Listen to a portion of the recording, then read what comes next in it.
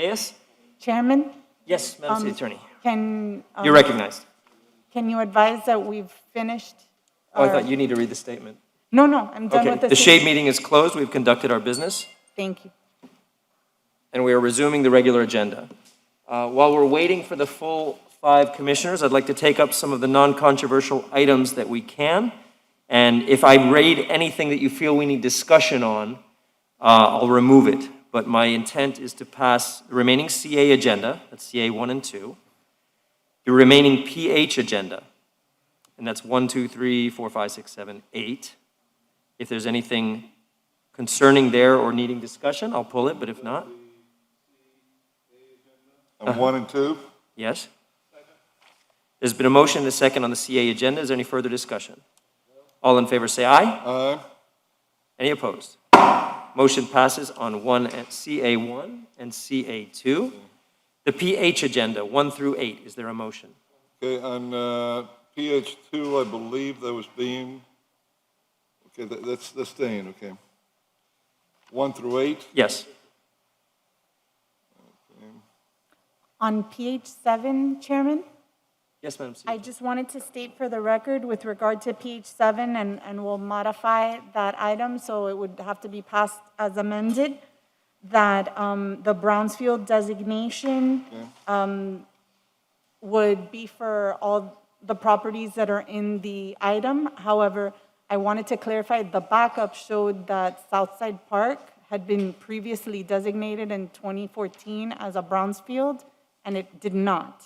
It was not. So I need to clarify that for the record, and we'll put it in a whereas clause. And would as we be modified. designating the park as a brownfield at this point, or no? No. Okay. So noted, so that will be an amendment, and if the mover and seconder would accept Yes. that, we can do it Yes. all in batch. Move on the PH agenda. So there's a motion by Commissioner Carollo, seconded by Commissioner Reyes for PH 1 through 8, with a noted amendment on PH 7, agreed to by both. Any further discussion? All in favor say aye. Aye. Any opposed? Motion passes on the PH agenda. Thank you. RE4 should have been passed this morning. Recognizing Earth Day. Is there a motion on RE4, please? Second? Motion and a second. Any further discussion? All in favor say aye. Aye. Any opposed?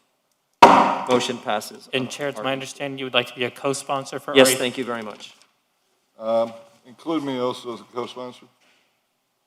Understood. Happy Earth Day. And me also, Mr. Chair. Noted, Commissioner Diaz-Portilla as well. Is this the one that, well, I'm not asked. Which one? Never mind, let it be. Okay. I believe there was someone here representing a board that was asking to speak at this point. Might have been the Urban Review Board. Who is that? Who is here to speak on that item? My staff- Chair, I believe we do have the, sir, would you like to approach the podium? Yes, rather than keep you here all day. Once we get Commissioner Watson here, we'll go into the PZ. But until then, you're very welcome. Thanks for your patience this morning. Thank you. I can go ahead? Yes, you're recognized. Oh, okay. Well, good afternoon, Honorable Commissioners. I'm here to represent the city's Housing and Commercial Loan Committee. I'm the chairman, and we need to present, I can't hear you. If we could ask you a favor, if you could put your mask here. Oh, For that's others. on. Okay. I mean, we, I thought you wanted it off. sometimes if we drink something, we'll take it out, but we Okay. got this protection. Got it, I've sorry. been vaccinated, so I'm not concerned, but there might be others that are not, so I understand. I thought you wanted it off. thank you. Okay. Again, my name is Bill Ramos. I'm here to present as chairman for the Low-Income Housing Committee to you the annual report for 2019-2020. First, I'd like to thank the staff at the department for their professionalism. They're very supportive. Also, the committee members that are volunteering with us every month. The highlights for 2019-2020 is that the committee approved funding allocations for $7,319,000, with 274 housing units funded. And we supported the construction of new rental units, construction of homeownership, neighborhood preservation, and mixed-use redevelopment. We work with the developers as a committee, and it was a good year, and it's in 2021 has started off well as well. Anyway, if you have any questions, I'd be happy to answer them. Otherwise, thank you very much. I do have one request. Occasionally, we meet in these chambers about every 4 to 6 weeks. Occasionally, it would be nice to have a commissioner stop in and just say hello and greet all the committee members that do volunteer. Thank you very much. Does anyone have any questions for the Housing Commercial Loan Committee? Any questions? Thank you, guys. Okay? Thank you for Thank you your very service. much. Have a good afternoon.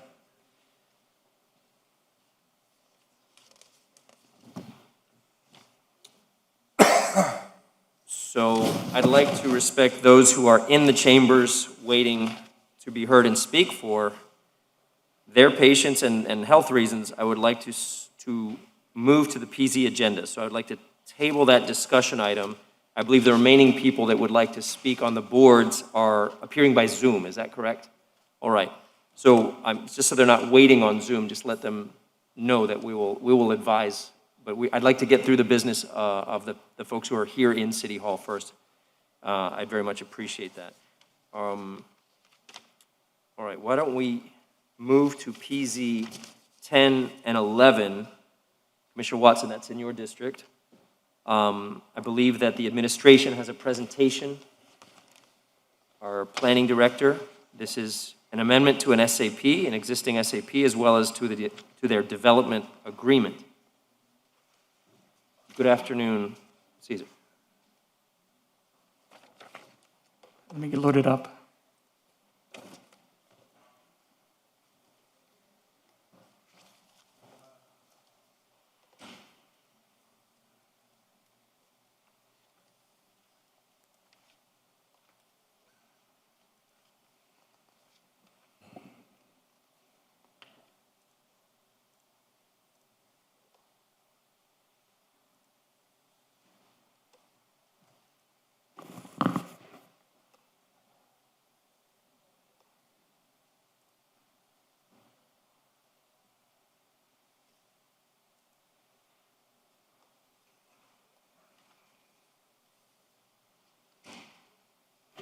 Ready, sir?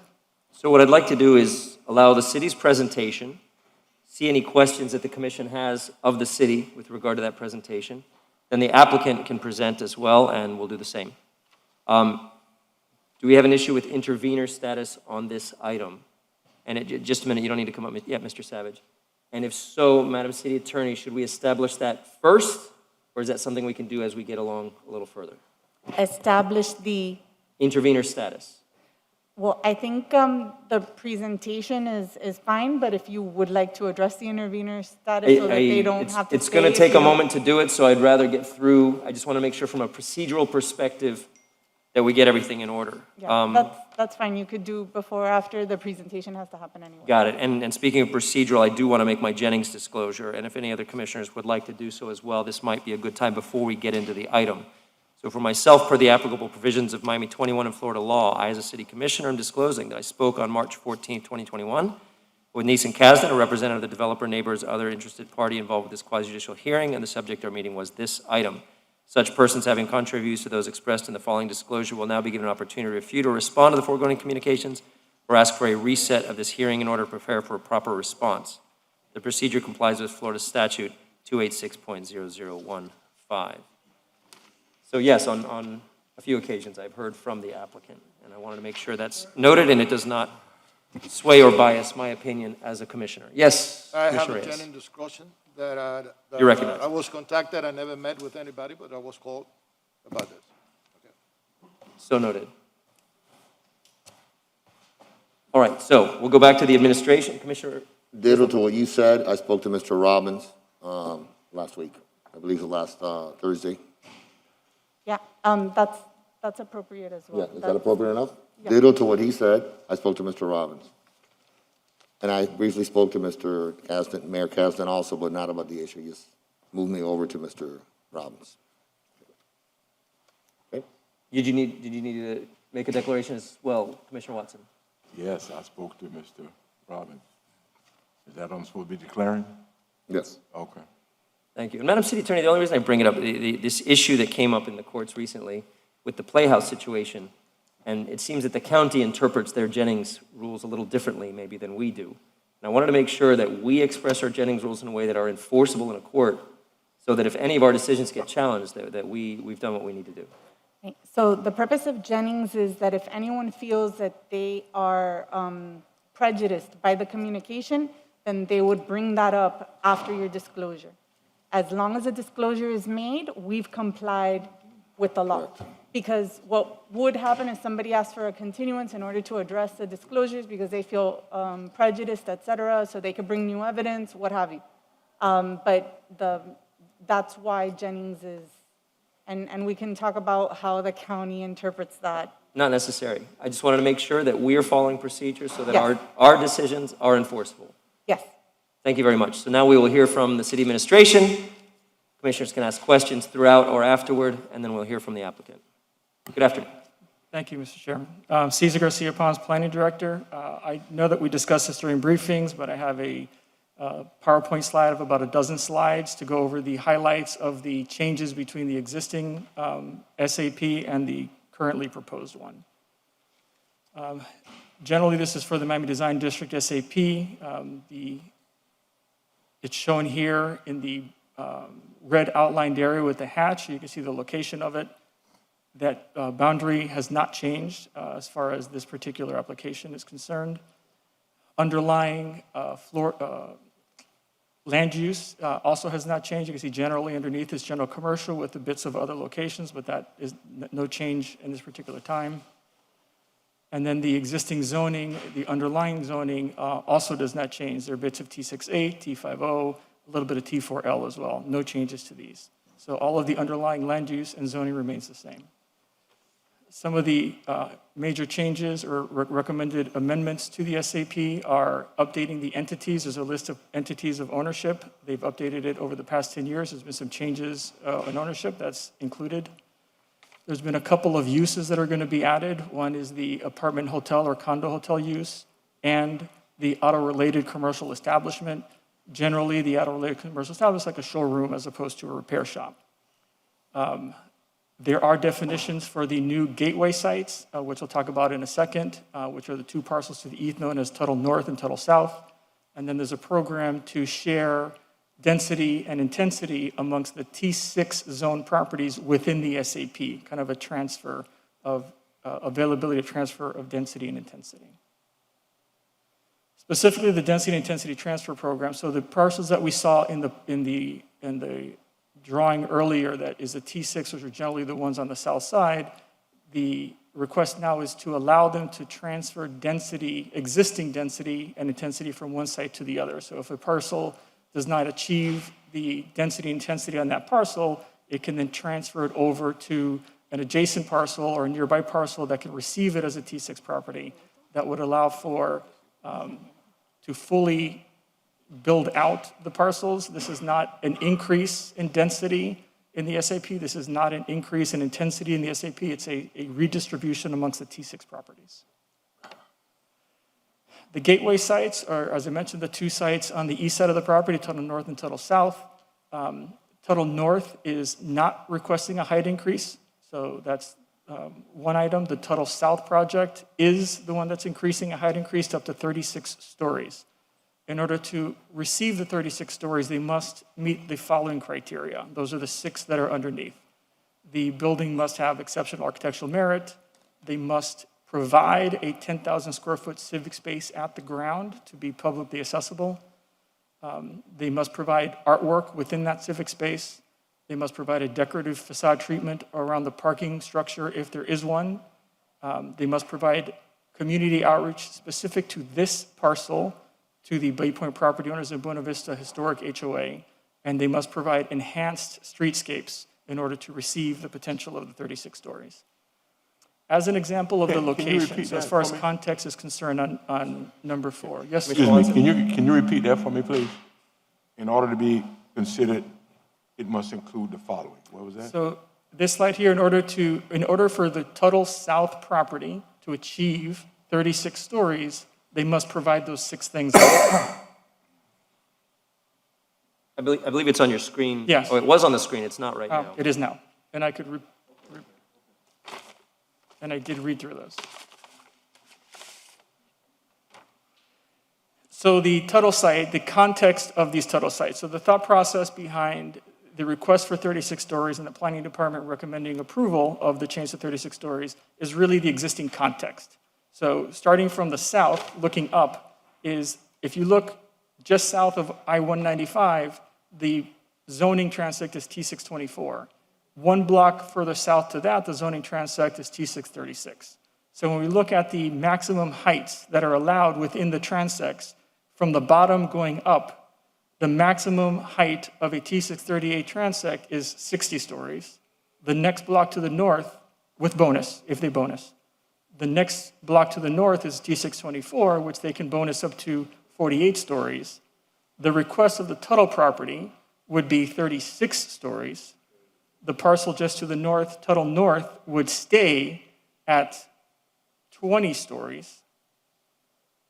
Although it says 24. What's, And then the T6-8 to the north is 12. Mr. So Director? the- Yes, sir. So that's the maximum allowable under the existing zoning for Yes, sir. those lots you just mentioned. Exactly. What is there actually now, though? Are there any sites that are reaching their maximum from the T636, the T624, the T68? So I don't have that answer, but if we take a look, I know that to the south, if you look just to the southwest, or southeast a little bit, that's Midtown. Yep. So we know those are reaching its height capacity. I'll take a look, I'll have staff take a look at those parcels directly to the south. I'm pretty familiar with these, and those, once you get south of the highway, are in my district, and I don't believe those have been redeveloped to that maximum. So they're zoned for much more than is currently there, which could possibly lead to why folks in that neighborhood might feel that this area does not warrant that height, because the existing, but as of right, they could be. Anyone could redevelop those sites without coming back to us for any changes and go up to 48 stories just south of I-195 and 60 stories just below that. Yes, sir. Correct? That is correct. Okay. Mr. Chair? Yes, you're You right. finished? Yes. I'm sorry, go back to that map. What's to the east of Tuttle South and To the Tuttle east North? is T612. And the same thing with Tuttle North, to the east, T612? Just to the north of that is T612, and just above that is T68. So the parcels Directly to the east? direct to east is T612 Okay, of both south and north, right? on both south and north, which goes up to 20. Right. Bonus up to 20. That's 20 stories. How many stories? It can bonus up to 20. A bonus up to 20. What's there now? Again, I think these are all low. These are not built out yet. So they're vacant lots? No. No, okay. They, What's physically there now, today? which lot, I'll tell you. To the east of Tuttle South and to the east of Tuttle North? So to the east of Tuttle South, and I believe their representative was here earlier, it's the MacArthur property. Right. It's a single-story commercial with a parking lot. And Okay. they've been seeking redevelopment for a long time, and they've actually sought entitlements at one point. But as of right, they are T612 with a 24-story max, correct? Right. You can We're tell we're 20-story max with bonus? Yeah. Yes, sir. Okay, Well, 12 plus whatever. 12 by right, Yeah, 20 12 by and then bonus. 8, right, okay. Correct. And then to the east of Tuttle North? that would be Mr. Bloomberg's site, which is currently T612 as well, correct? Yes, sir. And he has been seeking entitlements as well to go higher. But 12 to currently, 20. as of right, they could do 24 stories there with bonuses. And to 20, the- 12 to 20. 12 Okay. to 20. Okay. 12 by right, 20 with bonus. And to the west? To the west is T612 as well. Or both? Is it 12 or 8? Well, no, it's not really, no, this is the one thing, this one, it kind of goes up. Okay, T612. T612, which means 12 up to 20. I know, all right, thank you. So it's surrounded. Thank you. The other item is within, as you know, the design district has interior courtyards and plazas. Over the past several years, we have been approving outdoor dining and art by warrant, which is a pretty extensive review. We found that that's not really necessary anymore, so we're changing the permitting process for outdoor dining within the plazas and within, and art within the plazas to an SAP permit, which is administrative versus something that has to go out for public hearing, just because, again, 10 years of experience teaches us that we can do so. Number 6, 38th Street facade requirements. The design district self-imposed some very stringent glazing requirements. 70% of the wall of the street frontage must be glazing or art. In this particular case, they're requesting that this block be changed to 60% glazing with a specific location to change to hardscape, a hard facade to 100 feet. Again, this is a very high bar, so going down to 60 is not doesn't unfairly affect any of the neighbors. And then these are some of the elements in the development agreement. This is now PZ item number 11. There is, again, the entities that are changed. There is a slight modification to the alcohol reservations with the including other restaurant facilities like cafes and other elements to not count against their alcohol licenses. The 38th Street requirement that I just mentioned, there's an opening on 38th Street that that exists today to allow for a cross-block passage from 38th into the plazas. It remains open. The developer has the right to request to close it if they believe there's an issue. There hasn't been an issue, so it remains open, which is a publicly accessible right-of-way, or excuse me, publicly accessible pathway. And then the transfer of density within T6, as I mentioned earlier, is also in the development agreement. The outreach is what I mentioned earlier. There's an existing outreach component, but specifically now for the Tuttle South side, there's an additional outreach component. And then the last one is the Florida East Coast right-of-way improvements. If at such a point there is right-of-way improvements on that corridor, the developer would provide us with a 10-foot setback for us to allow for pedestrian activities. And I think that's the presentation for today. Thank you very much, Cesar. Does anyone have any questions for the director? Yes, sir. You recognize. Can you go back to that slide with the, Oh, sorry about that. the I was map about to close slide? out. Which slide, sir? The one with the map, where it's split up total south, north. Commissioner had a question too.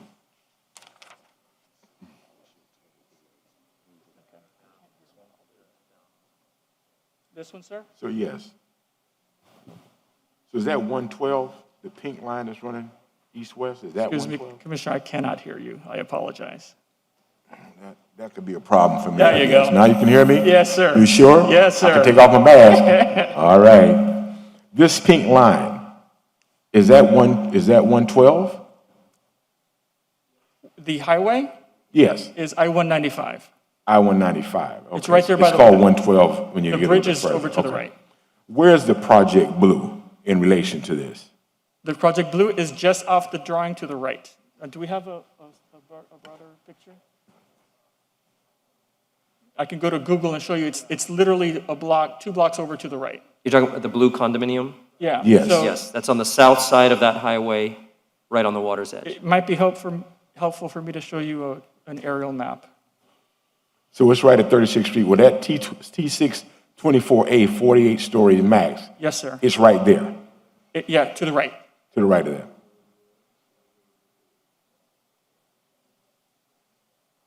Do you guys have a And context map? there's this intervener, just a comment, not to get into the context. There's a comment about the MacArthur property. Where's the MacArthur property here? It's immediately to the east of these properties. So specifically, I just know it's immediately to the Little east, south, to the east, to the right. to the right. It's to the right of the red line. Okay. Right across- What's your opinion on the comment about it affecting the MacArthur properties?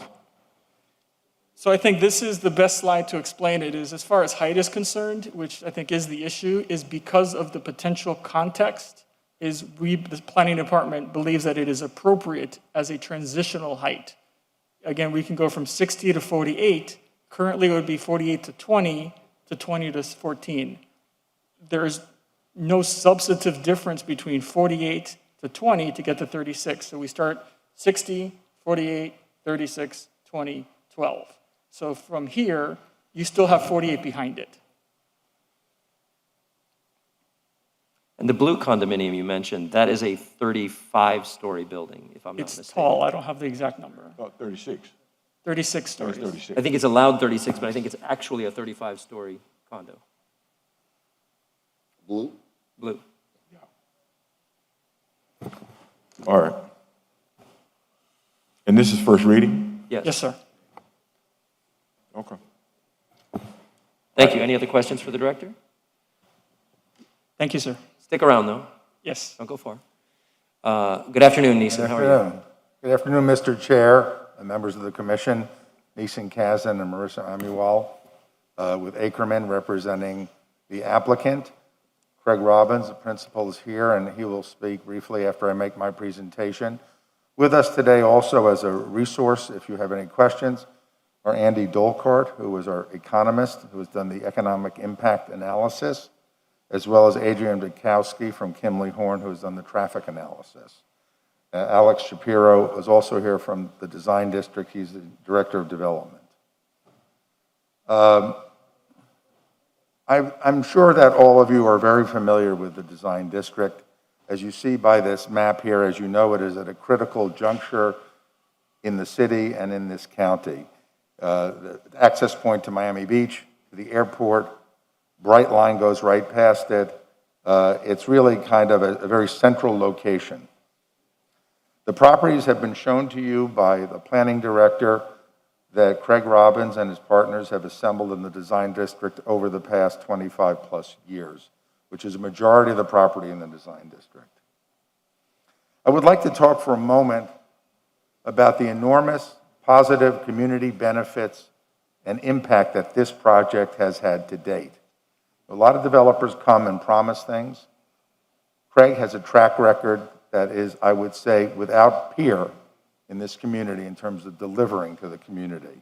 Civic spaces. He has created 2 magnificent plazas that are open to the public, that any person can go to and enjoy. You don't have to go into the expensive stores and buy anything, but you can look at those expensive stores, and you see any day that you're there, any week, thousands of people, ordinary people from around the county and visitors come and enjoy the beautiful plazas that he has created, the Palm Court and the more recent plaza on the north side.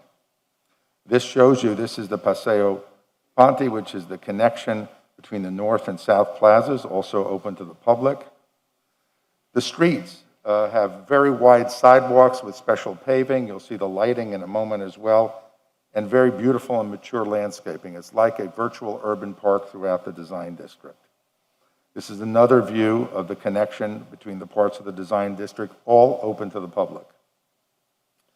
And of course, this is the Palm Court, very famous because of the Buckminster Fuller Geodesic Dome, which pre-pandemic, Craig offered a number of free concerts and community events that were very well attended.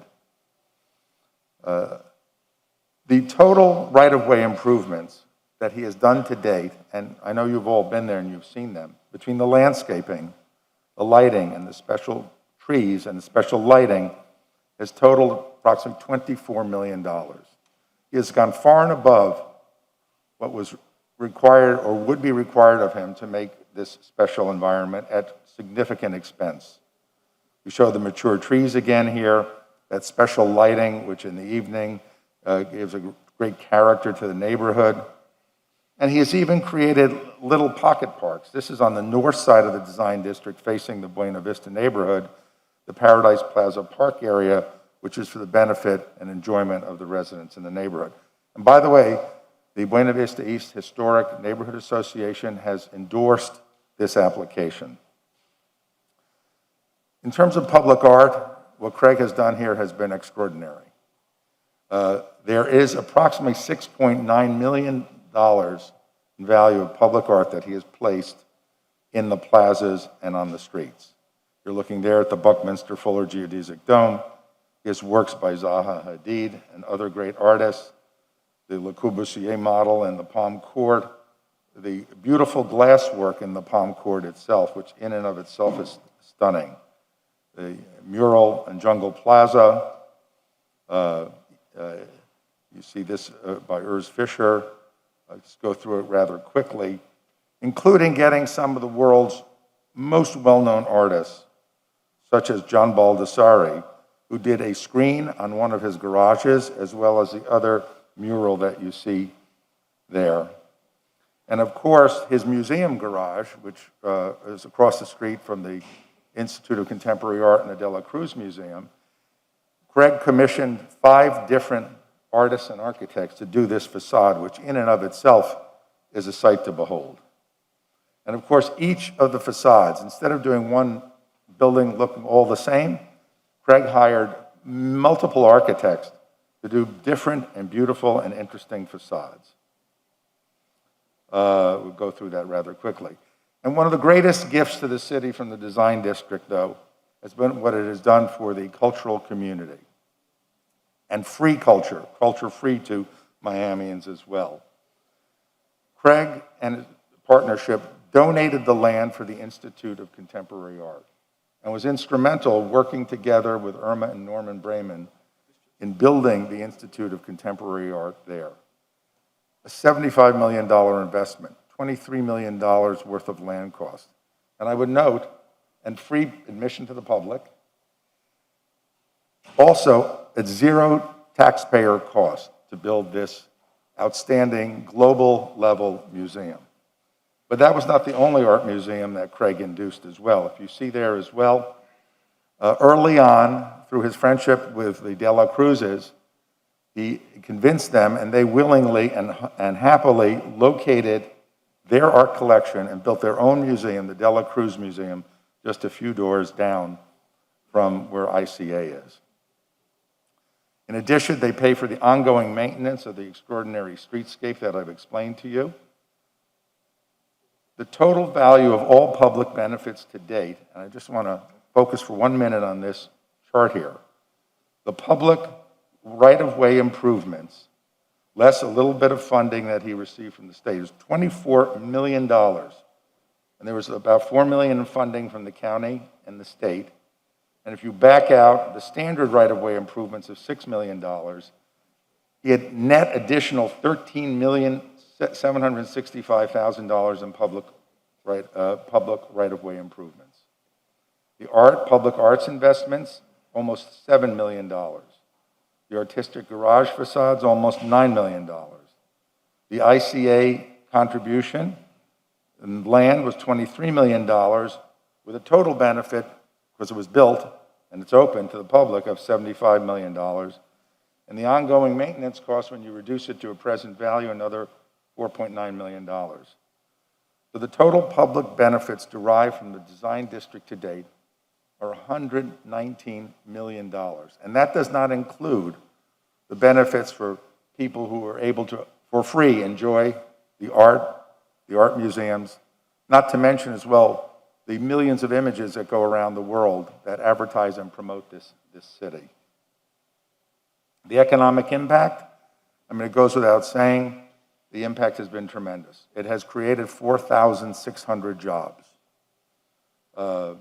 The annual income of these workers is in excess of $200 million. Many of these are City of Miami residents, if not most.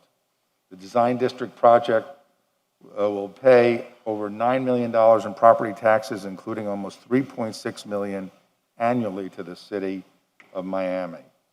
There are also over $357 million in retail sales, which receive sales taxes.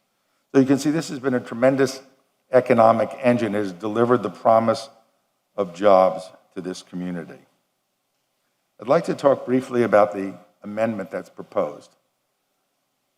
As you know, when the design district was originally conceived by Craig almost 12 or so years ago and approved in 2011, its focus was essentially 2 things: retail and art.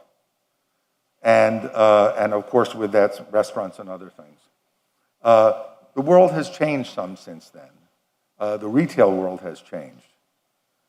And Craig believes for the viability and the success, long-term success of the design district, to have more of a mix of uses there, to introduce some more residential, introduce some office, some small hotel use as well, and not expand as much the retail in the future, reduce the potential projected increase in retail, would create a great mix.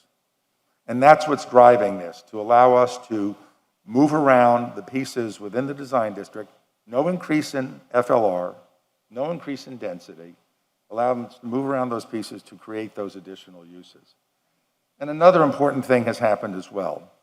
We are hopeful and optimistic that Brightline will locate a station there, and that these changes are designed, particularly the ones involving Tuttle South and Tuttle North, to accommodate a Brightline station to serve that part of the community. Caesar has taken you through the sites, but I'm going to just show this to you again for your edification. The Tuttle South site is the large site that backs up on I-195. Tuttle North, which retains the height that it's always retained, is the block to the north. You see where the likely Brightline station platform is. And by the way, this location for a station has been in every regional transportation master plan from the South Florida Regional Transportation Authority, Tri-Rail, for over 20 years. This has always been looked at as a great location for a station because of its centrality and connectivity to the beach and the airport as well. These show you, these are schematic, these are not actual proposed buildings, but the idea of what Craig has for the Gateway site.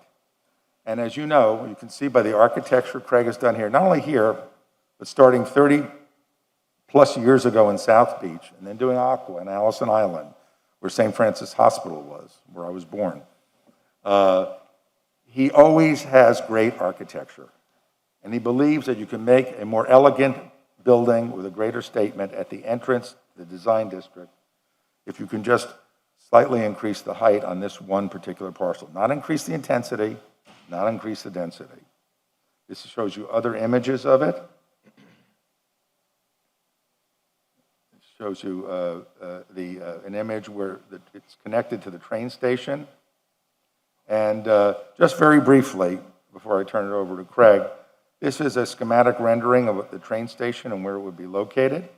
And this shows the connectivity of the train station to the Tuttle properties and the rest of the design district as well. Finally, I'd like to speak very briefly about something Craig has devoted a lot of time and energy and resources to, which is improving and enhancing traffic access for this neighborhood. Now, he can speak about this more as well if you'd like, but no one is doing more to improve the traffic situation in that neighborhood for the benefit not only of himself, but also for the neighbors like the people in Bay Point than he has done.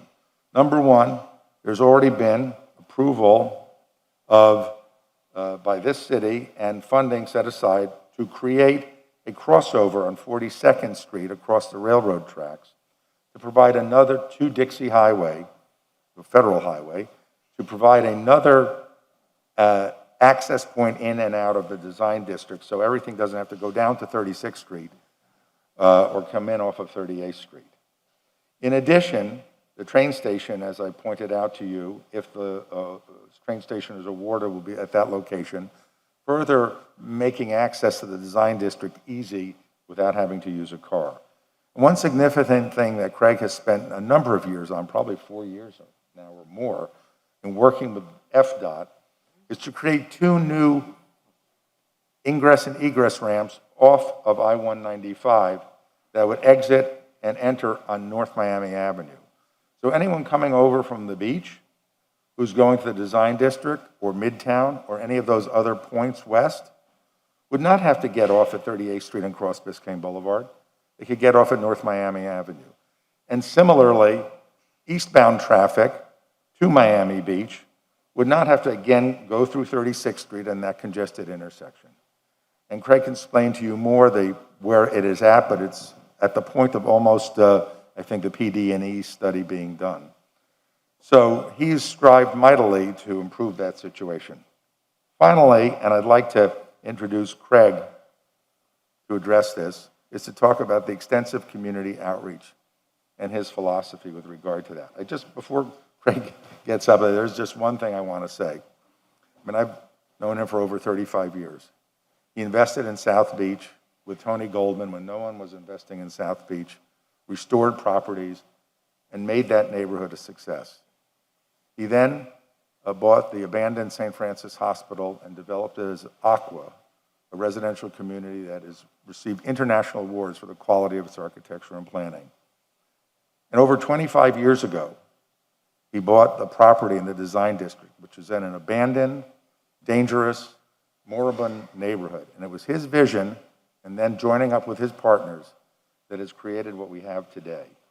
It has been a gift to this community and to the neighborhood and to this region. I'd like Craig to conclude. Pardon me. One bit of housekeeping. We have entered 3 things into the record. One is the economic impact analysis by Andy Dolkart. Another is a letter of support by the Buena Vista East Historic Neighborhood Association. And finally, 2 minor modifications that were agreed to at PZAB on the regulating plan, which, and this is important, these amendments, so they're simple, but they're important. There can be no transfer of density or FLR from any property in the design district to the Tuttle Street properties. In other words, the Tuttle Street properties are capped at whatever their density and intensity is, the underlying density and intensity that they have had actually for decades. So with that, I turn over to Craig. Good afternoon. Thank you. I feel like I just attended my own eulogy. It was very kind of you, Neeson. It's not normal that someone gets to live and hear people say such nice things about them. I don't want to take up a lot of your time. I'd like to make myself available if there are any issues or questions or concerns, but I would like to say a few things. Craig, just your name for the record. Oh, Craig Robbins, CEO DACRA. Thank you. On behalf of the Design District. I apologize. Thank you, Mr. Chairman.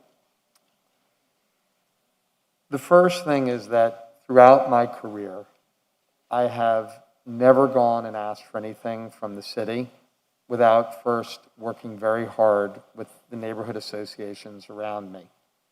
And that's because our priority is to do something that's not only better for our community, but the communities around us, and to instill that philosophy, share that philosophy, and also hear what they have to say and modify our ideas to accommodate them. And I will tell you that every single community association that has had any interest has met with us. I have offered unlimited time to meet with them, and I feel like we've worked through almost all of the issues that were really of concern with the associations.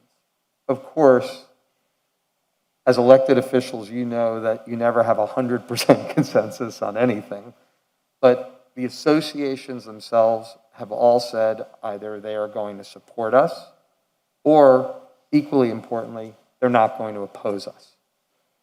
The only one that remains is Bay Point. We had an incredible meeting with Bay Point, and to that end, they said that if they do have any comments, either positive or negative, they're going to reserve it for the next meeting.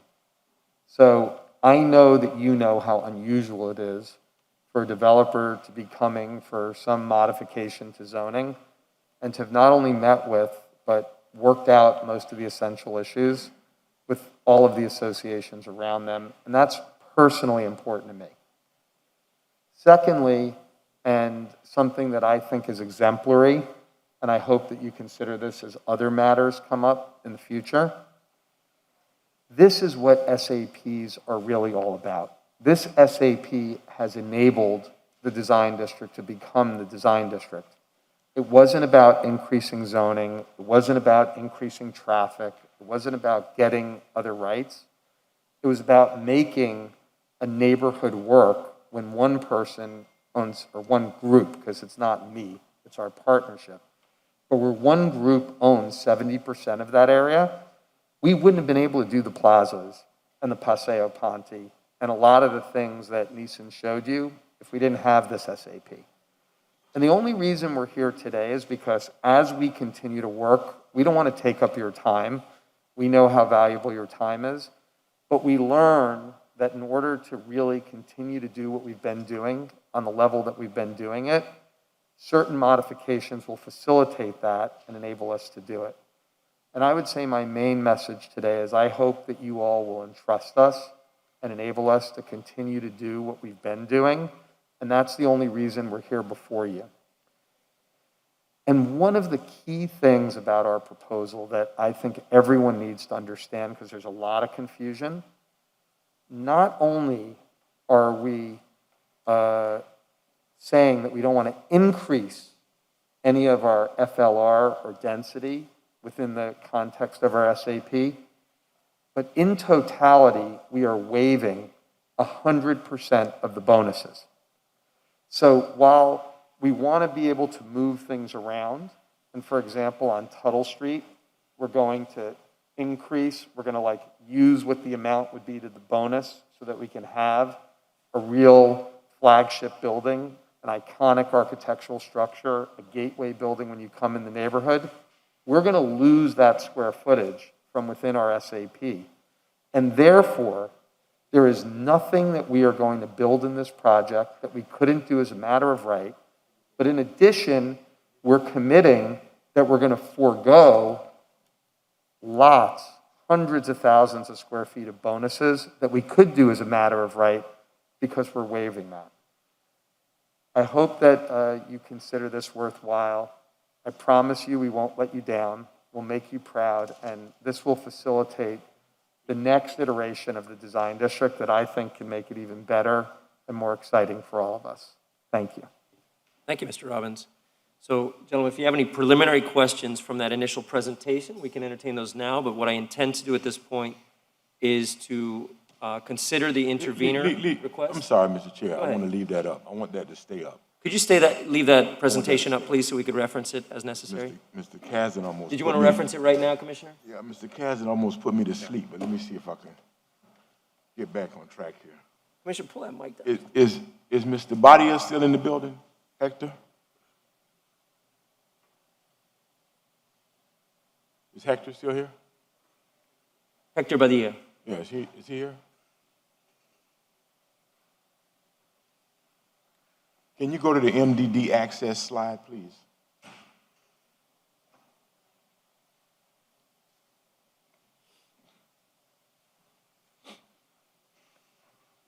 So last meeting, all of the hullabaloo we had, right? This 42nd Street crossing, this stuff we did, was this, so you look at this slide at the top, that first red east-west arrow. Was this to help alleviate this whole traffic access? I'm sorry. This whole traffic access we're having. The last meeting, we went through an exercise with, I guess, FDOT and someone else regarding the alleviation of the congestion here, right? 42nd Street, 2nd Avenue. Is this something that we did and we dealt with? This is the crossing at 42nd Street Yes. you're referencing? Yes, sir. That we, commission passed a So in- stipulation of parties agreement for that. Okay, so in fact, that's not proposed, that's something that we're going to do to help that area. Yes, sir. Yes, sir. And I see here also this proposed off-ramp. I've said to Mr. Robbins at some point, I think the only intersection worse than the one here that I guess we've done something now is the one North Miami. So now that's an issue. But this is something that's also proposed as well. I just wanted to make sure that we're doing something because the congestion is bad, notwithstanding whatever we might do. And so let me say from this perspective, and I can say this, Mr. Robbins is probably in the last now 20, almost 30 some odd years, created one of the most beautiful spaces that exist in our city. So this has nothing to do with Mr. Robbins, but what we're going to do so everybody can exist in a a great environment. The issue of, I wanted to find out about Blue, and I was told that the traffic issue, though, here on North Miami and Biscayne Boulevard is horrible. One of the things that was not entered into the record was, have you done a traffic study? You have done a traffic study? At some point, can you enter that into the record if you don't have it? If you don't have it today, because I'll say that in a testament to Mr. Robbins having done a beautiful space is Mr. Arnault thought it was a beautiful space too, right? And so I need to see a traffic study so we can understand what's going to happen in addition to it, right? Commissioner, we'll enter that into the, provide you with that. Because there are neighbor opposition to this, as well as their supporters. You entered into the record Buena Vista East, that you do not affect as much as you affect the neighbors right to the north. So please, before we hear this again, make sure that we know the results of those Bay Point discussions, because they're important to what we're doing here, okay? May I just respond, Commissioner, you're to one thing? Just for clarification, and I intended to say this, but I wanted to be brief.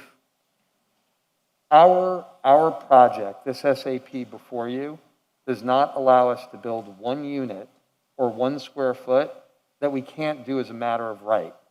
So there is nothing about this project that will increase traffic beyond what we can do as a matter of right. In fact, it will decrease what we can do as a matter of right, because within the total SAP, we are going to waive our right to the excess that we could build using bonuses. And so it will actually decrease traffic as a matter of right. Now, of course, that doesn't mean that we shouldn't and we haven't submitted a traffic study. And it also doesn't mean, as a member of the community, that we should not do everything we can to improve traffic in that area, not only for our neighbors, but also for ourselves. If it's hard for our customers to get there, that's bad. And so Neeson explained to you, we've spent hundreds of thousands of dollars, worked with the city, the state, and Brightline to do 3 fundamental things that will dramatically improve traffic. 1, get a train station. If there's a train station there, it means that a lot of people don't have to get in cars.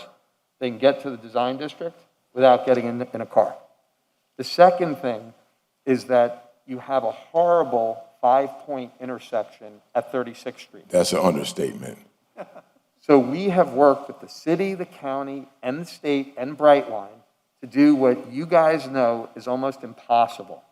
We have secured a rail crossing at 42nd Street so that the cars coming down Northeast 2nd Avenue will get diverted at 42nd Street, and therefore there will no longer be a 5-point intersection at 36th Street. You can't go north or south from Northeast 2nd Avenue across 36th Street anymore. You're going to do it on 42nd Street. And so that'll mean that there'll be a normal 4-point intersection where you go north-south from what we call Federal Highway to 2nd Avenue, east of the railroad tracks, and so the train won't interfere with it, and then you'll have the normal east-west traffic on 36th Street. And lastly, and most importantly, we all know how disaster it is that everybody west of Biscayne Boulevard only has one way to get to or from Miami Beach, and that's to cross Biscayne Boulevard at 38th Street and 36th Street. We have spent hundreds of thousands of dollars, hundreds of hours, diligently worked with the state, the city, and the county to try to get these ramps on North Miami Avenue, and it's moving along. So, A, we're not doing anything to increase traffic, and B, we're actually waiving rights that would increase traffic, and C, we are spending a lot of resources to still try to improve the area. And if you would just hold everybody to that standard, I think we'd have an extraordinary progress in our city. Thank you for indulging me, Mr. Commissioner. No problem. So I'm glad you opened that door, Mr. Robbins. Mr. Pons, can you come back, please?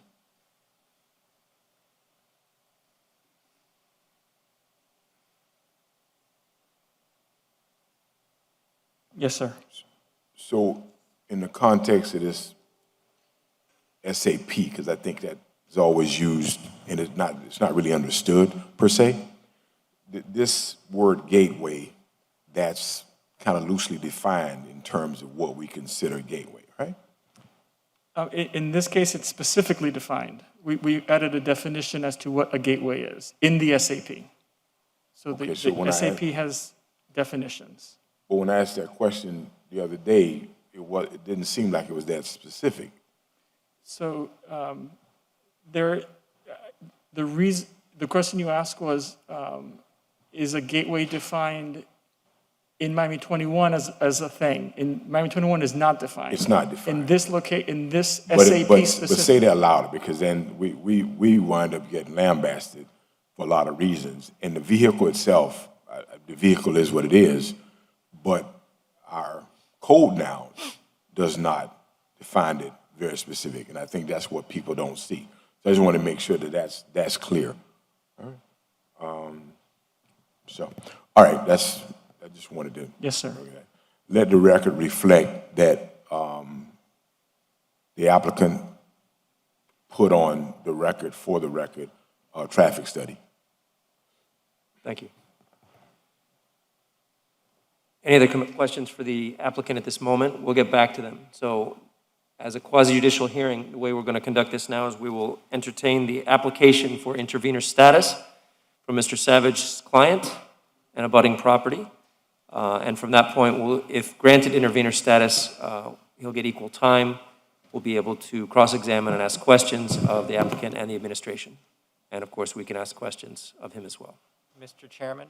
Yes, you recognize. Would the applicant agree to the intervenor status? Perhaps that will save us some time. I don't know Mr. Kasdan's position. So this particular intervenor was granted intervenor status at PZAB. I don't know if there was opposition to that from the applicant or if the applicant has a position on intervenor status.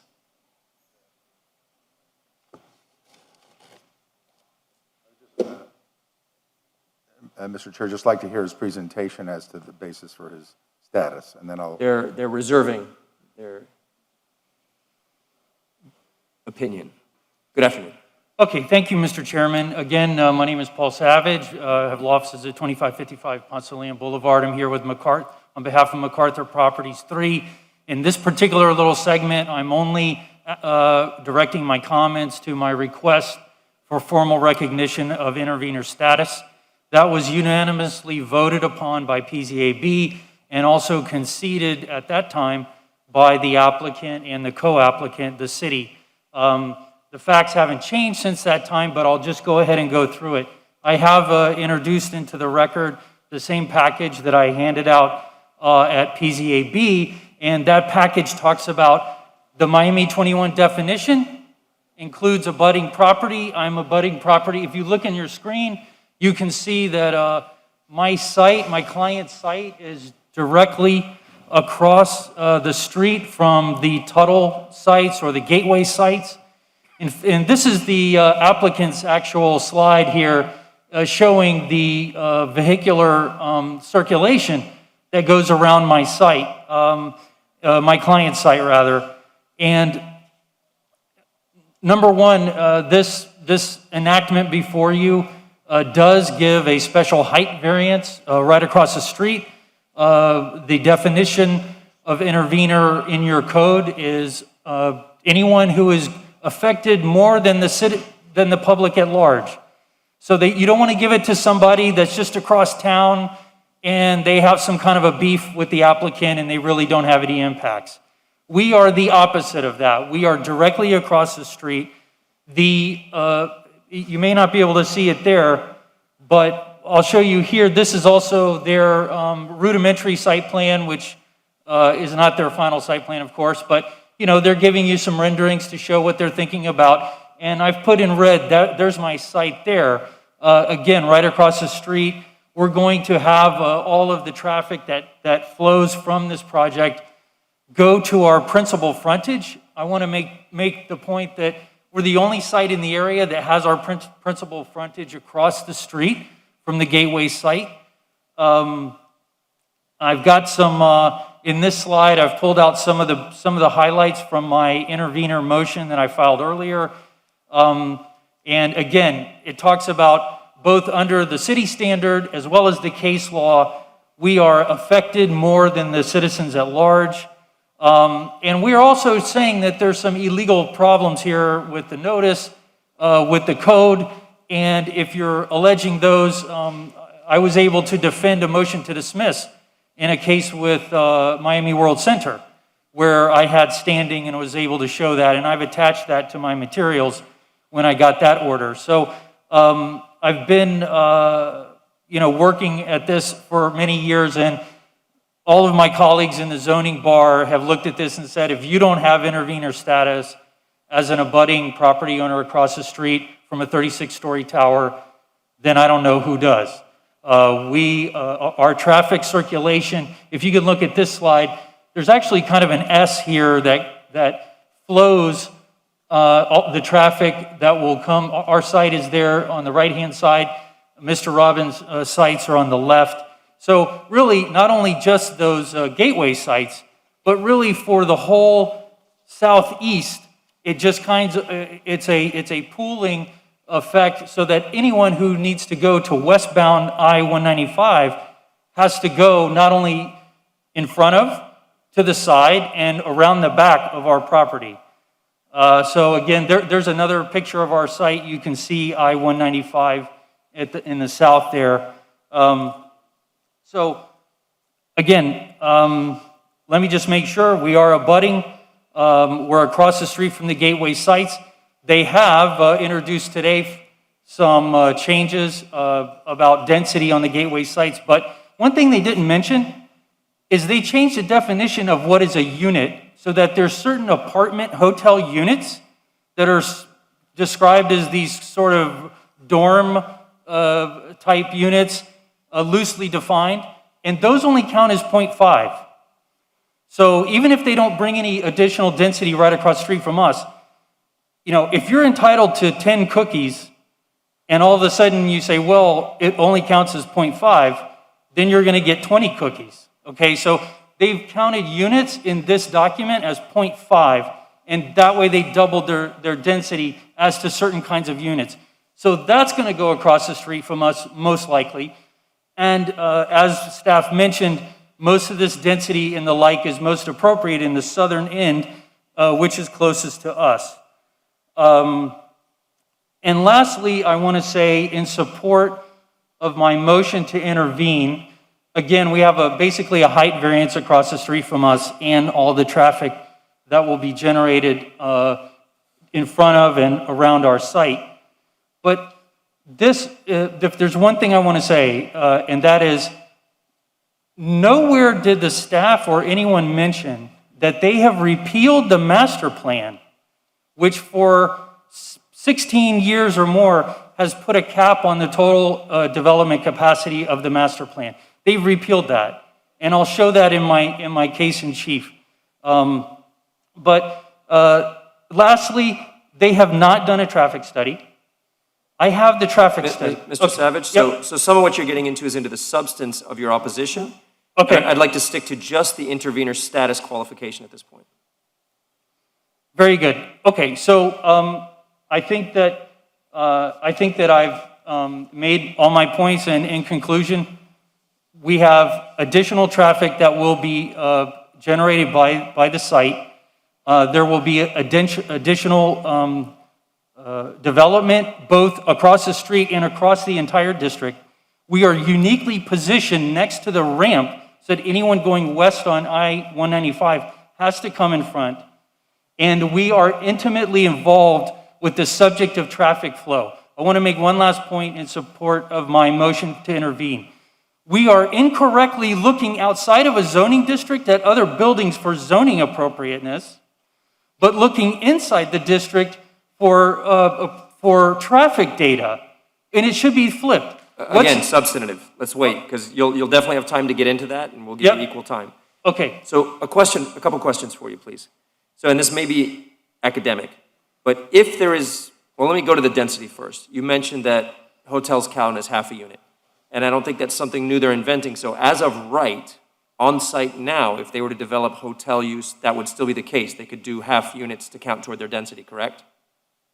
I'm sorry, repeat that question? You mentioned that they're counting hotel rooms as a half a unit. And that's a standard calculation in our code.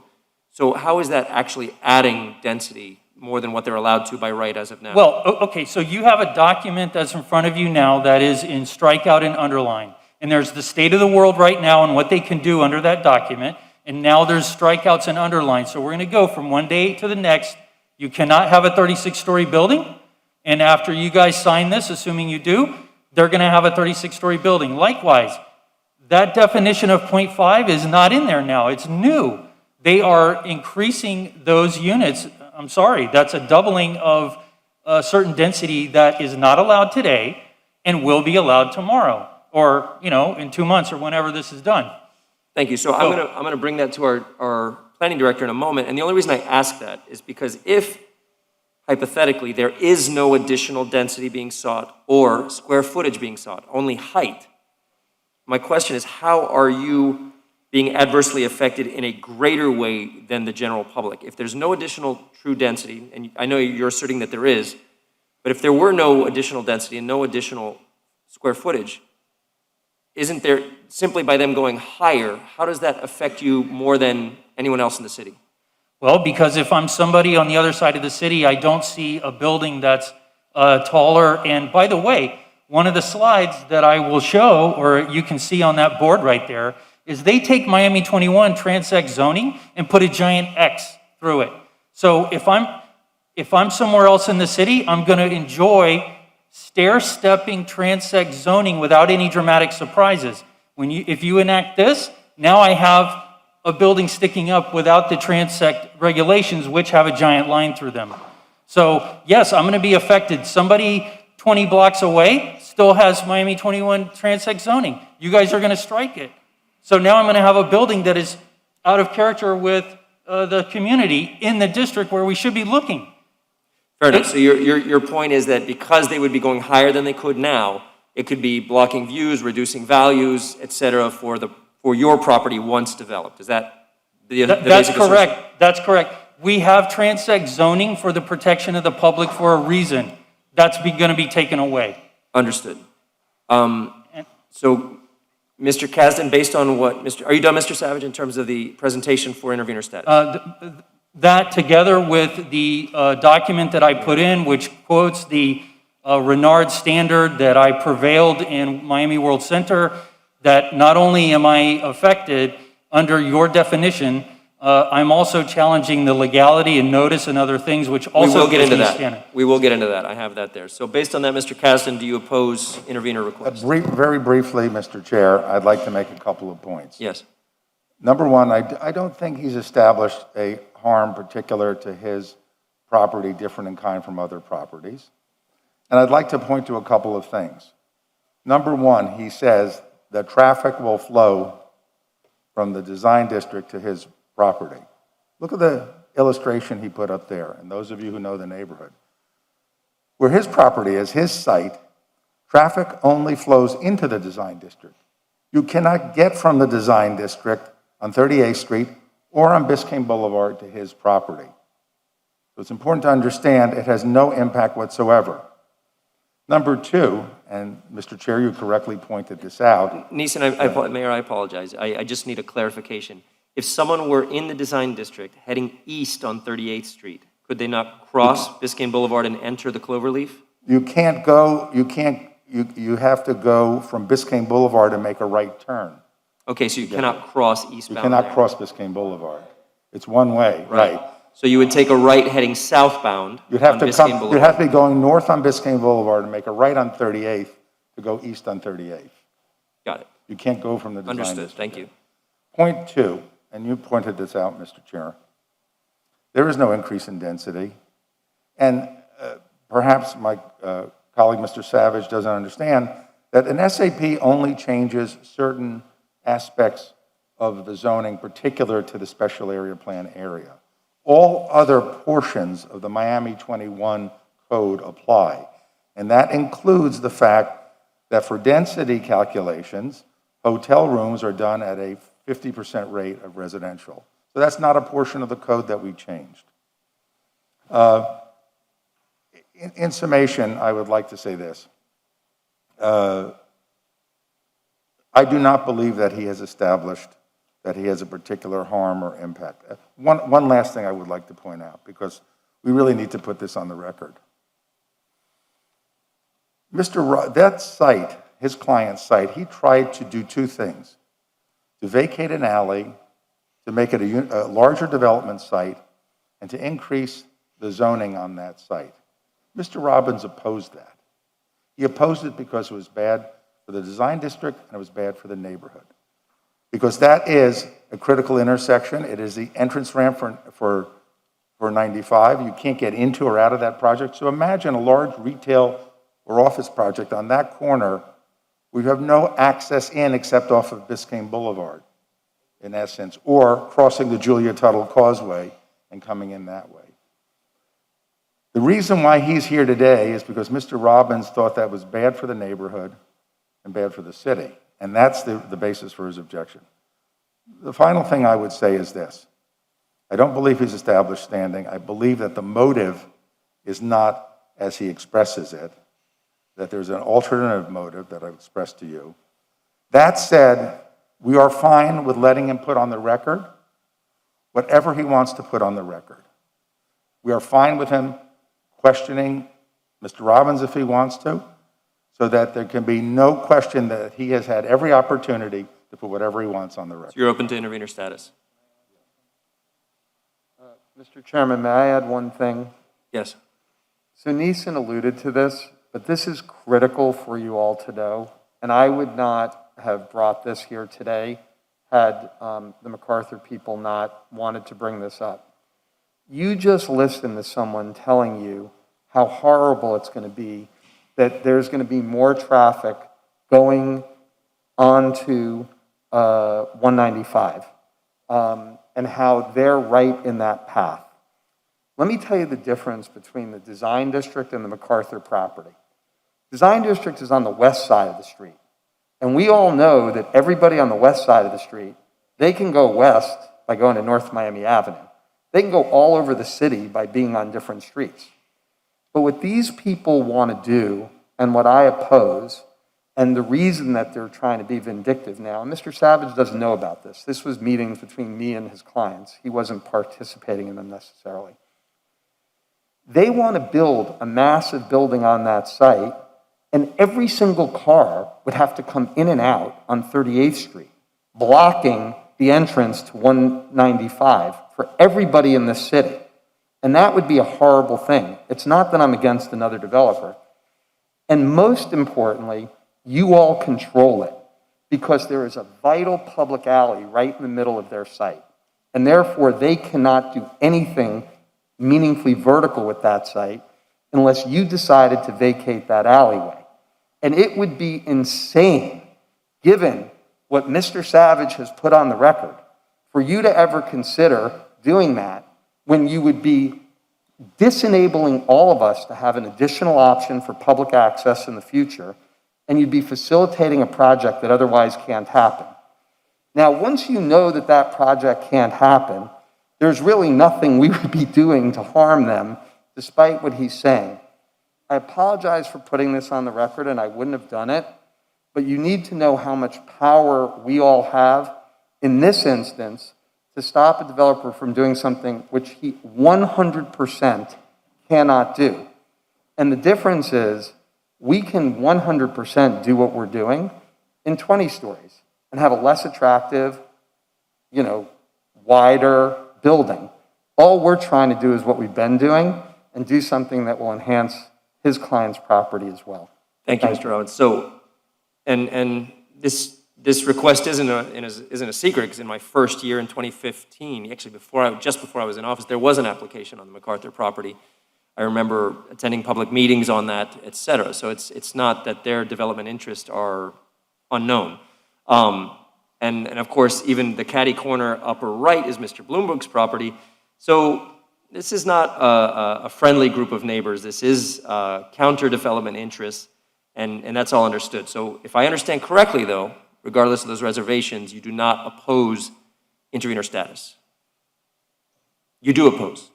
You do not oppose? We do not oppose it. We just want it known on the record that we don't feel he meets the standard Understood. that's required under the law. And we don't, if you're not opposing, we don't actually need to get into that. And so, Mr. Savage, you are recognized as an intervener. You don't need a motion for that, Mr. Min? No, If they've agreed to it and there's no opposition, we don't need to make a motion. All right, and so I do have a couple questions for the planning director, please, before you get into the substance of your presentation, Mr. Savage. So one of the things mentioned was a density count, and the applicant has said that this entitlement would not create any additional density, no additional unit. However, Mr. Savage has already stated that because they can count certain units as hotel units, which would be a half a unit, they'll get away with twice as many under the same count. Is that true, or as of right, can they do that today anyway? As you said, they could do it as of right today. Hotel is a as of right use. Hotels are measured as half of a unit, so the apartment hotel, a condo hotel, is measured the same way, so it has the same equivalency as a hotel. So they could take advantage of that density count today, they could take advantage of that density count if this were to pass, it would make no difference. They can use a hotel, if they choose a lodging use, it would be calculated the same way. Okay, so this entitlement does not seek additional density by any means? It is the equivalent of a lodging use. Right, understood. Okay, just wanted to clarify that to be sure we weren't making a mistake. And if you disagree, I'd love to hear the counterpoint to that, and that's Okay. part of why you have intervener status at this point. Yes, sir. Because a big part of their presentation is that they are not increasing square footage use, and they are not increasing density, unit capacity. And so that's a very bold statement on their behalf, and if that's not correct, this body would like to know that. So our planning director has stated that they are correct, that they are not getting any additional density opportunities, that half count exists to them now and it would exist to them afterwards. Do you disagree with that? Yes, because if you listen very carefully to his answer, he said yes if they called it a hotel. They have a new definition in here called condo apartment, hotel apartment. I mean, I have it in my slides when I get there, but look, if they already have the ability, they didn't go through the trouble to pay very expensive counsel and everybody else to do a strikeout and underline and add it in there. They're getting what they don't have. So if they, maybe they could do it as lodging as the staff is saying. I don't know that, but I'm assuming they're correct about that. But they can do condos, and in the definition, if you look carefully, they have a kitchen. And so there's a description in there that it's a smaller unit, maybe for students or something. But who's really going to police that? I mean, how do we really know what they're going to do with that? And that is a designation. It's a new definition that doesn't exist in the code. Are we looking at co-living here? Is that what we're talking about? No, sir. No, Co-living is a completely different item. Okay, because what I'm hearing is a shared kitchen and micro units surrounding, am I not? So it is not a shared kitchen. Each of the rooms can have kitchens, just like a hotel room can have a small kitchen in it as well. There was a planning director interpretation that established apartment hotels, condo hotels, that I can find and read into the record, that this is taking from that interpretation, dropped into SAP so that it's part of their SAP.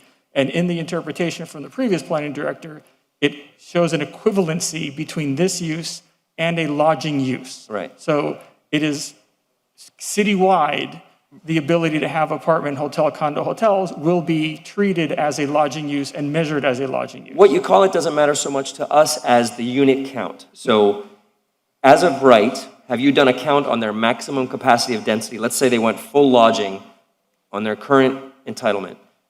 Do you know how many units they could do on this site? I haven't done the math, but as an example, if they have 100 dwelling units, they would be able to do 200 hotel units. They would be able to do 200 apartment, hotel, condo hotel units. But you recognize?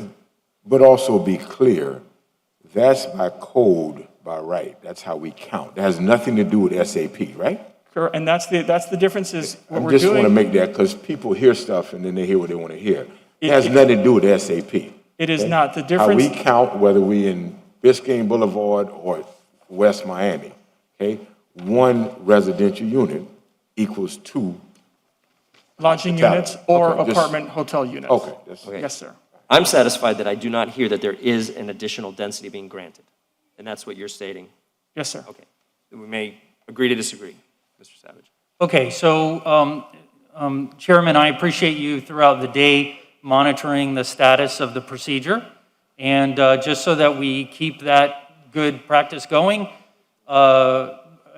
would you like to go ahead and impose upon me some time to do an intervener presentation, or can I start that now? Yes, you can start that now. We actually did not restrict the initial presenter to time, so we'll do roughly about the same. It must have been about 20 minutes, if I'm not mistaken.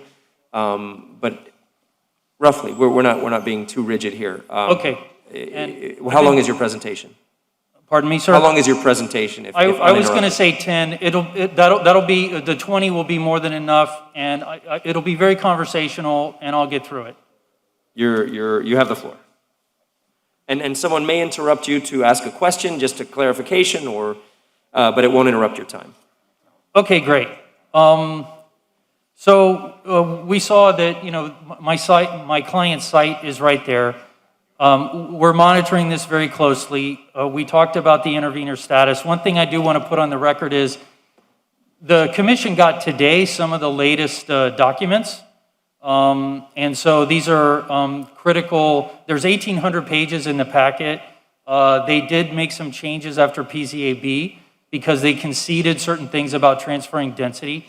And we want to make sure that that was done.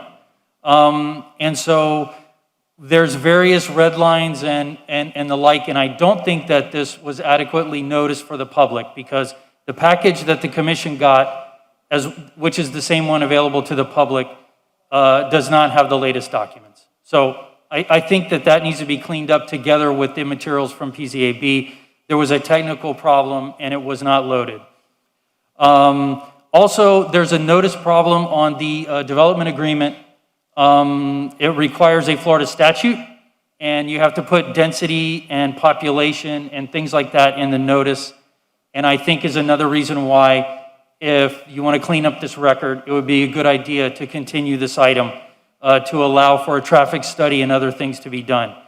Now, as I explained before, the traffic circulation in this area is critical, and for our site and everything. I want to make a couple things clear. The city of Miami no longer wisely will allow the city to be a co-applicant for an SAP. They are correctly viewed out there on the street as special rules for special people. Because if you get an assemblage, you can go in and you can create your own zoning district, which is what happens here. And this amendment results in the design district having the benefit of being in an SAP, of not being in an SAP, and getting certain things that nobody gets. And so I'm going to explain how that's happening. But my most important point, Mr. Chairman, if I run out of time or you throw me out of here or I have a medical problem, there's one thing I got to say on the record is we need a traffic study. This item needs to be continued for 4 months or so to have a traffic study. The applicant did not testify correctly when they answered Commissioner Watson and said, yes, sir, we did a traffic study. Now, if you look at the front of that document and look at the ray line, it says trip generation analysis. You'll also note that it's a total of 2 pages long. I have the last proper traffic study in my hand, and it is dated 2013. And if you don't think that the world has changed for traffic since 2013, plus with this amendment, there has not been a valid traffic study. And all these things, listen, we all respect Mr. Robbins and everything that he did and all the beautiful artwork and everything, but to come in here and talk about my client's project, you know how we met Mr. Robbins for the first time? He came in and objected to our 4-story project on traffic issues. And now we're getting 20 acres of zoning changes and we're not entitled to a traffic study for the community? This needs to have a traffic study, a proper traffic study. They definitely have the funds and the professionals to do it. And the trip generation analysis that bootstraps 2013 information, that is not a competent traffic study. It's a trip generation analysis. And the other reason why it's wrong is that, and this is critical, and it's a little complicated, it took me a while to get it. Special area plans are based on a master plan. That's why you do it. You have a master plan community that is, and there's a chart typically in the concept book that has a conceptual plan and a development program, the development program. This development program started about 2.6 million square feet across the whole thing. And then things changed. Some lots were taken away, some were added. Now it's up to, say, 3 million. They are repealing the master plan and reverting to Miami 21. Let me say it again. They are repealing the master plan. So the problem with it is that the trip generation study relies on the development program, which is, and I'll show you that in my next slide. The document, Mr. Chairman, that you're holding in your hand is also in my slides up right now. And what it does is typically they'll say, listen, here's the entitlements we have right now. Here's what we're going to, we're asking for this variance, this additional entitlement. And we think, and then here comes the traffic analysis. Well, the problem is the data, the baseline data that we're using for this trip generation analysis is from 2013. And then they're saying our development program is 1 million square feet of 52 hotel rooms, et cetera. Now they're saying, all right, we're going to bump, we're taking down retail a little bit. We're going to bump up some other categories or whatever, and that's going to create so much traffic. I have asked the planning department since the end of the PZAB, if this is the development program, please show me the development program. Show it to me. Where does it say that you're going to now build 700,000 square feet of office space and the problem is that it's gone. They have struck it. So you can't use the development program for your traffic data when it's convenient, but then repeal it when it's convenient for the zoning. They don't have a traffic analysis. They have to do a new one. This needs to be continued on those grounds. Mr. Savage, but I just want to understand, though, if we, and I know you disagree on the density question, but if it's just the change of a shape of a building, it's going to be a tall, thin building instead of a short, fat building, but there's no additional square footage or no additional units, how does that change the traffic? Okay, so we're talking apples and oranges, and I understand because I'm doing it too on this very complicated item. There's the gateway sites and the towers that we see, but you have to understand this is also 20 acres of design district. Yes. Their traffic analysis is on 20 acres of design district of a master plan saying, okay, we had 500,000 square feet of this, now we're going to have 300,000 square feet of this, these many hotel rooms, et cetera. What I'm saying is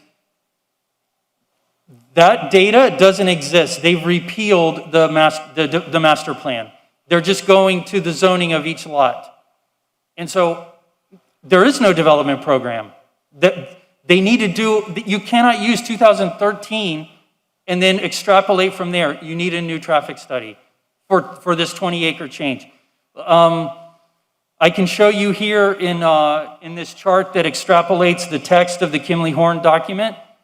This is the state of the world in 2013.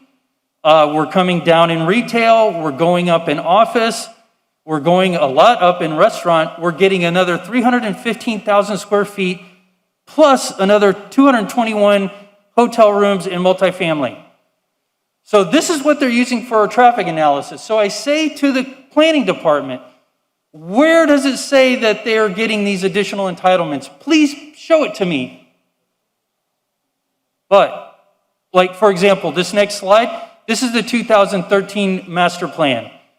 2.7 million square feet across the whole thing, 52 hotel units, 561 residential units, okay? That was back in 2013. At the time of the traffic study, 2013.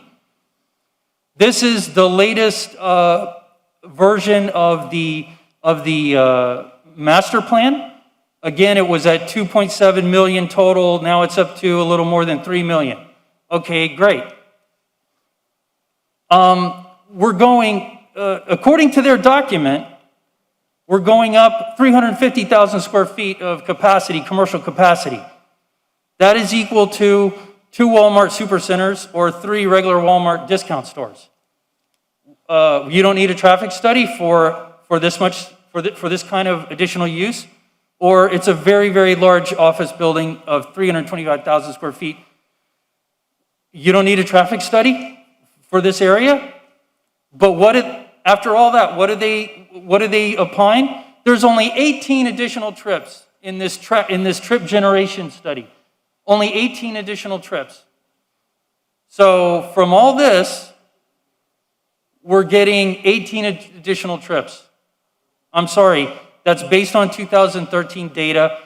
There's no development program that it's based on that the city can provide to me. And it all goes to show.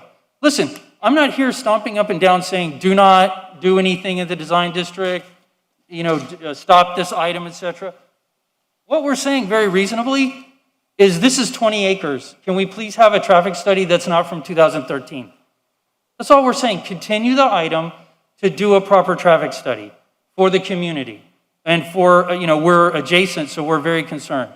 Now, when I'm up here and you're looking at me like I've lost my mind because I keep saying that they've struck out the development program, this is in the intent of the regulating plan that's before you, okay? It repeals the maximum caps of the development program. If you look what used to happen, there was a development program with this, 2.7 million or now 3 million across the whole thing, plus the units. And then if you did a 10% additional exceedance, you had to come back for a public hearing. All right, that's been struck. You used to have to come back for an exception. Now, I bet all the people that are in Miami World Center and Brickell City Center and these other places that have these master plans, these master development plans, and then they have to come in for an exception, I bet they would be very happy to learn that they can just strike it out. And so if you've struck the development plan and you're taking that away, what is there to cap the overall development capacity? Their documents are talking about 3 million across plus the residential units and hotel units. My clients are back at the office trying to figure out where are we at now that we struck the master development plan. And I didn't do a slide because we just weren't confident in the number, but we're looking at like 6 million of additional potential development across the whole plan. So you've basically repealed the SAP. You're coming back now to Miami 21, and we're getting the benefit of being in an SAP when it's good and the benefit of being outside of it when it's good. Now we're just tracking this. What's left is only the civic space.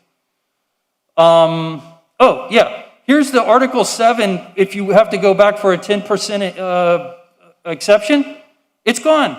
Why is it gone? There's nothing to exceed anymore. There's no speed limit. There's no regulating plan or master plan, that should say, development program to exceed. It's gone. So they don't have to come back for a public hearing. And some of the things about the zoning, the transect is gone. The next intensity is being struck to allow for the 36 stories that it's out of, that is, been repealed. This is another shot of the design district. Again, if we're going to have an SAP and look at it for zoning, let's look at the buildings and things in the design district. If you don't want to be in one, that's fine. But why are we looking to the south to say, oh, it's compatible with some tall buildings to the south? This is tapers from I-195 and then goes down to the residential to the north. We can, like I put this photo in here, you do see the blue back there, but it's on the other side. There's nothing in the district itself that is a tower like the one they're proposing. We look inside, I'm saying here that we look outside for zoning, which is inappropriate, but we look inside for the traffic data. Listen, traffic data is an empirical scientific fact. It doesn't say to itself, oh, I'm in the design district now, I'm going to have less traffic. You've got to do a study that includes our property. that includes the whole area. Sure, look interior for zoning, but not interior for the traffic. This is our site again. Also, they say that here that we can move density around. Well, the code says you can allow for flexible allocation of development capacity and height, but not density. Then we somewhat schizophrenically say, yeah, we're going to allow flexible transfer of density, and that's consistent with that. I'm looking for the record on slide 25. That's a direct contravention of the code. I don't know how staff can get there. Here's the apartment hotel. So now we can look at this, Commissioner. A room or a group of rooms with a bathroom and kitchen facilities, it's a unit. And now an apartment hotel or condo hotel shall be considered 1/2 of a dwelling unit. So that's an increase in density. The comprehensive plan talks about maintaining the transect zones, and we're not doing that. The comprehensive plan talks about 150 units per acre. We're now going up to 300 units per acre. That's an issue. Listen, there are many arguments here, and I reserve all of them. But our main point here is that you can't bootstrap a 2013 traffic study with a 2021 2-page trip generation analysis that relies on a development program that's been repealed. It's just not. It's just not feasible. The community deserves, not just my client, but the community deserves a proper traffic study. And if I get a little cross-examination, I would like to ask a member of the planning staff, very politely and professionally, about their reliance on the trip generation analysis. Got it. So this will conclude your presentation. In conclusion, I just want to reemphasize that we are property owners. We disavow the negative things that have been said about us. We have plenty of entitlements as of right on our site.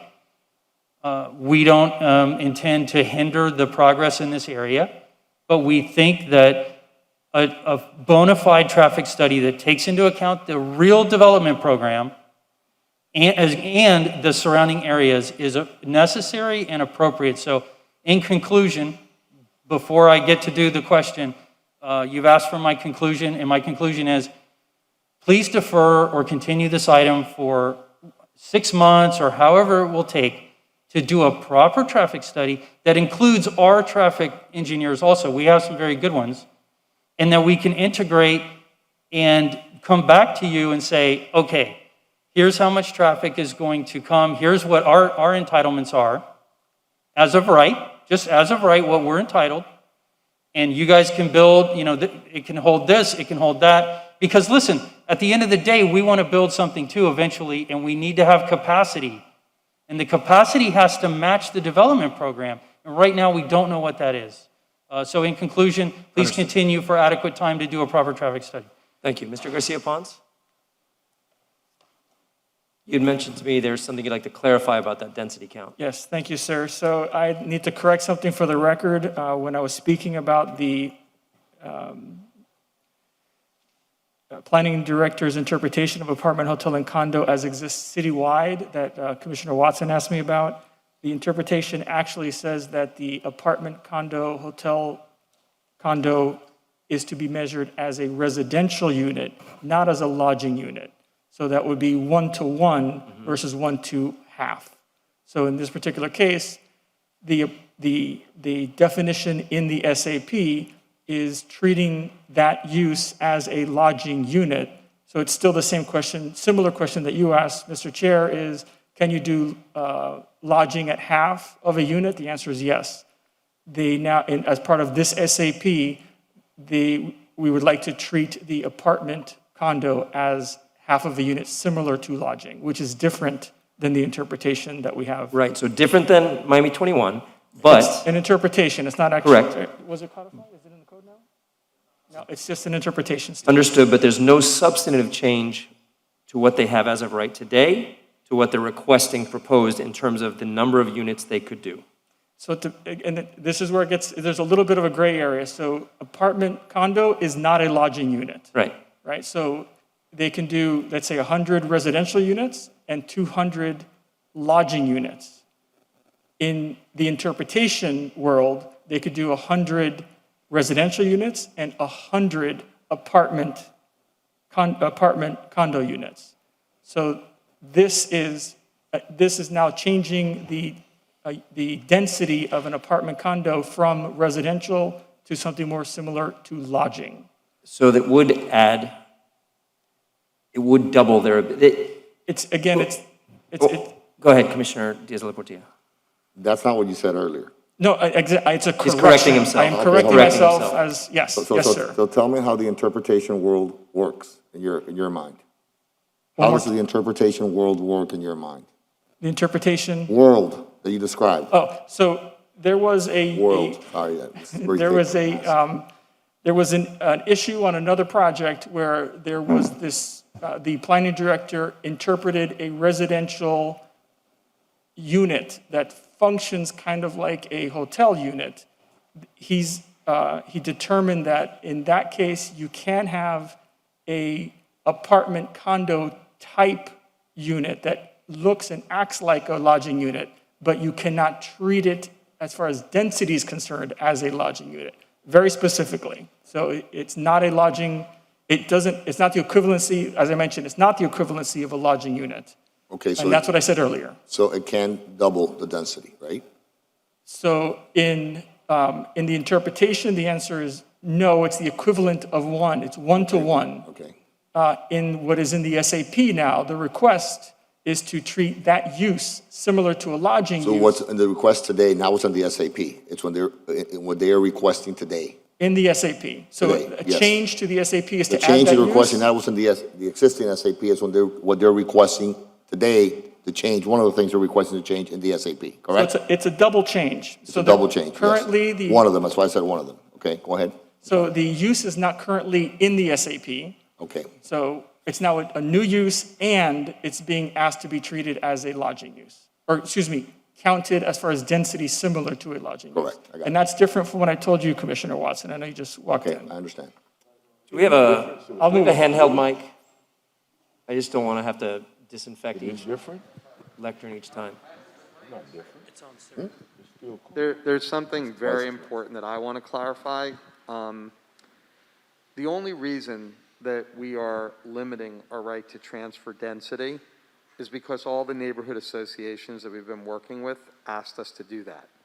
And so to the extent that it's concluded that something about this SAP would actually increase our density inadvertently, the first thing I want to say publicly is that is not our intention.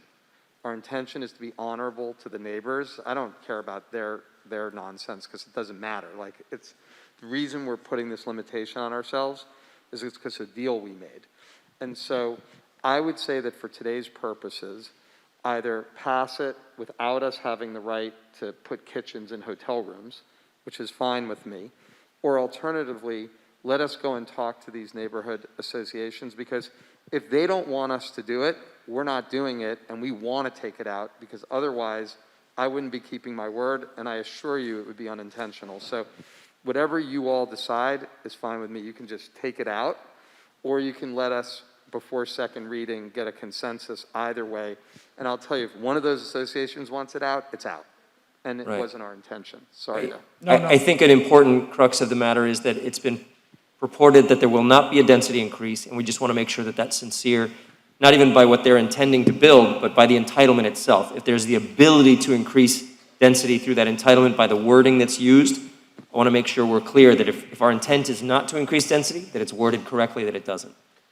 We can actually make the change in two ways, either remove the use or remove the equivalency to half a unit from the use of the definition. I would be open to either because I'm not trying to change the intent of their use and the style of unit they would create. It's just about that The applicant just said that they'd be happy to withdraw the use completely, and then we don't have to worry about it. to withdraw the use. Okay, so that idea of a kitchen within an apartment, within a hotel room, which could then render it to be like an apartment. Thank you. But just because it's, people listening wind up being misinformed. So you said something to me that was incorrect. What was that? Yes, sir. So you had asked a specific question about the equivalency of the apartment use, which they're Right. asking for, and I said that it should be treated similarly to a hotel use, which is half. The determination of use from a previous planning director says the opposite, that in fact, the apartment condo hotel should be treated as a residential unit and will be the equivalent to one dwelling unit, not half. Okay. And But it should be stated such that our code is not based on who the next planning director is or was, because that's being transmitted out there and that's not correct, right?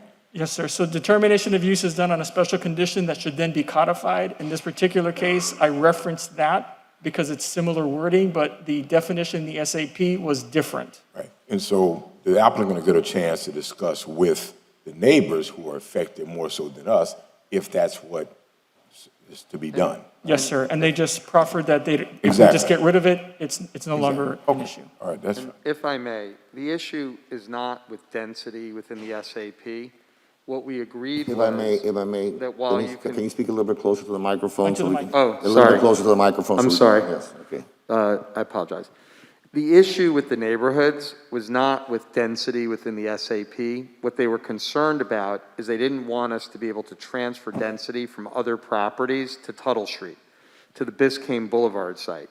And so what I want to make sure of is ultimately that either the neighborhoods don't care about that, or alternatively, we will make it clear that we can't get any benefit by transferring density with this kitchen issue to Tuttle. And I assure you, before the next meeting, we'll have a consensus and sort it out, if that's okay with you. Thank you. Mr. Savage, your point was taken, though, on the density question, and I think we've gotten a clarification on that. Thank you. So, can I ask the planning director a question? Yes, so at this point, we'll start the cross-examination by the intervener of the administration, and then you'll be able to ask questions of the applicant as well, and vice versa. Go ahead. Okay, great. So, Chairman, I just want to thank you, and I will move this along. So thanks for the opportunity. Will you please, just so the transcript is clear, can you state your name again, please, for the record? Cesar Garcia Pons, planning director. Thank you, sir. Now, can you see the slide that I have up on the screen? I cannot. Okay. Can you look at the Kimley-Horn trip generation analysis, either on the screen or, okay, you have a copy of it.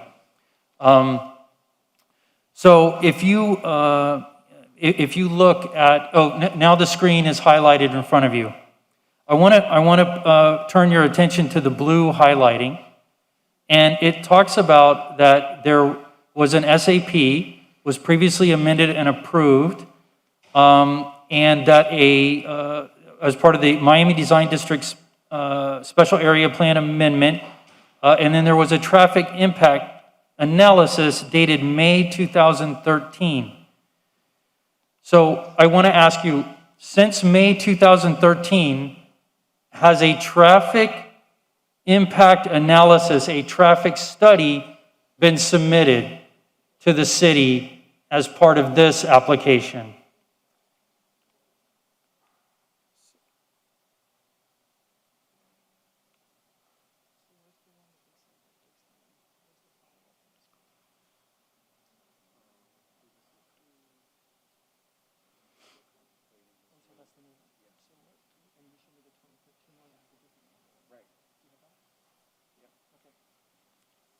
No. Okay, thank you. Brevity is the soul of wit, so we like short answers. So there's no traffic study. We do have this much smaller trip generation analysis, which relies on the 2013 study. And then it talks about a development program of approximately 1 million square feet of retail, 181,000 square feet of office, et cetera. Would you agree that that's the 2013 development program for the SAP?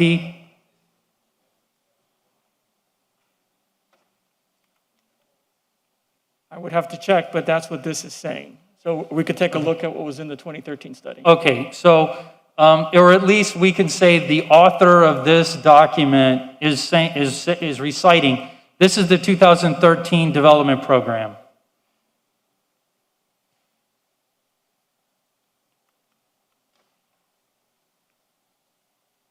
That's what this says. Okay, so that's what they're using as the baseline. In other words, they're used to writing these reports as, we have X, we're going to go ask for Y, and it's going to make more traffic, et cetera. Now, when they go to what I've highlighted in green, it says the new proposed amendment, potential development program, has 800,000 square feet of retail, 700,000 square feet of office, 110 hotel rooms, 764 multifamily residential units, and 108,000 square feet of restaurant. My question to your department, since PZAB, and I'm going to ask it now, what is that based on? Where is that development program? Because if that's the SAP amendment, we need to have it in front of everyone. Where's that development program? So the development program, what is,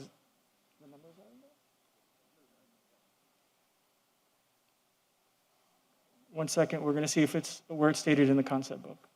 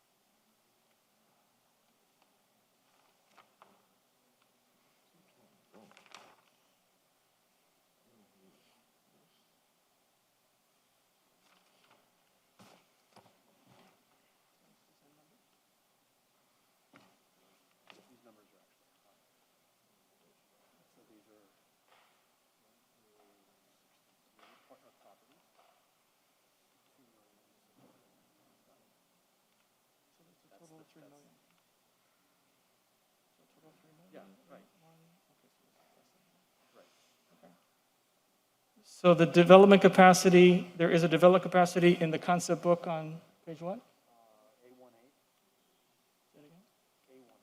A18.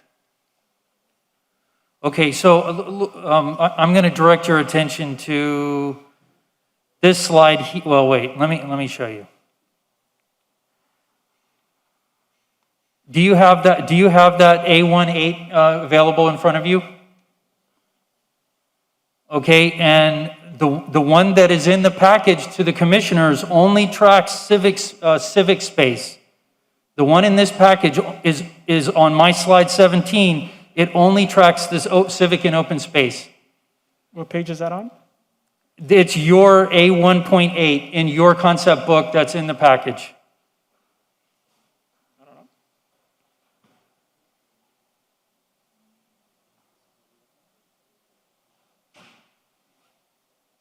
No, that's what you sent me, but that's been repealed. This is a problem.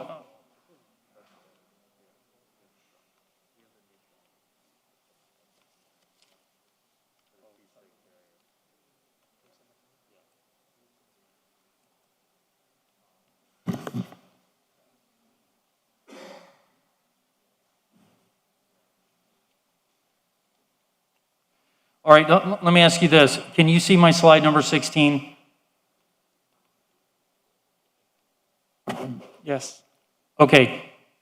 Do you see do you recognize that as being your regulating plan and some of the strikeout and underline that's before the commissioners today? No, but I'll take your word for it. Okay, that is from a page of your regulating plan that's before the commissioners today in the intent section. Do you have a page number?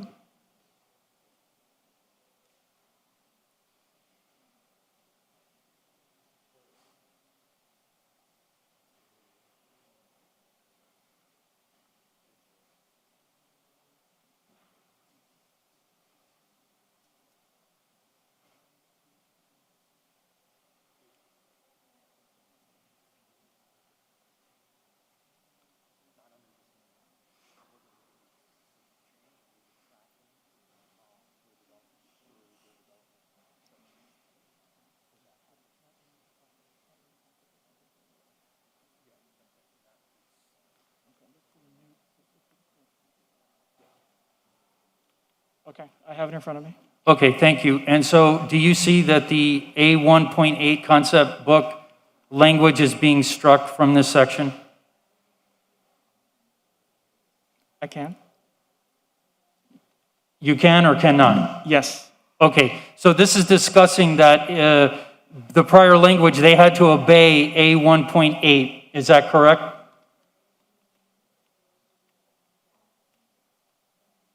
Let me ask again. A1.8 depicts the development program discussed in this section, correct? It does. Okay, and you see that language now requiring the applicant to obey A1.8 is being struck.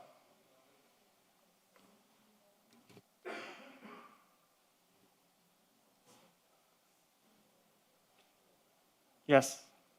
Okay, so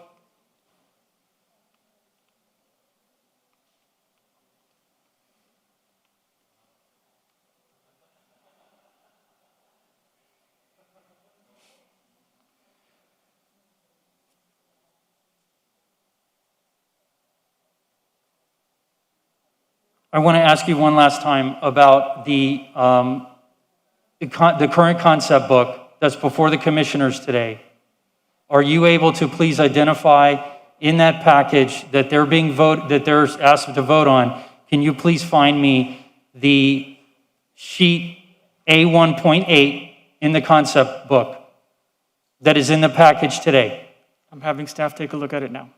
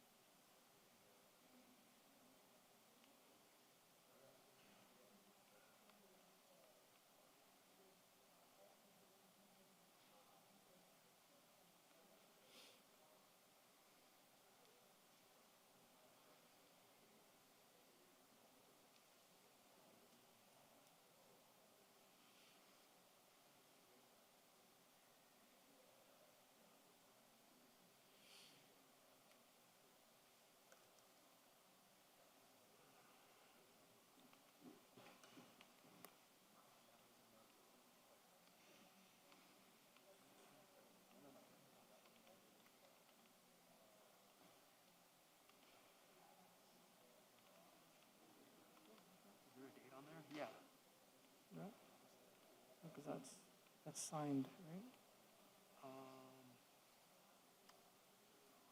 So yeah, October 2020, so that's not it. So it might be somewhere, is there a page that says what the amendments are, like per page, like SAP? Okay. I'm looking at A18, it does not have the development capacity here. I've been informed that was not removed as part of this amendment, it was removed previously to this amendment, but it is not here. Okay, all right, so, and I apologize if I ask you the same thing again, just to make clear. So the regulating plan that was previously depicted as A1.8 that had the overall development capacity, that has been repealed or removed from the concept book?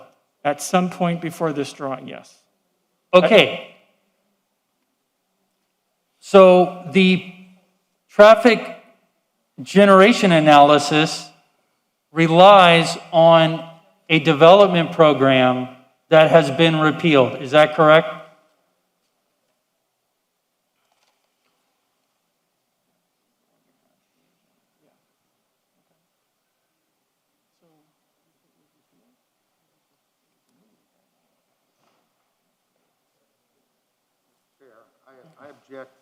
I want to object to the form of the question. It's not been repealed. Right. These are modifications. There have been multiple modifications. And this is, he's had a lot of time to explore this, but the fundamental point is, A, we didn't need to do a full traffic study, but more importantly, there's no change to the underlying FLR or density. Thank you, Mr. Kasdan. It's noted.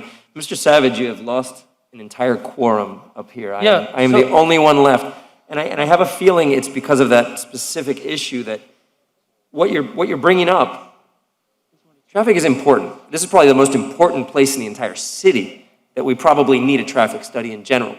But maybe it's not a traffic study that's triggered by this application, because if this application is not actually increasing density or intensity, the traffic implications are not relevant to this application necessarily. We have traffic issues there, you are absolutely right.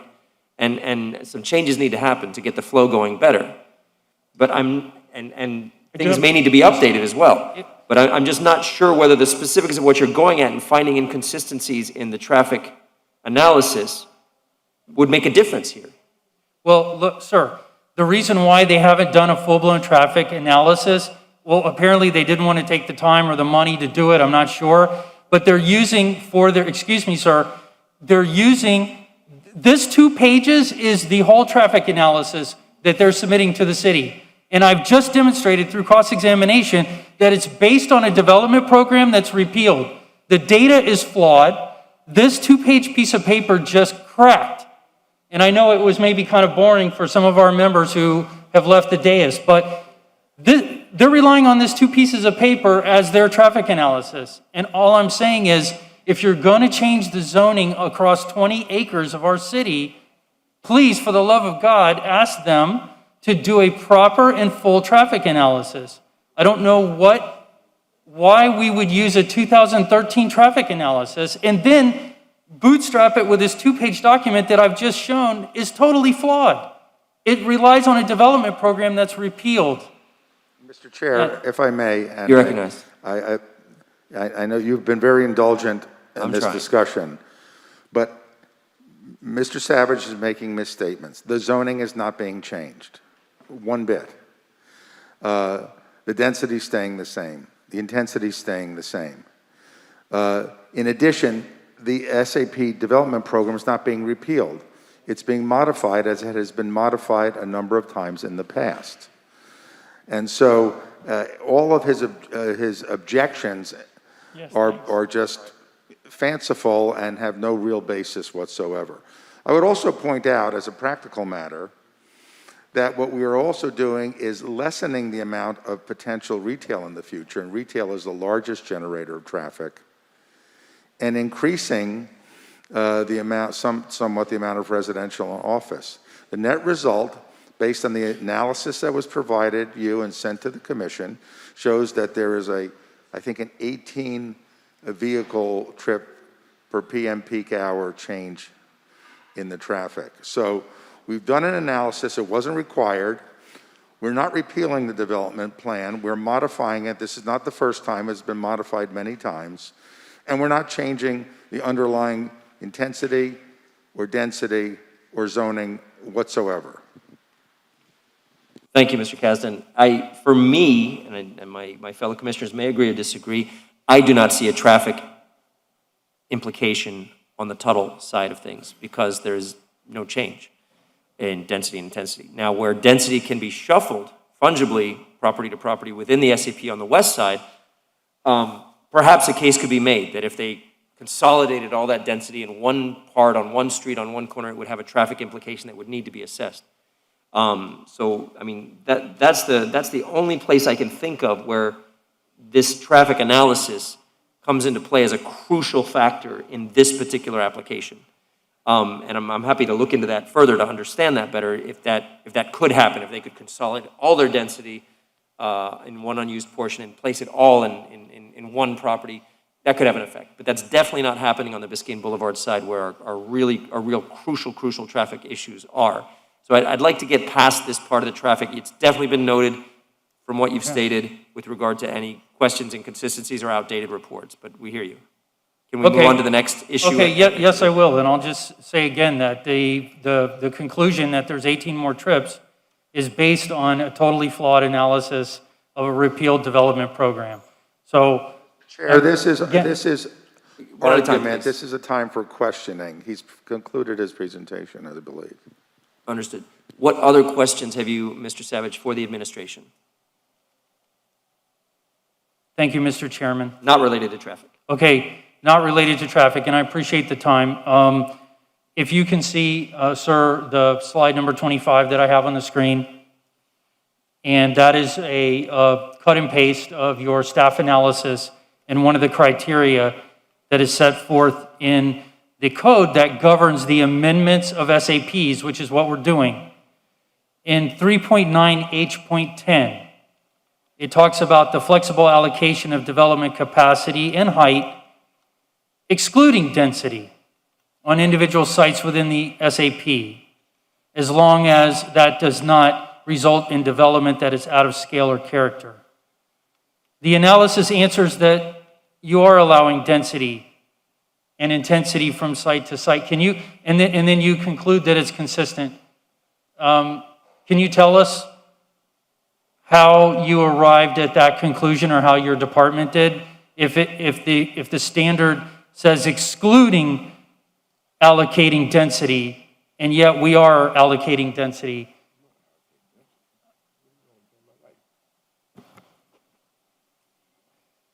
So in this particular case, it's framing the conversation of height. So, and again, I can't see it from here. Do you know what section or page that is from? I'll look it up. That's in your findings of the, In the staff analysis? staff report.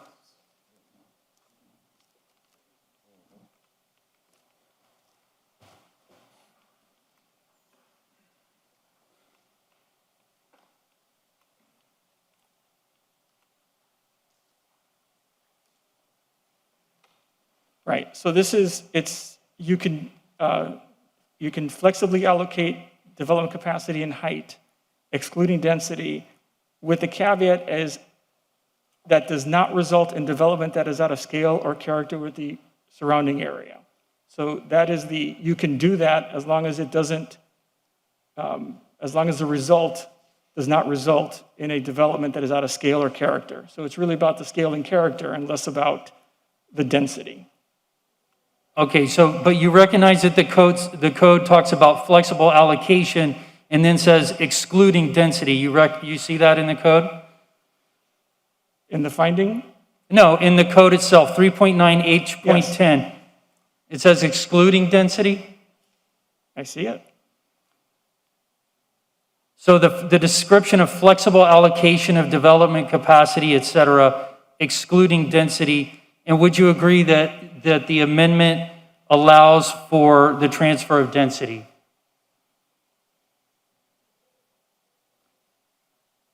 So this is really about, if you do it, will it be out of scale? It isn't the fact that you can't do it. It is a scale issue, not a density issue.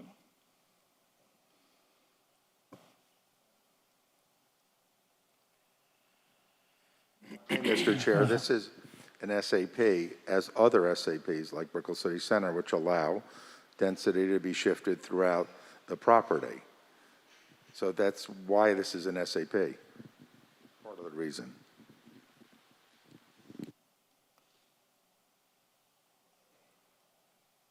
Do you see my slide number 27 that talks about criteria number 9 from the staff report?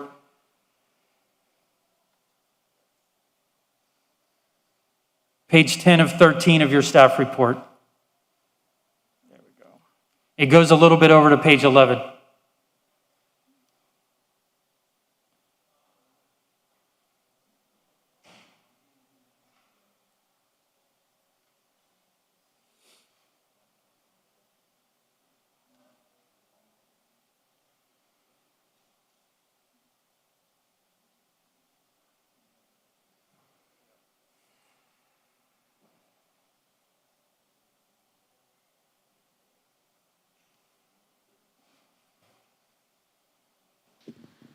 Mr. Chair, there are no questions being asked. If he has questions, he should ask them. We agree that he should have some time, but not unlimited time to go through the staff report. Agreed. Staff is taking a bit of time to answer his question, so I just want to make sure staff is able to get a response out. Is there a question pending, Mr. Garcia-Ponce? I don't know if there was a question. Yes, Well, I can see it. What's your question, Mr. Savage?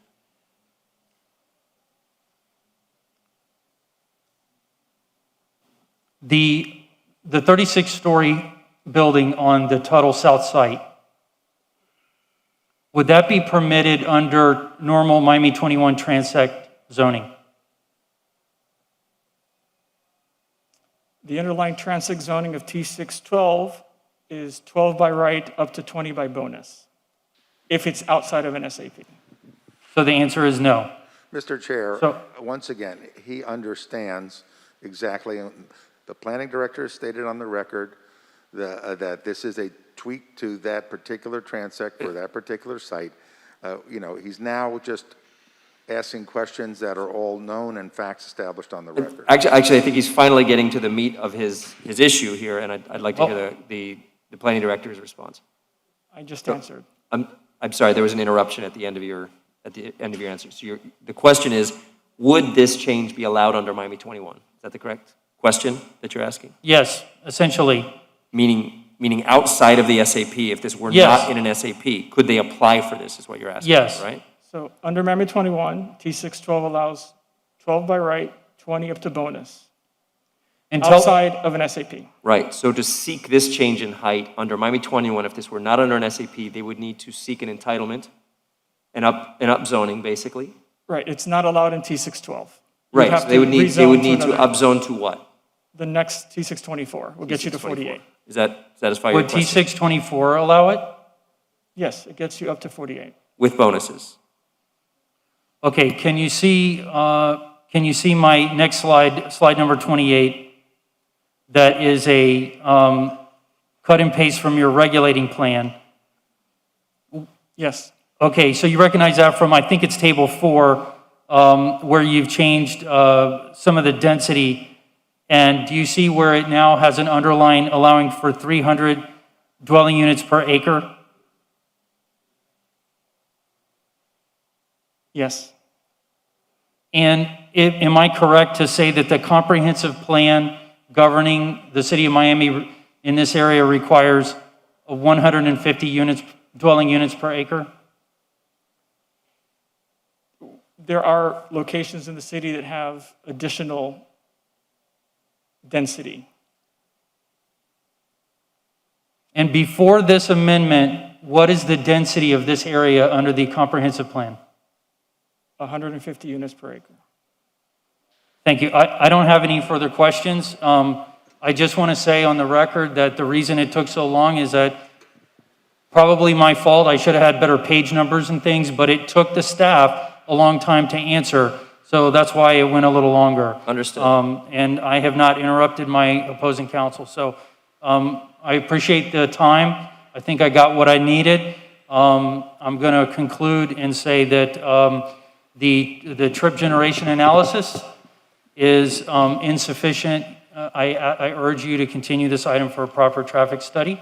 And I also reassert all my other arguments about illegality, problems with notice, and other reasons why even I think the applicant would would benefit themselves by taking a deferral for some months. And I thank you for your professionalism and your time. Thank you, sir. You rest.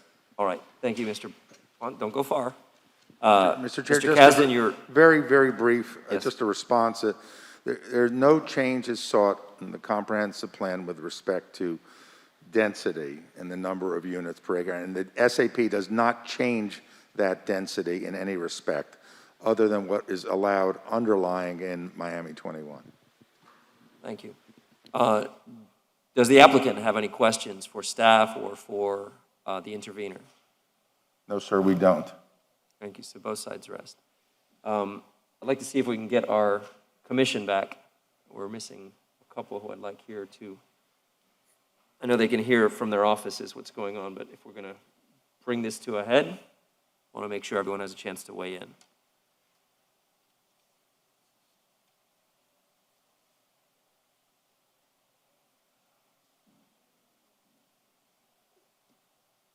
Commissioner Carollo on his way.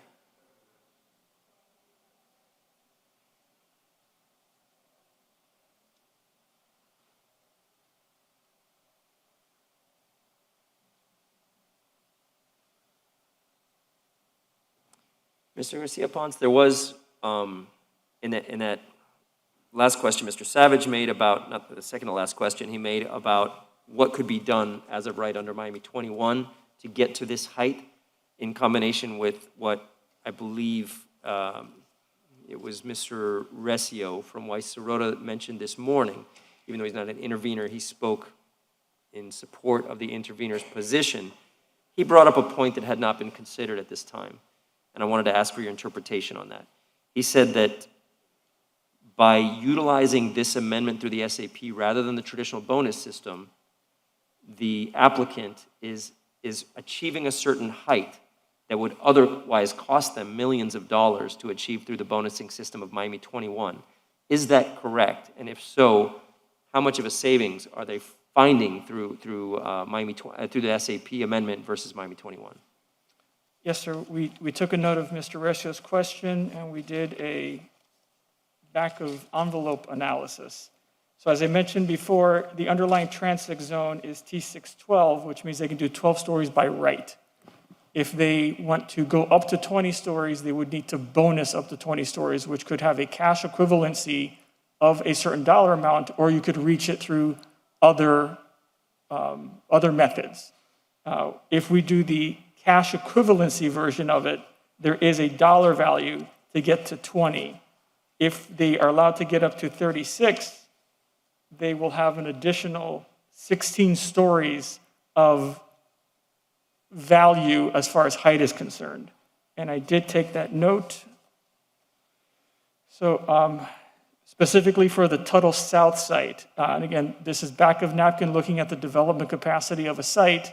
If you build out the 8 stories to its maximum capacity, and then you build up from there, again, this is hypothetical. This could be any number. But it could be up to, in our calculation, using the $10.81 per square foot cost for the additional height above 12, it could be upwards of $3 million, $3 to $4 million. And where would, if they were to utilize the traditional bonusing system, where would those funds go? So it goes into, if it's, again, this is one of 5 different ways they can get to the bonuses. They don't have to do this. This is one cash equivalency that goes into the public benefits program to the city. And within that public benefits program, what buckets could it go toward? I'll let staff answer. What is public benefits? When you pay the cash. It goes to the trust fund. And what do you pay the trust fund? You want to pay all that stuff for but it's their money. Yeah, it's the city's. So my understanding is the Public Benefits Trust Fund is a pool of money that you guys decide where it goes. But it has very specific buckets to which we are allowed to assign it. Yes. Correct? Which are?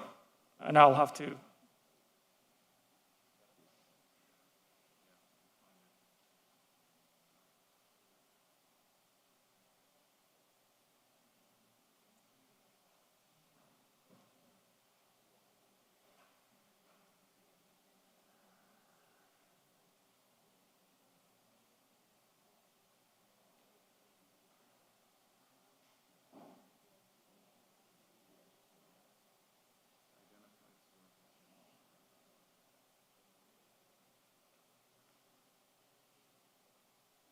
We'll have it in just a second.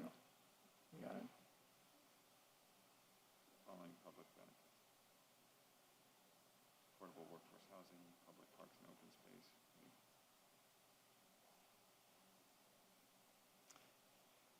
Read it in exchange for contribution to the city, the following public benefits: affordable workforce housing, public parks and open space, green buildings, brownfields, civic space, and civil support space. Mr. Chairman, may I? Yes, you're recognized. First of all, I'd like to point out that while this is accurate, and I don't disagree, it's very technical, because really, truly, what we're doing is just moving stuff around the SAP. And we initially were going to go for an increase in zoning, which would eliminate this bonus thing. But we and the staff agreed that it would be much safer so that other people couldn't avail themselves of this kind of thing, to keep it at the same zoning.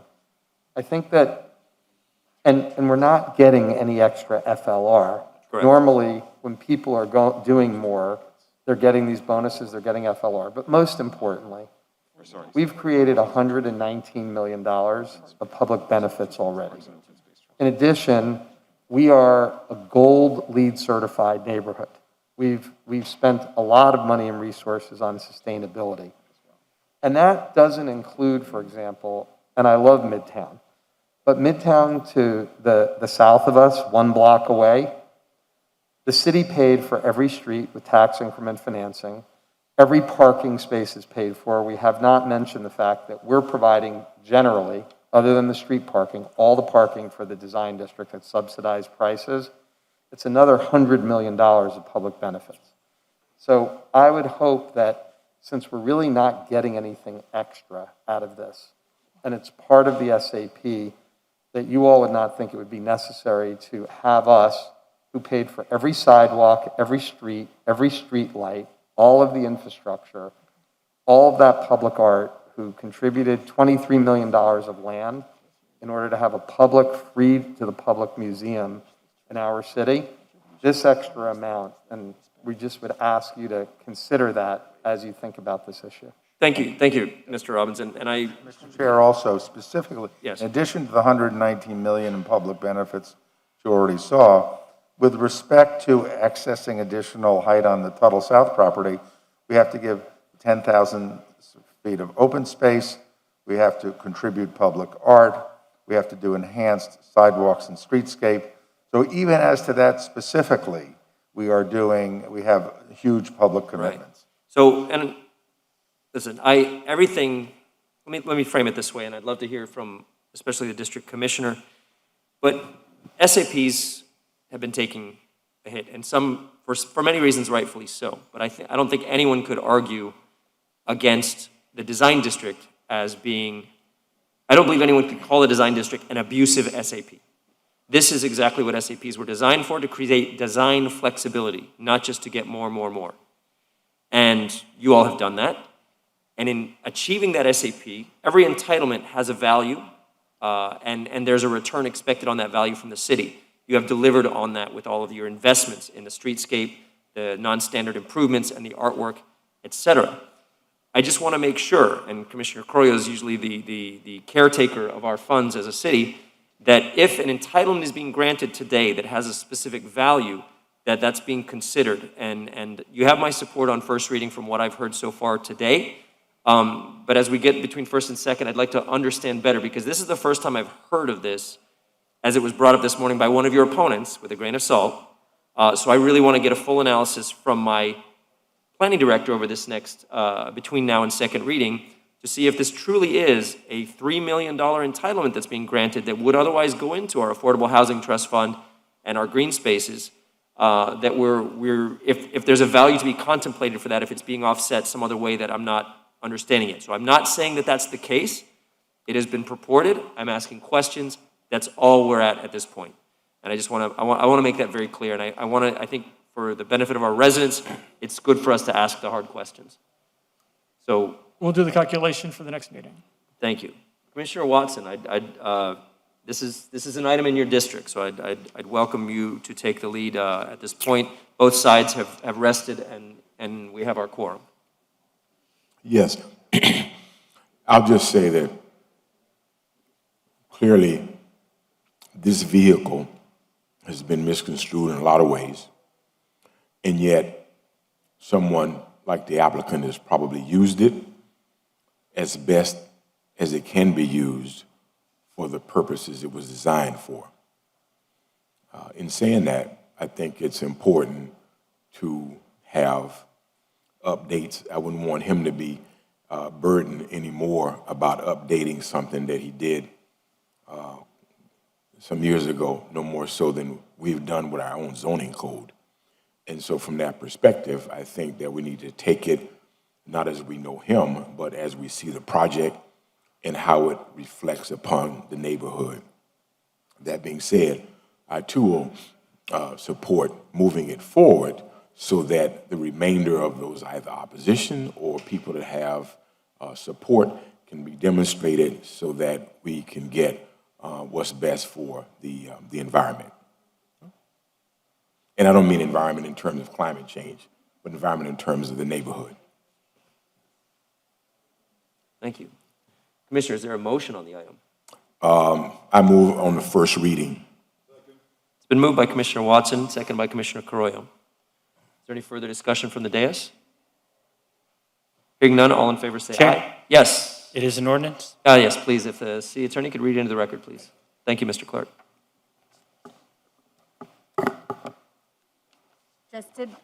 Just to be clear, it's PZ, Can't hear you very well, Madam City Attorney.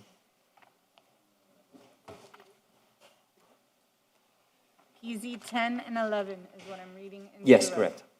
An ordinance of the Miami City Commission with attachments pursuant to Articles 3 and 7 of the ordinance number 13114, the zoning ordinance of the City of Miami, Florida, as amended, amending the previously approved Miami Design District Retail Street Special Area Plan, as more particularly described in Exhibit A and Exhibit B attached and incorporated, that proposes to A, update the MDRS SAP entities to reflect the latest ownership, B, amend regulations on outdoor dining and art installations, C, change the permitted uses included in Article 4, Table 3, D, modify facade requirements along Northeast 38th Street, E, establish a density and intensity transfer program, and F, designate gateway sites and establish regulations for gateway sites, making findings containing a severability clause and providing for an effective date. Thank you. All in favor of the item say aye. Aye. Any opposed? Motion passes on first reading. Thank you very Was much. PZ 10 as amended? I thought you had read them both. Yes. No. As amended? So then we've passed PZ 9 then. So it's No, we passed PZ 10. PZ 10. PZ You're As about- amended? as amended. Okay.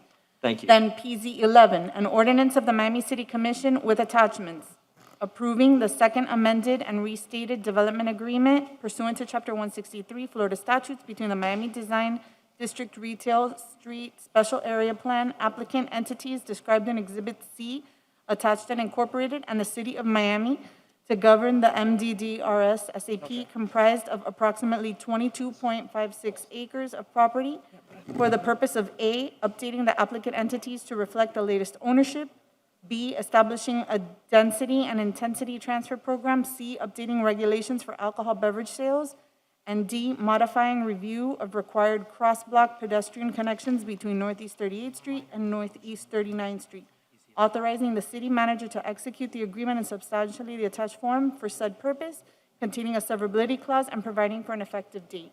Thank you. I don't know if I've had too much coffee or not enough, but I need a separate motion now for PZ 11, please. Second. Moved by Commissioner Reyes, seconded by Commissioner Carollo. All in favor say aye. Aye. Any opposed? Motion passes. Thank you. That's PZ. Is PZ 11 as amended as well, or it is not amended? It is not. Don't believe there's an amendment on 11. It is not, correct? Mr. Kasdan? It was not PZ 11 not amended, correct? Okay, now, I need to confirm with Mr. Garcia Pons, because he says that some of the amendments were not stated on the record for PZ 10. No, not amendment. There was a submittal for a letter from Mr. Savage that he we tried to get into the record after PZAB. It did not make it. It's not an amendment. It is just to put into the record. And it was provided to the clerk. And was it brought up during the discussion today? He mentioned it earlier Got that it, he so put it's it been into the placed in the record. So I record. also want to say, as PZ10, we want to make it part of the record, not an amendment. Mr. Garcia-Pons, there were the two changes, the changes to the regulating plan, which. And that was as amended, plus we Right. have this letter. Right. So that will be just included as a submittal. Submittal, not an amendment. Yes. Thank you. for your time and consideration. Thank you. RE7. You'd like to make a motion, Mr. Motion Commissioner for Crowe? RE7? Commissioner Crowe makes a motion on RE7. Is there a second? Second. Seconded by Commissioner Watson. Is there any further discussion on the dais? Seeing none, all in favor say aye. Aye. Aye. Any opposed? Motion for RE8? Commissioner Crowe moves RE8. Is there a second? Second. Seconded by Commissioner Watson. Is there any further discussion on the dais? For RE8, Yes. it's as amended, there was a substitution that was passed out. There was a substitution on RE8? Not necessarily a substitution. No. I believe what they want to do is just amend it to add an Exhibit B. So the legislation is going to be amended to add Exhibit B. Okay. Thank you. I accept the amendment. Seconder? Commissioner Watson? You accept Second. the amendment of addition of the Second. Exhibit B? Thank you. All in favor of the item say aye. Aye. Any opposed? Motion passes. Could we take up PZ9, gentlemen? That's the exception on 200 East Flagler Street in my district. It's a historic exception, which I support. Is there a motion on Motion. PZ9? To approve. Moved by Commissioner Carollo, seconded by the chair. Is there any presentation that needs to be had by the administration or the applicant? Seeing none, any further discussion from the dais? All in favor of the item say aye. Aye. Aye. Any opposed? Motion passes. Thank you very much. That's Okay, if we could PZ9. take up one ordinance in second reading, SR4. SR4 is a four-fifths vote amending Chapter 2, Article X, Administrative Code, Enforcement Procedures. Is that a motion, Commissioner The Carollo? motion. Moved by Commissioner Carollo, seconded by Commissioner Reyes. Is there any further discussion on the dais? Please read into the record, Madam City Attorney. An ordinance of the Miami City Commission by a 4/5 affirmative vote amending Chapter 2, Article 10, Section 2-814 of the Code of the City of Miami, Florida, as amended, titled Administration, Code Enforcement Procedures, and Section 2-817 of the City Code titled Administration, Code Enforcement, Administrative Costs, Fines, Liens, to provide for specific fines for irreparable or irreversible harm, an increase in fines for alcohol-related offenses, and an increase in fines for non-residential and commercial properties containing a severability clause and providing for an immediate effective date. I have one question, or actually direction, I guess, on this item to the administration. It's not to amend the item, but just to create a path for those who are trying to come into compliance, especially on temporary use permits and temporary event permits. They can easily get caught up in this chapter and get some pretty heavy fines. And when someone is creating temporary events and temporary use that we intend, that we want to see in a blighted spot to activate that spot, I'd like to see them get the best concierge service from the administration to walk them through that process. Sometimes they're a little lost, they find themselves in violation, they can easily get caught up. So I'd really like to see some attention on TEPs and TUPs. Thank you. All right. There's a motion. Yes, there's been a motion and a second already. Can you? Any further discussion? We are on SR4. Is that motion on the TEP? I'm sorry, there's the only, I did not amend the item. I did not amend the item, I just gave a request to the administration to assist those who are trying to work on legitimate TEPs and TUPs. Where are we exactly? SR4. Second reading. Was this- Yeah. let me just- This is enforcement procedures.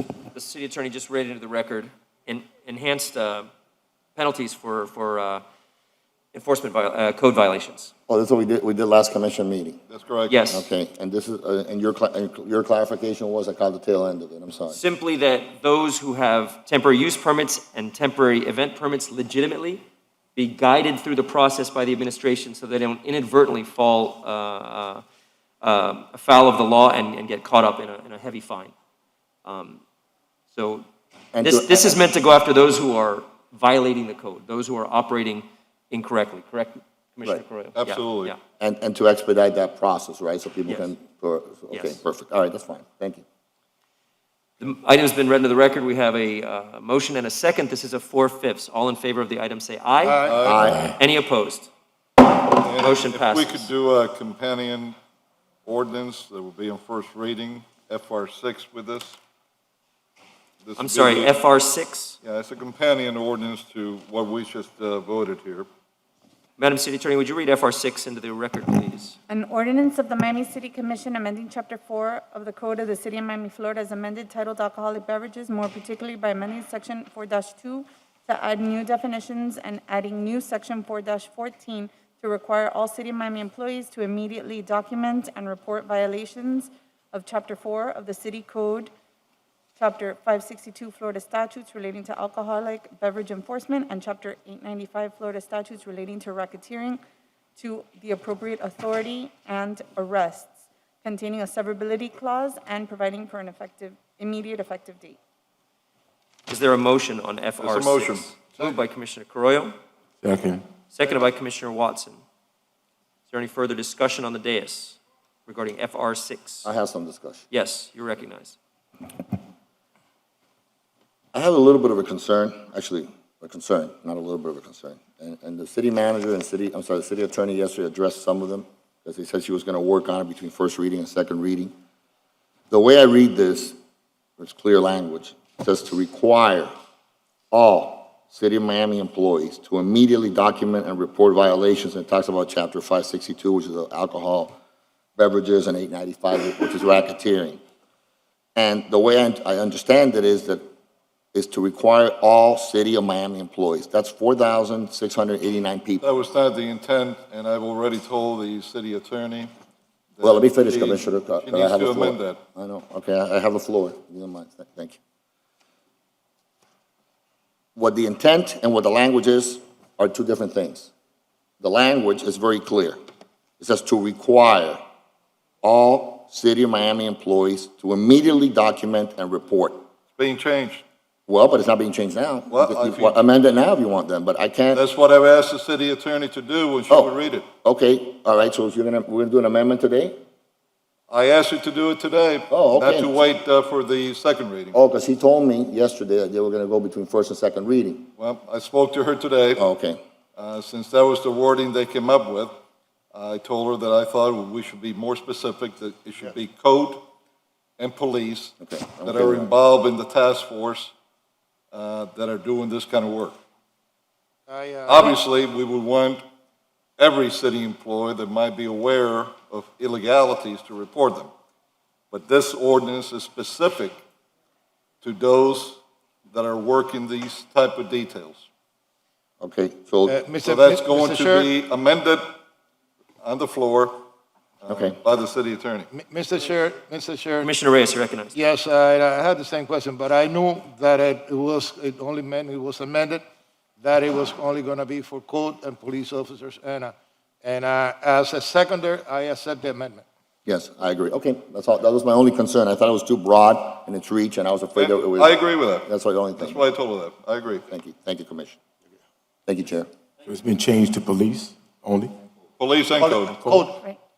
So I was hoping to change it between first and second. However, if you would like for me to do it right now, then I need a minute or two to be able to redact that, because I thought I was changing it between first and second. Okay, while you're doing that, Commissioner Diaz-Portilla, you have a motion Yes, sir. that I want to be a sponsor of. It's a resolution of the Miami City Commission directing the city manager to create and implement an operational task force to combat criminal activities pertaining to narcotics, prostitution, human trafficking, and illegal gambling. Is this a pocket item? Yes, sir. It's I have- pocket, it's a pocket item Thank you, Commissioner. So, Just give me just a moment, because we have a current motion on the floor. Yes, we with have to another vote item. on this.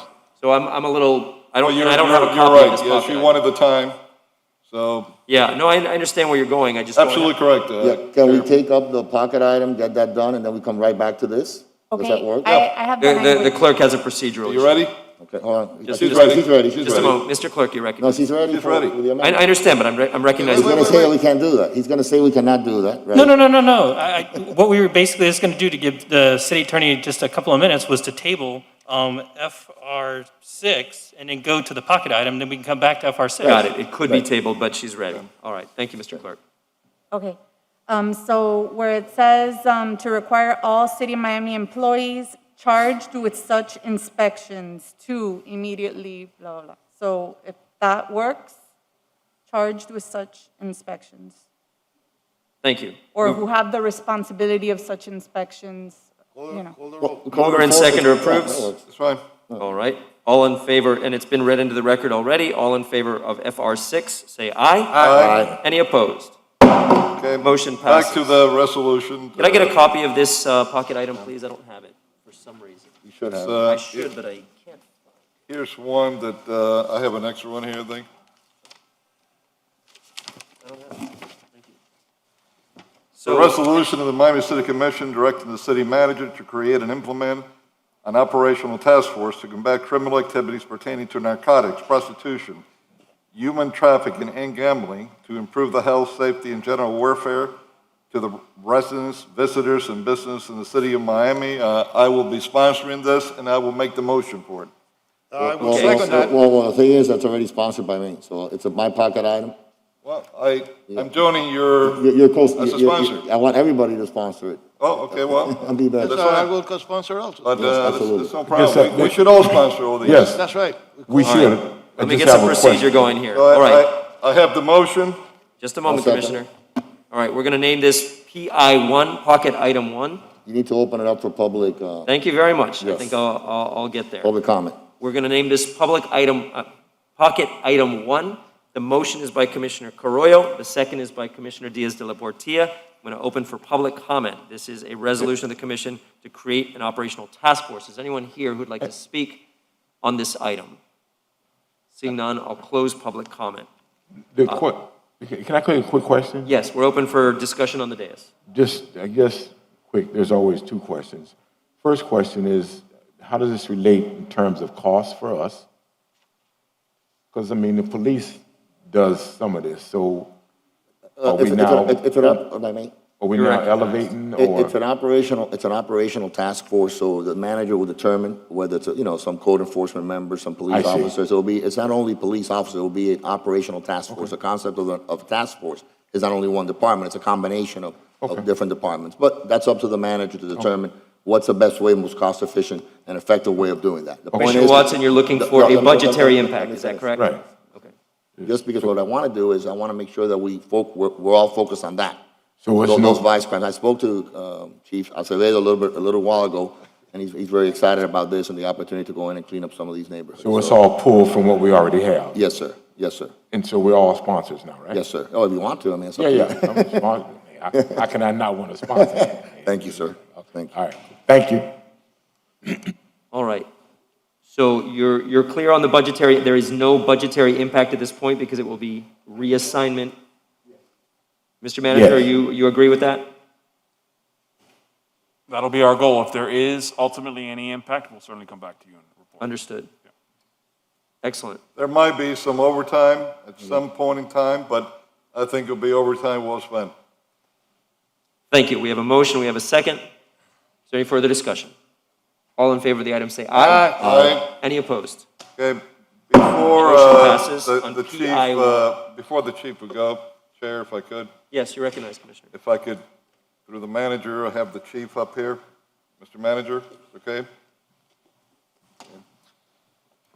Chief, we passed two ordinances. One is in second reading for some very high fines compared to the $500 we were given before. Now we could give up to $1,000 a day, all the way to the time they go to code enforcement, which The earliest would be probably 45 days, maybe 60 days. So it'll be $45,000, $60,000 these people will pay. For most of them, that could mean anywhere from 2-3 days to 1 day of business, because they make that much money with these illegal bars. Now, the second one that we passed today is the companion. That's the second bite at these people. This is the one that the task force is not going to have an option. They have to make arrest, just like the one that I understood was made in my district over the weekend, in one place that during COVID had been a violator in opening without a CU or tax license, BTR. So the second one, once it's effective, that we approve it in second reading, is going to give you the tools that this city never had before to make sure that all these places that operate in the shadow of the night, that operate basically in cash, and that's the most dangerous part, the cash involved, because that's what corrupts code enforcement officers, police officers, firefighters, building officials down the line, and yes, including elected officials. That cash, we're going to stop it in the city of Miami, and they're going to have to go somewhere else with this legislation that we're giving you. The resolution that was passed today, it talks about activities pertaining to narcotics, prostitution, human trafficking, and gambling. Where these activities are basically found are in alcohol establishments that are dealing under the dark, most of the times with no license whatsoever to operate with. So that task force, when it goes out, will be checking at this too. But what I'd like you to do, Chief, even though I don't have as many bars or cafeterias that are cafeterias by day and become illegal drinking establishments with the girls selling the $20 beer or whatever is going for today. I don't have much of that in my district. I would like to respectfully request of you, through the manager, that you begin in my district with these checks. I don't care where you go after you're done with my district, but that you begin in mine. To give you a little bit of history on how a lot of these bar checks started. When I was mayor, I created the task force that included everybody, including ICE. And we went through all these places that were illegal. They had no license to sell hard liquor. The girls were selling the beer at $20 a shot. All kinds of stuff were going on. And I will tell you that less than a handful of those places are left today. What they're doing inside, I don't know, because it's a new world that I came back to, and I'm not supposed to go with the police in my own district or point out to them, like I do, places that they should look at. Now, through the manager, Mr. Manager, would you have any problems whatsoever if I could sit down with the police chief and give him a list of places that he should begin going at in my district, and even if they want to invite me, to happily go with them? Of course not. Okay.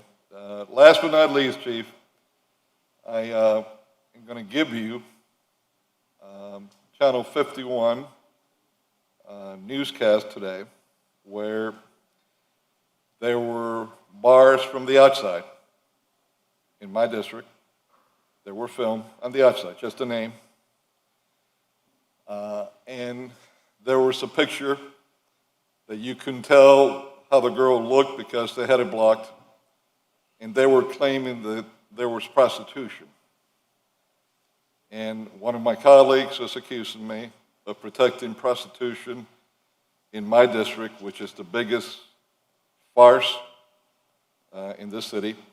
So I want you to begin by those in that newscast to go there, investigate them, and please arrest anyone and anything that is violating our laws, and particularly with prostitution, narcotics, human trafficking, gambling, etc. Thank you, Chief. Just a moment, Commissioner Diaz-Alberti would like to be recognized, but I just want to recognize the chief. I believe this is your first time addressing the City of Miami Commission, Chief Acevedo. It's good to have you here in the City of Miami. Would you like to address Commissioner Carrillo's comments? Sure, I would. Thank you very much, Commissioners, for your leadership and for taking on this issue. These clubs that are unlicensed or unregulated are true crime drivers. They're a quality of life issue for our community. They bring crime, they bring blight, and so none of you are going to protect anyone because it's my job and my police department's job to enforce the law. I would ask you to be our eyes and ears and the community to be our eyes and ears.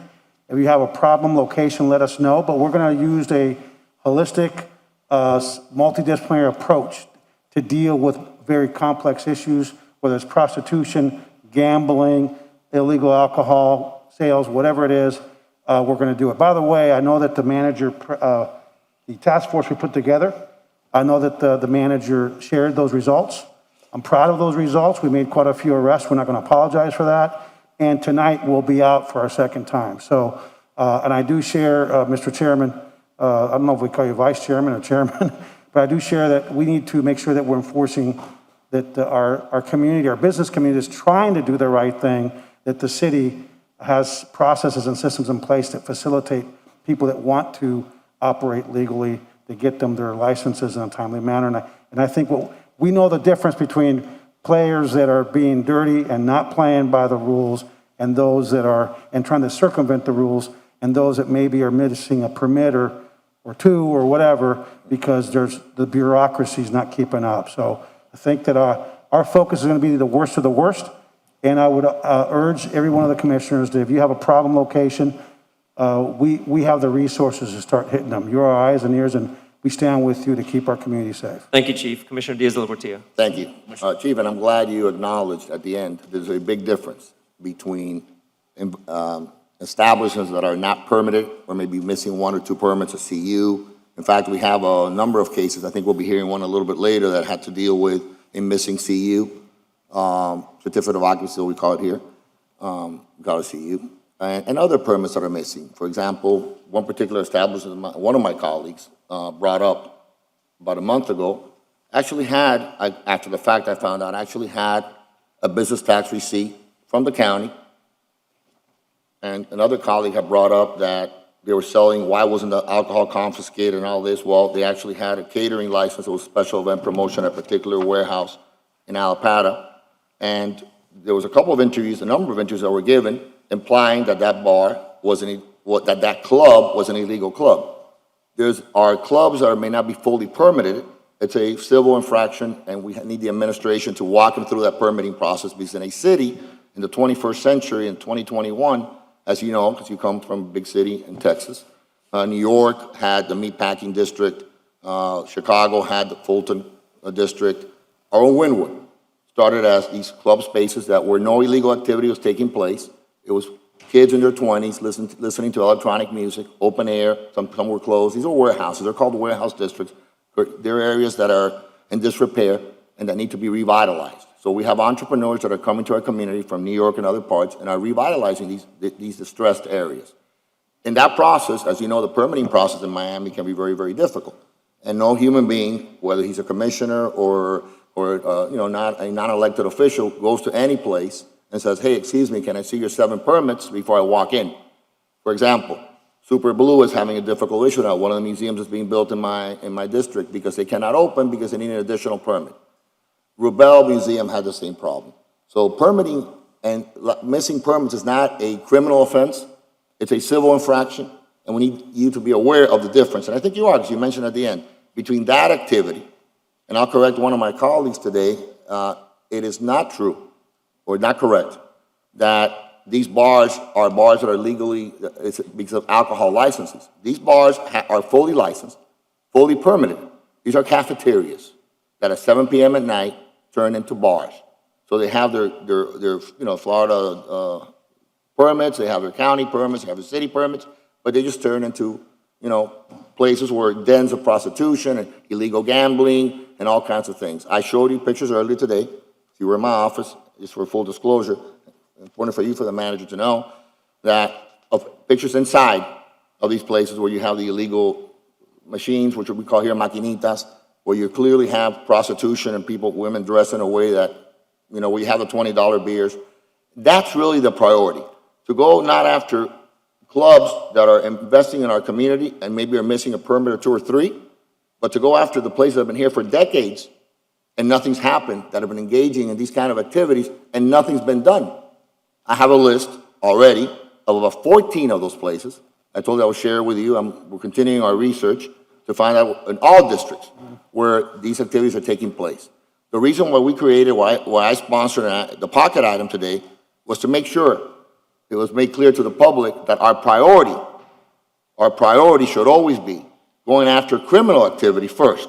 Prostitution, sex trafficking, illegal drug sales, illegal gaming. That should be our priority because we can't be everywhere.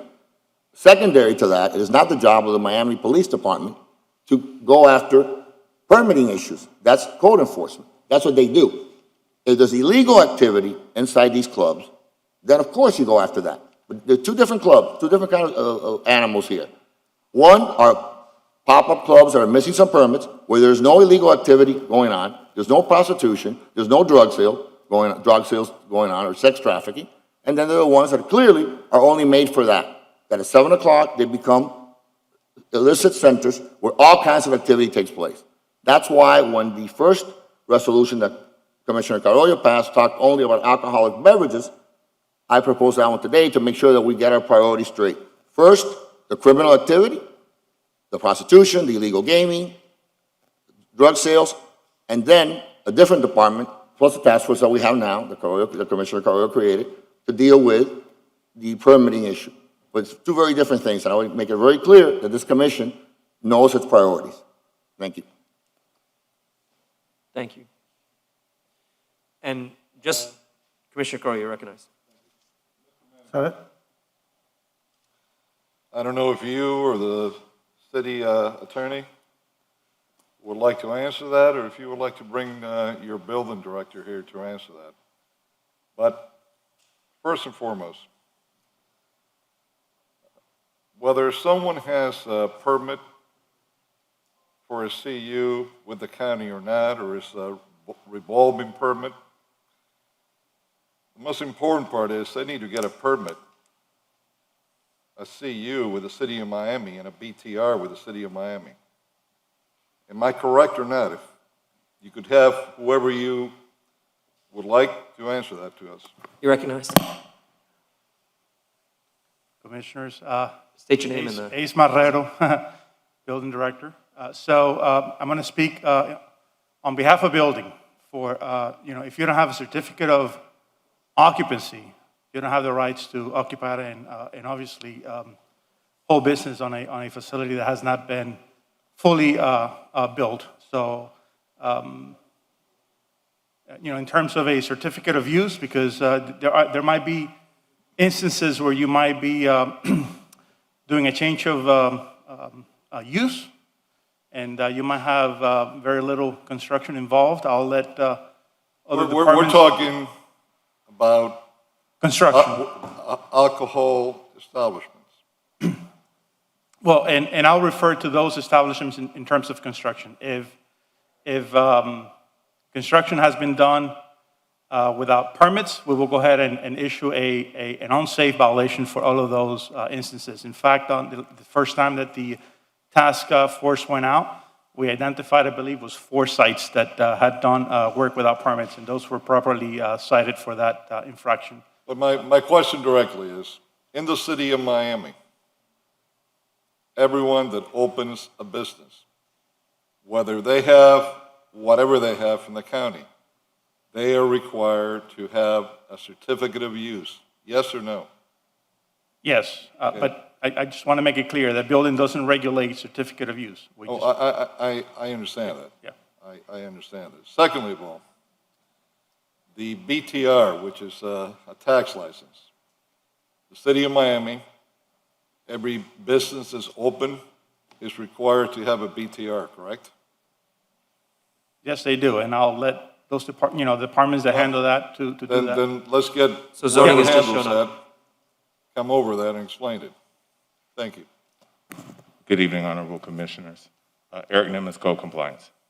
To the issue of BTRs, every night establishment should have a certificate of use from zoning for the type of business they're conducting, and they should also have a business tax receipt from Code Compliance.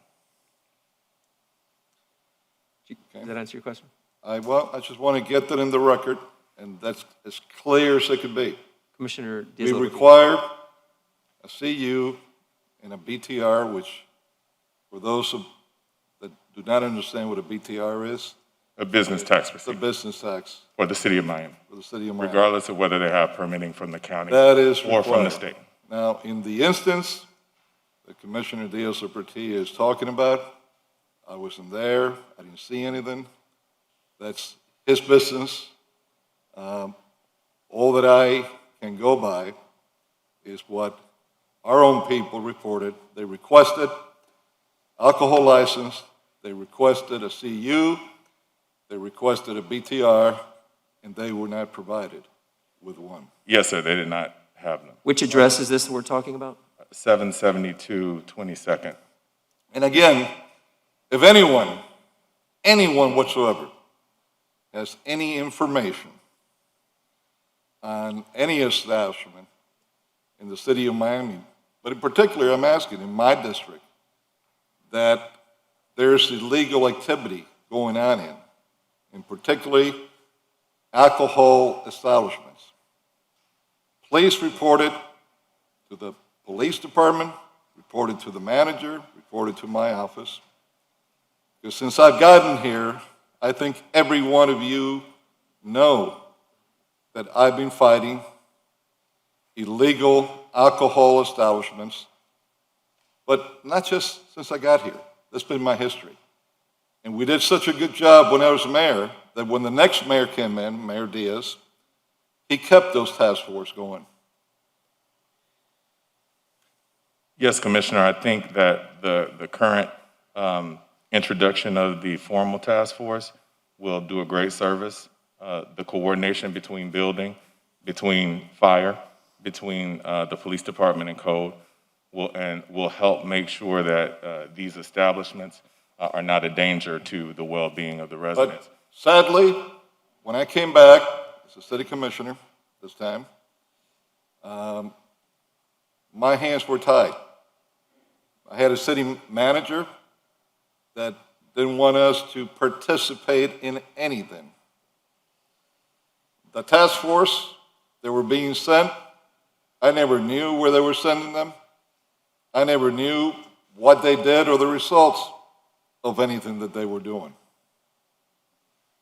Well, we've been coordinating with the police department and with fire and building, and Well, I just want to say to all of you that participated this weekend in the task force that was formed, as this commission requested of the manager to do, thank you. Yes, sir. Because for the first time, I've gotten fairly prompt information informing us what places you went to, what you did. And that's the least that we should be expecting, but this is not part of how the city was being run in the past. yes, sir. So I need a little help because I think we need a policy clarification because in order for staff to feel confident and do their job, they need clear direction and policy from this body. And we've talked about several different types of establishments that may be operating illegally at this point or outside of code. And so I want to, and I think we're all together. May I finish, please? May I please? No, hold on. I think we're all clear on those who are illicitly trying to subvert the law. No. We want to see that enforced. Mr. Chairman. I haven't stated my. Oh, I'm sorry, I thought you were finished. No, not at all. I'm sorry, no. Not at all. Oh, okay, go ahead. And Commissioner Corey, you've been very clear from day one, zero tolerance policy on violations of the code. You want to see people in compliance. You want to see people being enforced. This concept of whether I don't know if they're warehouse parties that pop up or they're warehouse establishments. I'm not familiar with them.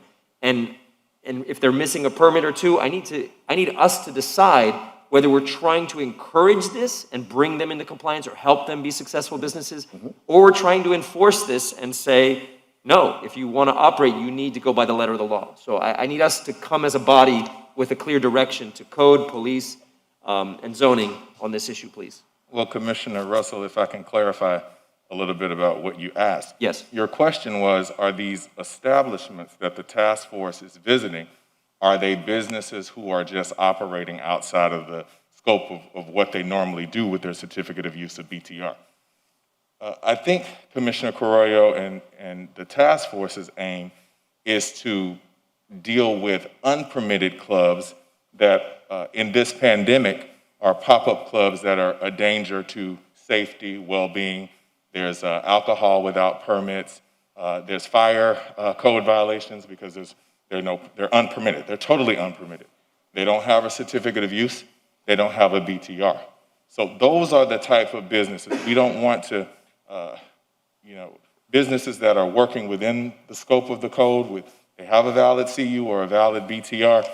We're not really speaking on those issues. We're talking about unpermitted like pop-up clubs. We call them. That's correct. However. Yes, sir. However.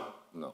We're not talking about that. With the different resolutions that you got in here, we also want to see going into different places that might look shady from the outside, might be shady inside, might not be, or Yes, might sir. look great from the outside. Once you go inside, what's going on is illegal. So we have an obligation to do, in addition to what you just described, that is our main intention, to do those bar checks, to make sure that where you have alcohol being sold, that every so often we go there, we check, we see, to make sure that they're being run legally and properly. Yes, sir. And we coordinate with the police department and the State Department of Alcohol, Beverage and Tobacco Regulation. There was a time in the city that we got invaded with illegal gambling machines. In fact, it cost a police chief his job because he confiscated so many of those illegal gambling machines and made so many arrests. If there are gambling machines in establishments in the city, and I reported to the prior chief, Polina, some places that had some. And in fact, it was confirmed that they had illegal gambling machines at the time. Yes, sir, and we can cite them So under our code. those are other areas that we need to go. But look, any place that you have prostitution, you have illegal gambling, you have underage women, you have narcotics being sold, you're dealing in cash. And those places are a hazard to our residents. And the only thing that they're going to be bringing to whatever area of our city that they're in is going to be bad elements and problems. And these places, we have to be on top of also. And all of us up here, the mayor, we haven't been able to go out in our own districts with law enforcement, with code, and be able to be part of the solution in cleaning these places out. And frankly, I don't know what has been done in the past. I frankly don't think enough has been done.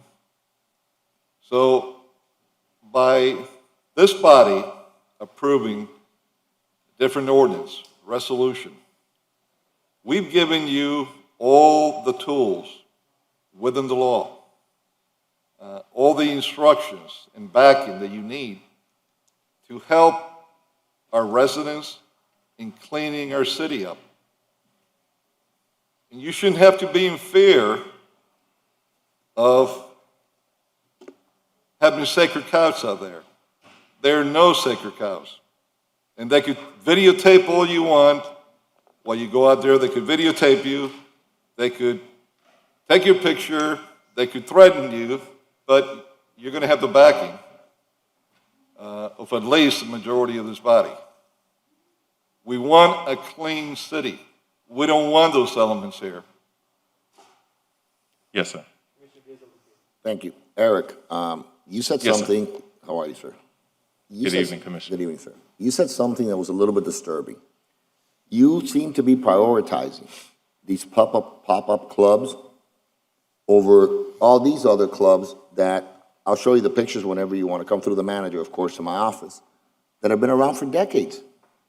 And you seem to say that we're working on these pop-up clubs that are operating outside the law.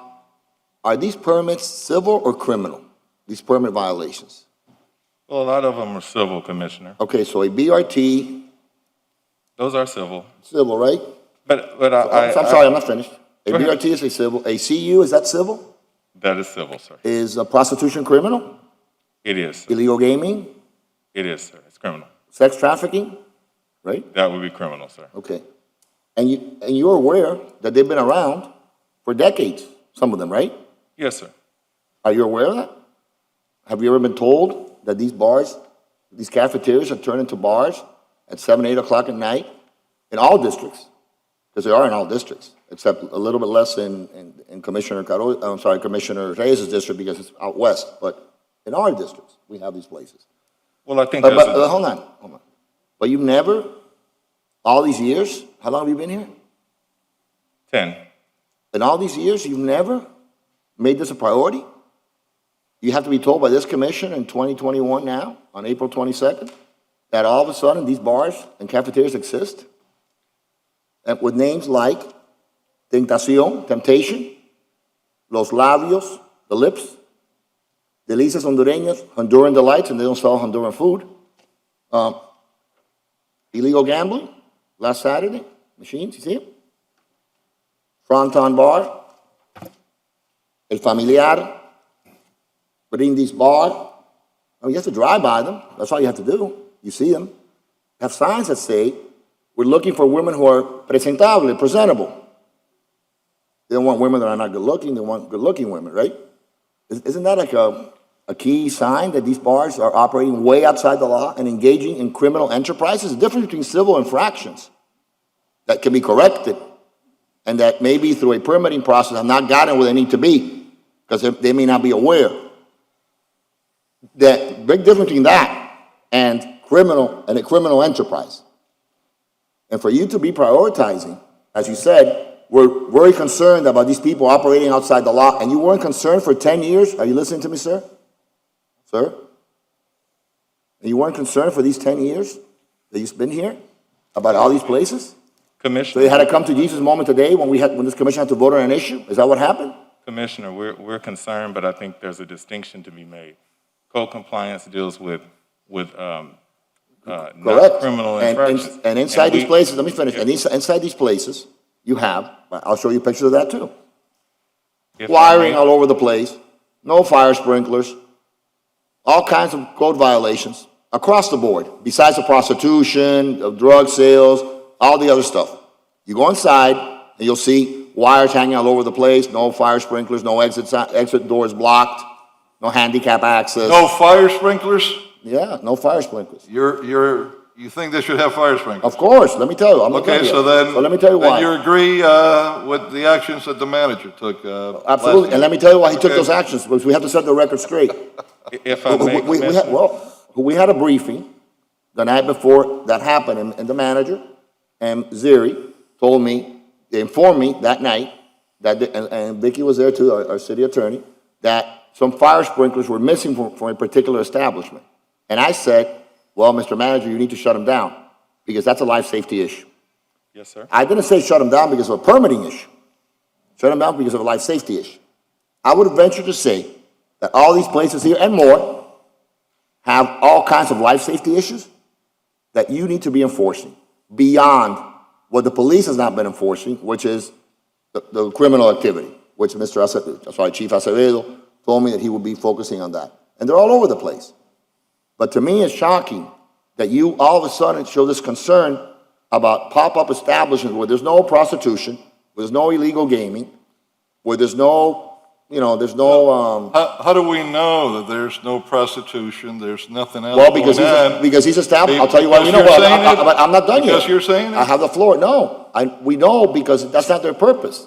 And because all you have to do is take a look at the body cam with the pictures of, inside these places, that's not their purpose. Their purpose is to do pop-up clubs for people in their 20s who like to listen to electronic music like they did in New York, in Chicago, and all big cities. That's their purpose. Do you think? Their purpose this purpose is prostitution, and this one too, and it goes on and on and on. The pictures are here, I have about 40 pictures here.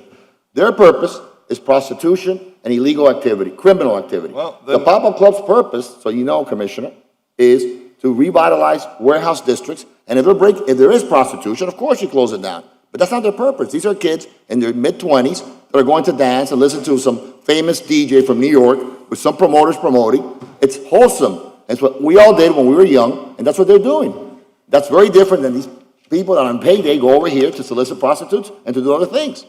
And I think the priority of this commission, of this city, of all departments, should be to go after criminal activity, first and foremost, to go after code violations, people that are serial code violators, have been doing it for year in and year out, before you were elected, Commissioner, before I was elected, way before, but you've been around, so you've known this.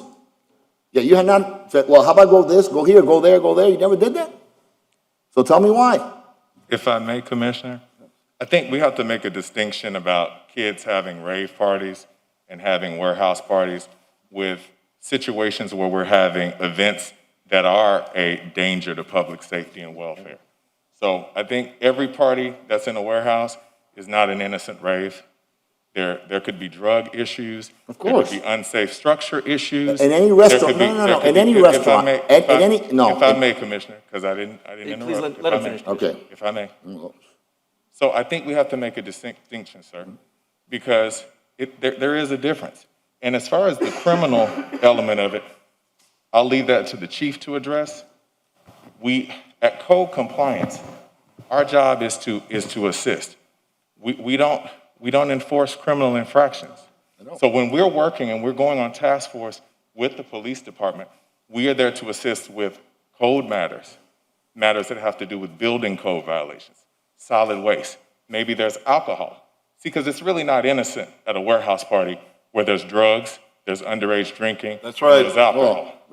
So nobody's saying. Just a moment, please. Nobody's saying, no, I need to follow up. He's addressing me, so I'm going to respond. Are you finished, Mr.? Yes, sir. Nobody's saying that you can have drug use and all kinds of illegal activity at a house party, at a restaurant. You can have that everywhere. It could be, it may or may not be the case. Some may be more innocent than others, who knows, right? But I will tell you what we know for a fact, that these are illegal. We know this for a fact, right? So it's not a question of you going to one and say, well, this one has no drug sales and that one does. This one we know has prostitution. Well, hold on. How do we know? Because you're saying something? No, Show the same way you know what I was doing when I went to one of pop-up clubs. I didn't know anything. You happen to know that, right? How did you know it? How did you know? What I looked at was what everybody else looked at. The reports, I know. Well, the this is what videos. we need to look at right now. You tell me what this is. and commissioners. wanna I see can't it? see it, Commissioner. There. you Bring see it over to me. I will. I'll distribute to all the commissioners. In fact, I have them here because I'm gonna make them part of the public record. And I have an additional list. I'm gonna make them part of the public record where it's clear. And on top of that, we have additional pictures. Mr. Chair, But we have additional pictures that also show code violations, electrical, fire safety, life safety issues, all kinds of stuff. All And that's all gonna that be should made. be enforced. Just I a moment, agree, gentlemen, Councilman. gentlemen, It's all part, gentlemen. it's all part of the public record that I want to have, so that you know, just by looking at it, you know, it's like that old Supreme Court case. I don't know what pornography is, but I know it when I see it. I know it when I see it. We'll address those issues. Just a moment. Commissioner. Mr. Chair, Commissioner please. Reyes, you are very recognized. Mr. Chair, let me tell you this. I mean, I think we're going in circle. Two rights doesn't make, and two wrongs do not make a right. I mean, it is wrong to have a business without licenses, as it is wrong to have prostitution and illegal activities in a bar. And our job as an officer of the city of Miami, and you as the police chief, your job is to go to both places and see that they comply with the law. Let it be prostitution. If there is prostitution, arrest everybody. If there is no licenses, but it's distributing liquor without licenses, you call alcohol and whatever, and you do what you have to do. You give them a license. I mean, if it is wrong, it is wrong. We have rules, we have laws, and everybody, doesn't matter if it is in a backyard, if it is in a warehouse, it doesn't matter if it is in a bar, that is a machine, and all of that. Our job is to protect the residents and the citizens of Miami. And those that don't comply with the law should be either cited or arrested. And that's it. That's it. It's very simple. I mean, I don't think that we have to keep on arguing. Just a moment. Are you done, Commissioner Reyes? Yes, Mr. I'm done. Acting Code Bien dicho. Enforcement Commissioner Director. Carroyo, you're recognized. Mr. Acting Code Enforcement Director, let me say this to you publicly. You and all your personnel that go out there and do the job that you're supposed to do in enforcing our laws, you will receive 100% of my backing, and I think the majority of this commission and the mayor. So please have no fear in going out there, because what you stated is the truth. These big pop-up places, they're even more dangerous than the small ones. And I'm going to tell you why. Because the kind of money that these big places are making is not $2,000, $3,000, $4,000 a night that these little bars are making. They're making 20, 30, 40, 50,000 or more, depending how many people they get there. It's all a cash business. This is why one of the people in one of these places, I don't know if he was in the video or not, has accounts in the Turks and Caicos Island. This is why the home he lives in, he's got it in a corporation from the Turks and Caicos Island. This is why an ex-corrupt cop from 5.5 years ago, arrested for stealing over $100,000 in jewelry when he went as a Metro-Dade police officer in a raid and stole $100,000 from the house that they raided in jewelry, was caught, pleaded guilty, went to jail, and he's the manager now in one of these places. Doesn't that make you feel all goosey and good, huh? That this is the guy that's running one of these places.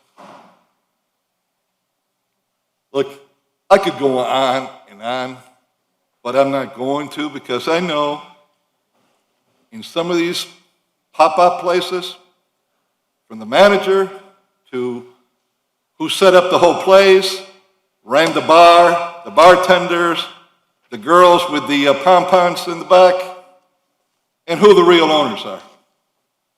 In fact, the owner of one of those establishments, he's also in the opening up the medical marijuana places.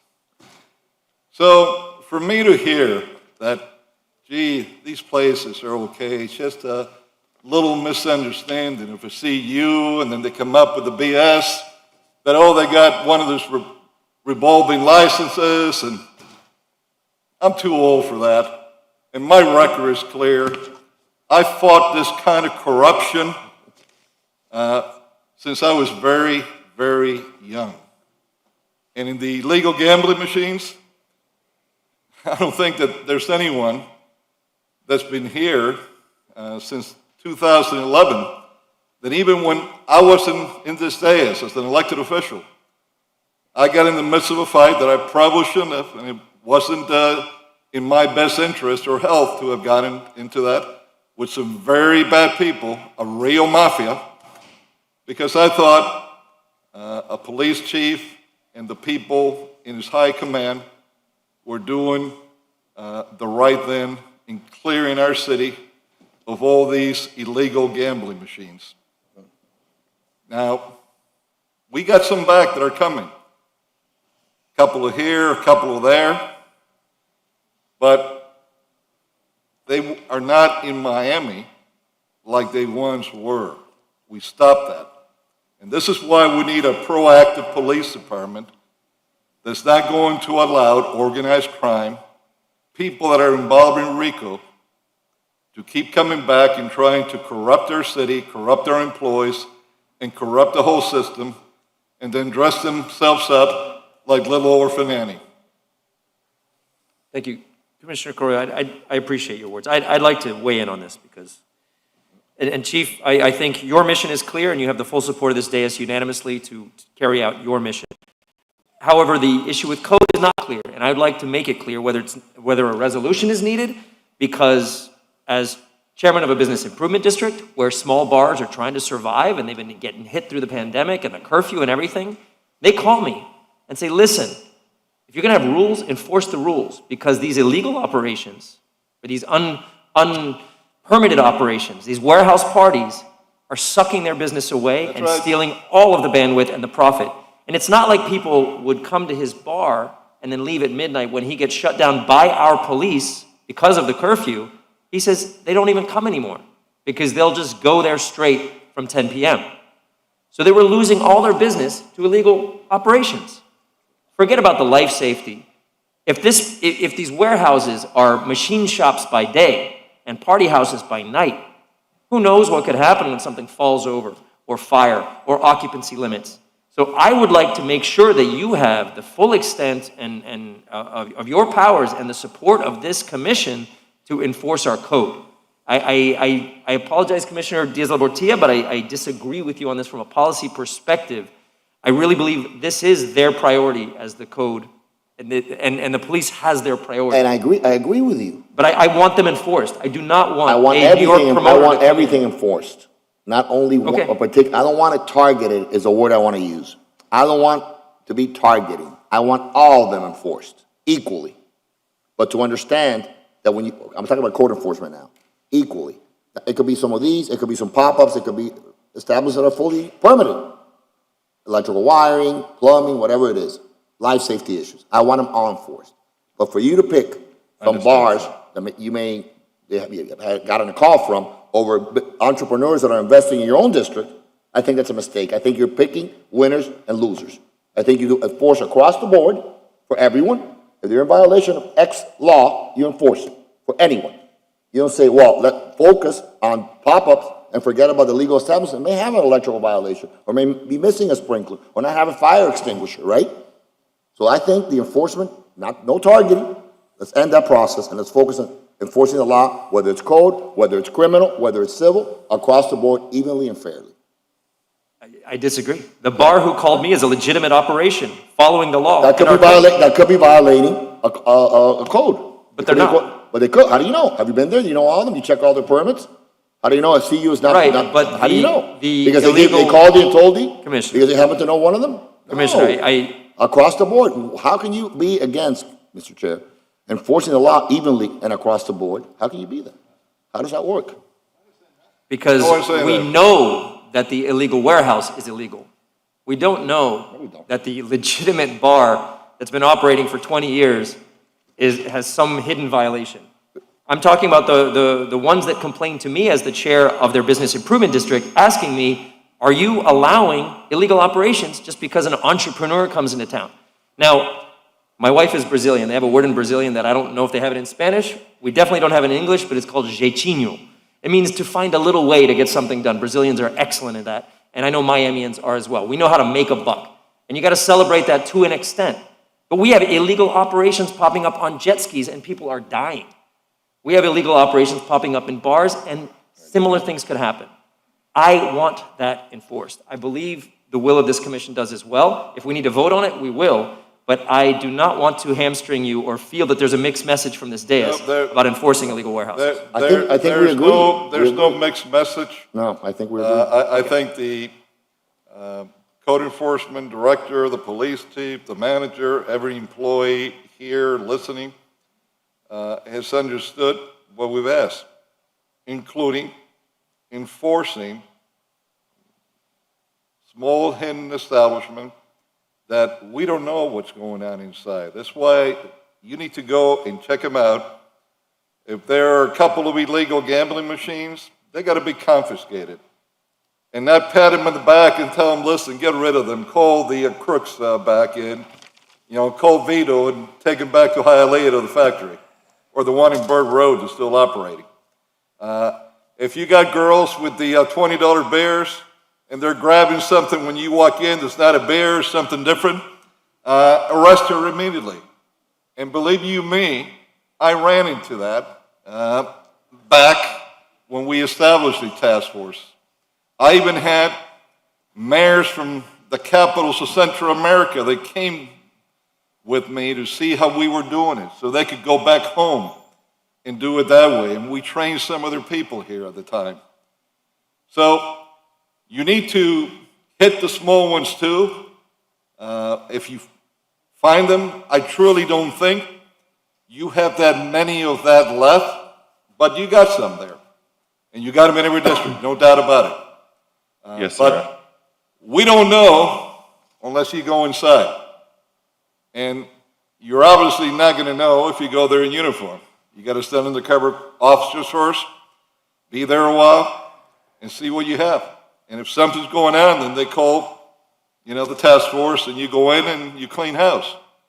But that doesn't mean that, you're going to overlook one for the other. You have to go at them the same way, both of them. And clean our city. That's all we're asking. Clean our city. All right, have we satisfied this discussion, gentlemen? I think it is. Are we good? Have we beat this dead horse with a dead horse? All right. So Commissioner Watson? Thank you, hey, man, I got to get me a kick in. Hey, look, I just want to say this, and I think it started when you said about prioritizing. And I'm not so sure how long you've been in place. I know you've served in your position in a short period of time. I think what everybody is saying is the same thing. Look, good, better, and different, then you have to go after it. If you know about it, then you address it. Yes, sir. I think that sometimes our hands are tied. I can tell you, I've passed by places buried deep in the city, per se, and it's a dead street. And in an hour, it's like 200 people. I have someone who has a legitimate business on this whole temporary event stuff, right? They can tweet and have 500 people in a location within an hour and a half. Yes, And sir. also tweet by the time they think somebody's coming, and they're all gone. So it's very difficult, but I think what the commission is saying is to the extent you know, then you go after man. I think that's important. Thank you, sir. Thank you. All right, gentlemen, last Thank you, meeting I got you out of here by lunch. This time we didn't even make dinner. So I'm going to make up for it in the air, like Delta. You did a great job last time. All right, today not so Okay. much, but I'm going to get us there. If you work with me, we're going to work through the remainder of the agenda rather rapidly. I'm going to go back to the beginning and just finish out what we haven't gotten Chairman? done. Yes. Yes, Madam City Attorney. I just wanted to confirm the item, I believe it was FR6 on alcoholic beverages. I wanted to confirm if this is coming back on May 13th for second reading. So it passed on first reading. Commissioner Correa, when would you like it to come back? Excuse me? FR6, your alcoholic beverages ordinance, when would you like it to come back for second reading? As quickly as possible. 2 weeks, please. So Next meeting? May 13th is the next meeting. Okay. Thank you. Okay, we're going back to the beginning, and we're going to That's rock right. right through. RE2, direct the city manager for a ban on gambling. Is there a motion on this item? Move. Moved by Commissioner Watson, seconded by Commissioner Croyo. Is there any further discussion? Yes. Yes. I have You're a- recognized first, and you're recognized second. I think that we went through this before, that we've been requested or ordered to draft a resolution or an ordinance that we're going to ban gambling in the city of Miami. I don't think that we should be ordered or request. This is something that has to come from us. I don't think anybody has the right or the power to tell us what type of legislation we have to do. And so that I will not support this now, and as I didn't support it later on. And I don't want to tie our hands either to, because of, somebody's philosophical opposition to anything, you see? That we have to think about the whole city. If you are so much against gambling, go after the lottery. The lottery is the one that really hurts the people, the hardworking individuals, that they go to the store and they buy $5 scratch and $20 scratch, and you see that most of their salary goes there. If you feel so bad and so strongly against gambling, let's go. I go with you, because I did oppose the lottery, and it was they promised that it was going to be for education, and what they did is they took all the funds from education, and now we are financing it with the lottery and placing a lot more burden in the local in local taxes for education. And if you want to do that, let's do it. But this is something that I think that it is. It's an abuse of power. Thank you, Commissioner. Commissioner Diaz-Portillo. Thank you, Mr. Chair. For the sake of brevity, ditto. I'm not voting for this either. Okay, well, for my part, there's a motion in a second. I'll be the tiebreaker on this, because for the same reasons you said, we should be setting our laws, not someone else. My worry is that the state is going to be setting our laws for us, Absolutely. and that we may get preempted, and that the portability of license may affect us. I'd like to set our line in the sand today. And if we want to change that later and make for allowances, that's fine, but I am very open to this. I do believe it needs an amendment to remove any of the language having to do with the settlement, because this is a pure resolution directing the manager to bring a ban on gambling, having nothing to do with the prior settlement. A lot of the whereas clauses refer to that settlement, so I'd like to remove that language. Is that all right, Madam City Attorney? Mr. Chair, where this came from? Whose idea was this? This was originally part of the settlement. No, it wasn't part of the settlement. No, we didn't vote in that. No. We didn't vote. No. You're misunderstanding me. It wasn't in the settlement. It wasn't in the settlement. This was brought up during the It negotiation. was brought up as one option. Because after reaching an agreement, then they said, well, we want this. That's not the way we do business, sir. I'm sorry. And I stand by the consequences, and I don't care what anybody says. You see, I am as opposed to to gambling as anybody else, but I don't like to be dictated by nobody. Thank you. Madam City Attorney, is it okay to strike that language with regard to the settlement? Clear, noted.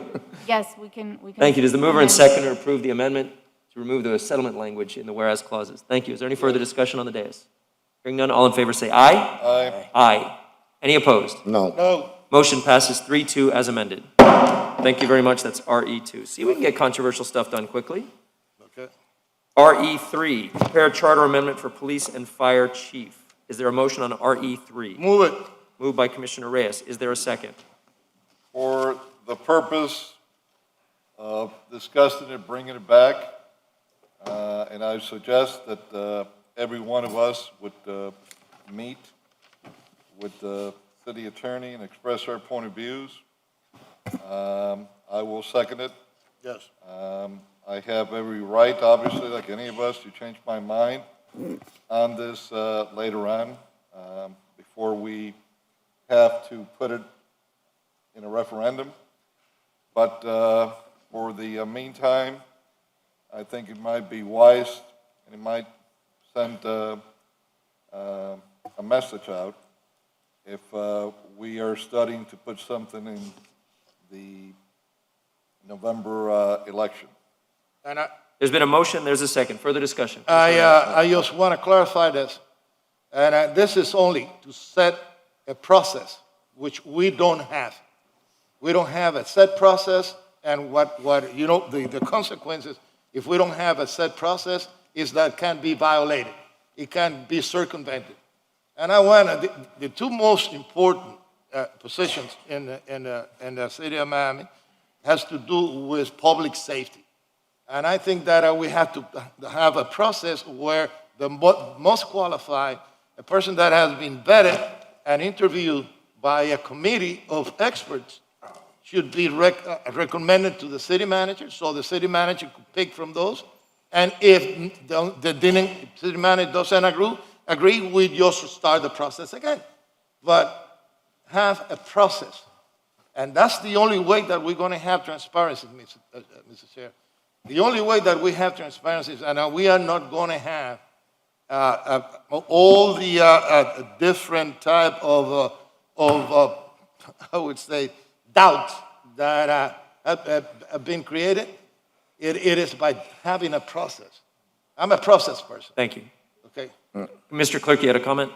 I'll let Commissioner Diaz-Olortia go first. Commissioner, you're recognized. Thank you, Mr. Chair. I think the city charter is very, very clear as to the powers and responsibilities of each one of us, including our city manager, city attorney, our mayor. I think it's very, very clear. There's no ambiguity in it whatsoever. So I'm going to be opposing this, Commissioner Reyes. I think that the manager has the right, sole right, exclusive right to pick the police chief, and I think that he can set the process himself. So Mr. Chair? I'm going to be, well, hold on, let me finish.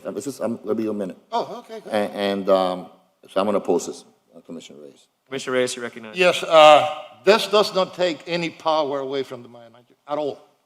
The only thing is that sets the process, and the final decision is made by the manager. It's not made by the commission.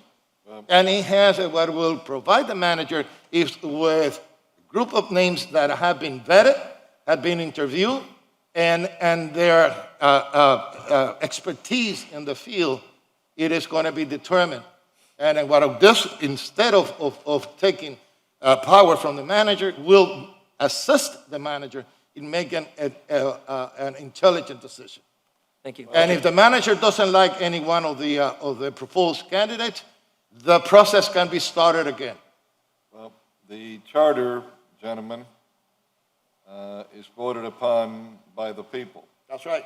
So whether is the present charter or a future charter that's changed by the will of the voters of Miami, then that is the charter.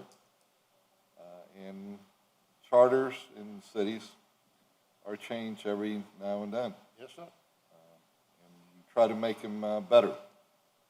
But again, I made my position clear. This is only to move this process along, look at it, and we'll see how we'll vote at the end. Thank you, Mr. Clerk, you're recognized. Thank you, Chair. There is a substitution for RE3. At the sponsor's request, this item is being substituted to reflect the removal of the language requiring city commission approval within 14 days of the city manager's appointment. And how would that substantively change it? What? So the substitution requires only the process. Well, I intend that to come back, and we will see what changes we will make. Mr. Chairman? I'm Yes. not even one for... Could you read it? Yes, so the original draft said the city attorney was to draft an amendment to the city charter, creating a process, and that the final appointment was subject to city commission approval.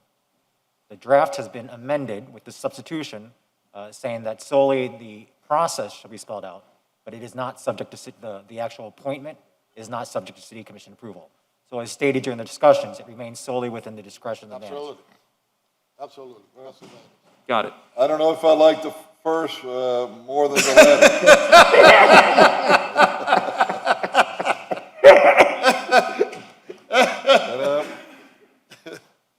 My managers had a lot of experience with meter maids, but not as much with police work. So this, if it passes, would come back to us and the language could be That's right. amended even at that time. Language, this is the language that, I mean, it doesn't have to have a commission approval or anything. It's just the city manager is the only one that has the power to pick. I mean, no power is taken away from the city manager. The final decision is the city manager. Listen, you're not going to offend me if you want to take some powers away. City managers aren't God. I know, but This is a system. Let's get into how this whole city manager process came about. Yeah. It came about because before you had city managers in our country, you would have someone out of office, and the people that came in, they got rid of everybody and just put cities upside down. So it is true. the powers to be in Mount Olympus decided that you had to find a city manager, a professional, that administrator, would stop that from happening when you had transitions in governments at the city level. And the concept was excellent, but there was one problem. You were dealing with human beings. And as that process moved along more, it got more perverted. Yep. And I will tell you now that in most major American cities and smaller cities that have city manager process, and I was a city manager myself once, the city manager doesn't have the real power and doesn't exercise it as the charter states. So all this stuff that the manager, the power and stuff, you could tell that to somebody else, but don't tell me because I'm behind the curtains. I'm not in front of the curtains. Yeah, but... Thank you, Commissioners. Okay, thank you. Is there any further discussion on the item? And by the way, I wasn't speaking on our manager alone. I'm speaking across the country. Managers as a whole. Thank you. You were talking about Art? Managers as a whole, the whole country. How the process really is. For So my, don't take it personal, Art. thank you, and with all due respect, and for my part, I do prefer the charter as it is currently, so It I'm is your I'm not in prerogative. favor. I am trying to establish a process that process will bring more transparency to the selection of the two most important positions that are in a city government, which is fire and police, that have to do with public safety. Thank you. Commissioner Watson, that leaves you as the swing vote on RE3. Are we ready to vote? Yes? Thought it had already been established. We're only talking about what? The process Yes, and the manager ultimately picking. that's right. I thought that was an amendment that changed everything for nothing to go forward. We haven't voted yet, so two are opposed to actually creating a charter question, a ballot question for the charter to change the process, and two are in favor. And so I just wanted to let you know where we What we're are. doing is creating a process. Yeah, Because there's no I mean, look, let me make comments on that. all right? I happen to think, and I guess I used maybe an elementary example relative to the selection of those individuals, because they are important, right? As a general manager, I have a time period where I can't tamper with another player. But if I have a chance to sign LeBron, I'll pay the fine. I don't care how I get him. Now, he may not be the options I have, but if I have a chance to get him, then I'm going to get him. And so when I look at the issues that we're dealing with, we can't tamper with another player. But if the players can talk to each other and convince another player that's better than the options we have to come join the team, why would I tie their hands? So now we're tying their hands. I say that in a simple way, Commissioner, just from that perspective. It seems like the charter is clear. The manager will pick. We're going to establish a process that may not necessarily produce what we want it to produce. And so for that reason, I like for it to stay Well, where let it is. me clarify that, sir. Okay. That does not preclude the manager saying neither one of these candidates I like, I am going to pick somebody else. But there's going to be a process, you see? And everybody that is going to be picked, you must be vetted and must be interviewed. That's the only thing.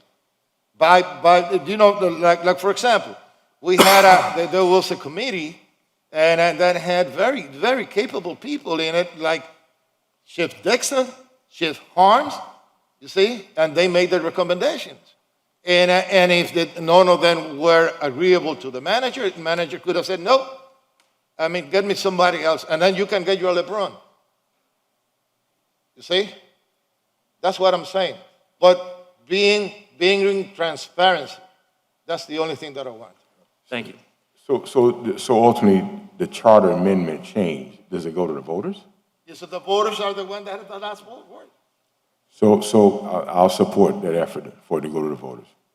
I was going to say, just so everyone's clear, the way that Chapter 2 of the City Code is worded is that once this resolution is passes, assuming it passes, it directs the city attorney to bring back the proposed charter language, which will come back in June or July for this commission to vote on. Assuming the commission approves that proposed language, it would then go on the ballot November, assuming we're going on the November ballot. Okay. Okay. Thank you. So, Call the roll? any further discussion? No. All in favor say aye. Aye. All opposed? No. Nay. Let I me believe- say this for the record. I asked the manager for one thing and one thing only, that whoever he would hire would be someone that would be truly qualified. Yes. He did that, so regardless of everything else, and we all are familiar with it, I will be giving this police chief my full support, because there's no doubt in my mind he is truly qualified. And I hope for the city of Miami and our residents that he succeeds and makes this department in our city better than it is, and he will receive my full support unless I see otherwise. That's very well stated. Thank you. And it did pass, right? Well, I'm trying to get there. For my part, the talent of a true good CEO is to attract good talent. How they do that is their magic. And I believe the charter's clear. But we do have a vote, and if I'm not mistaken, it is 3-2 in favor of your item. Yes. Correct? All right, motion passes. Thank you. As amended. As amended.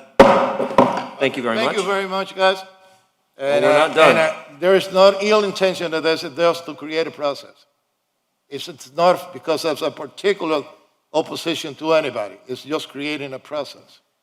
Thank you. I'd like to pass the remainder of the RE agenda, that's 5, 6, and 10, noting that 10 is a 4/5. Yeah, RE, What's that? RE5, RE6, and RE10. Are any one of those, would someone like to pull? Would anyone like to pull one of those specifically separately? What are they? So RE5 is to allocate funds for property acquisition. RE6 is to make our outdoor dining program permanent. And RE10 is to execute move the it. purchase and sale agreement. Moved by Second. Commissioner Reyes on all three Second. items, seconded by Commissioner Can Carollo. you, please, Mr. Clerk, put me as a co-sponsor with Commissioner Reyes and RE6? Yes, and I also have Commissioner Russell as a co-sponsor for RE6. Yes, but I have some clarification and Mr. direction. Clerk.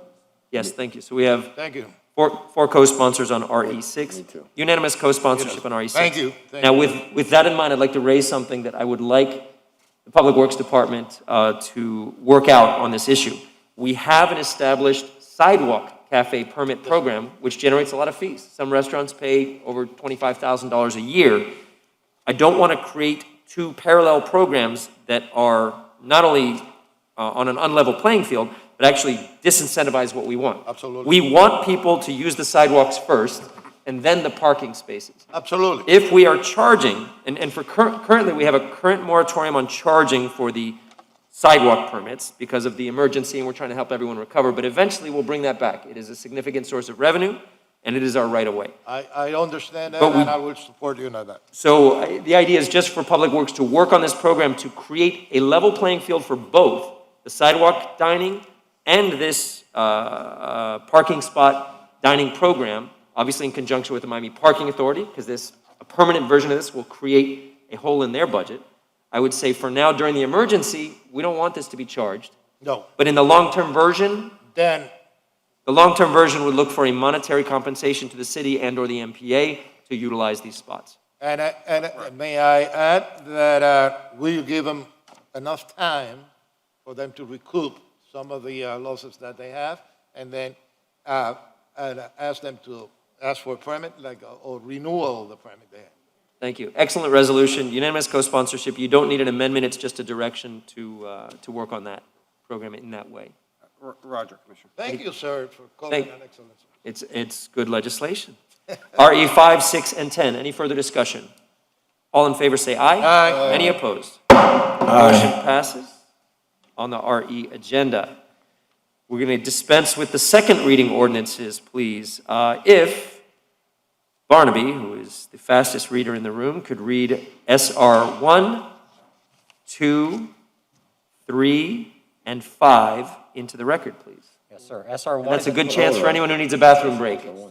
It is. While Barnaby reads those four ordinances into the record. SR1 is an ordinance of the Miami City Commission amending Chapter 35, Article 8, Section 35-292 of the Code of the City of Miami, Florida, as amended, titled Motor Vehicles and Traffic, Private Parking Lots, Issuance of Private Parking Violations Prohibited, to make the regulations consistent with Section 21-46 of the Code of Miami-Dade County, containing a subrogation clause and providing for an effective date.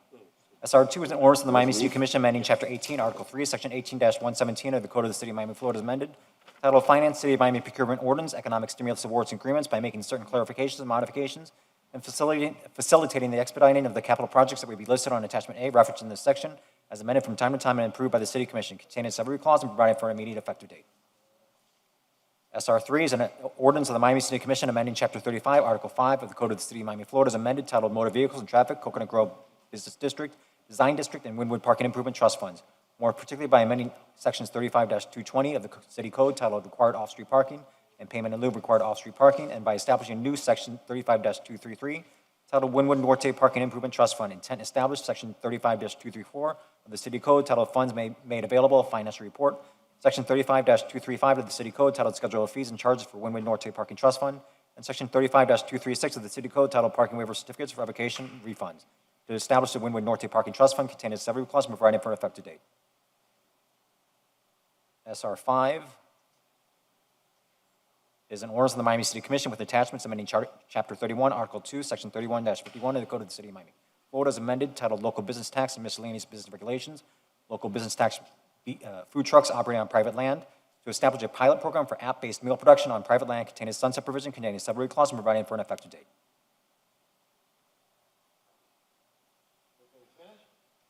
Let's wait until everybody comes back. Our chair has been sitting there without, our chair was sitting there, I mean, my goodness, I don't know how he held it for so long. He's a young man. No way he read all I mean, you were holding it, man. Mr. Chairman, on SR5, the city attorney is suggesting a proposed amendment for the commission's consideration. That's the food truck one.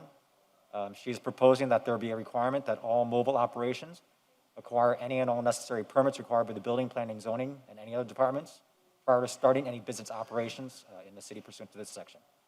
Thank you. There may be a couple amendments on that, so let's see if we get a motion. But have you read all of them into the record? Yes, sir. All right, let's take them one at a time really quickly. SR1, is there a motion Move it.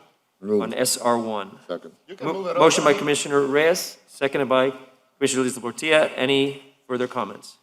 Being all in favor, say aye. Aye. Motion passes. SR2, Economic Stimulus Awards. Moved. Moved by Second. Commissioner Diaz-Portilla, seconded by Commissioner Reyes. Any further discussion? All in favor, say aye. Aye. Any opposed?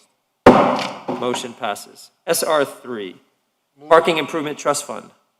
Moved.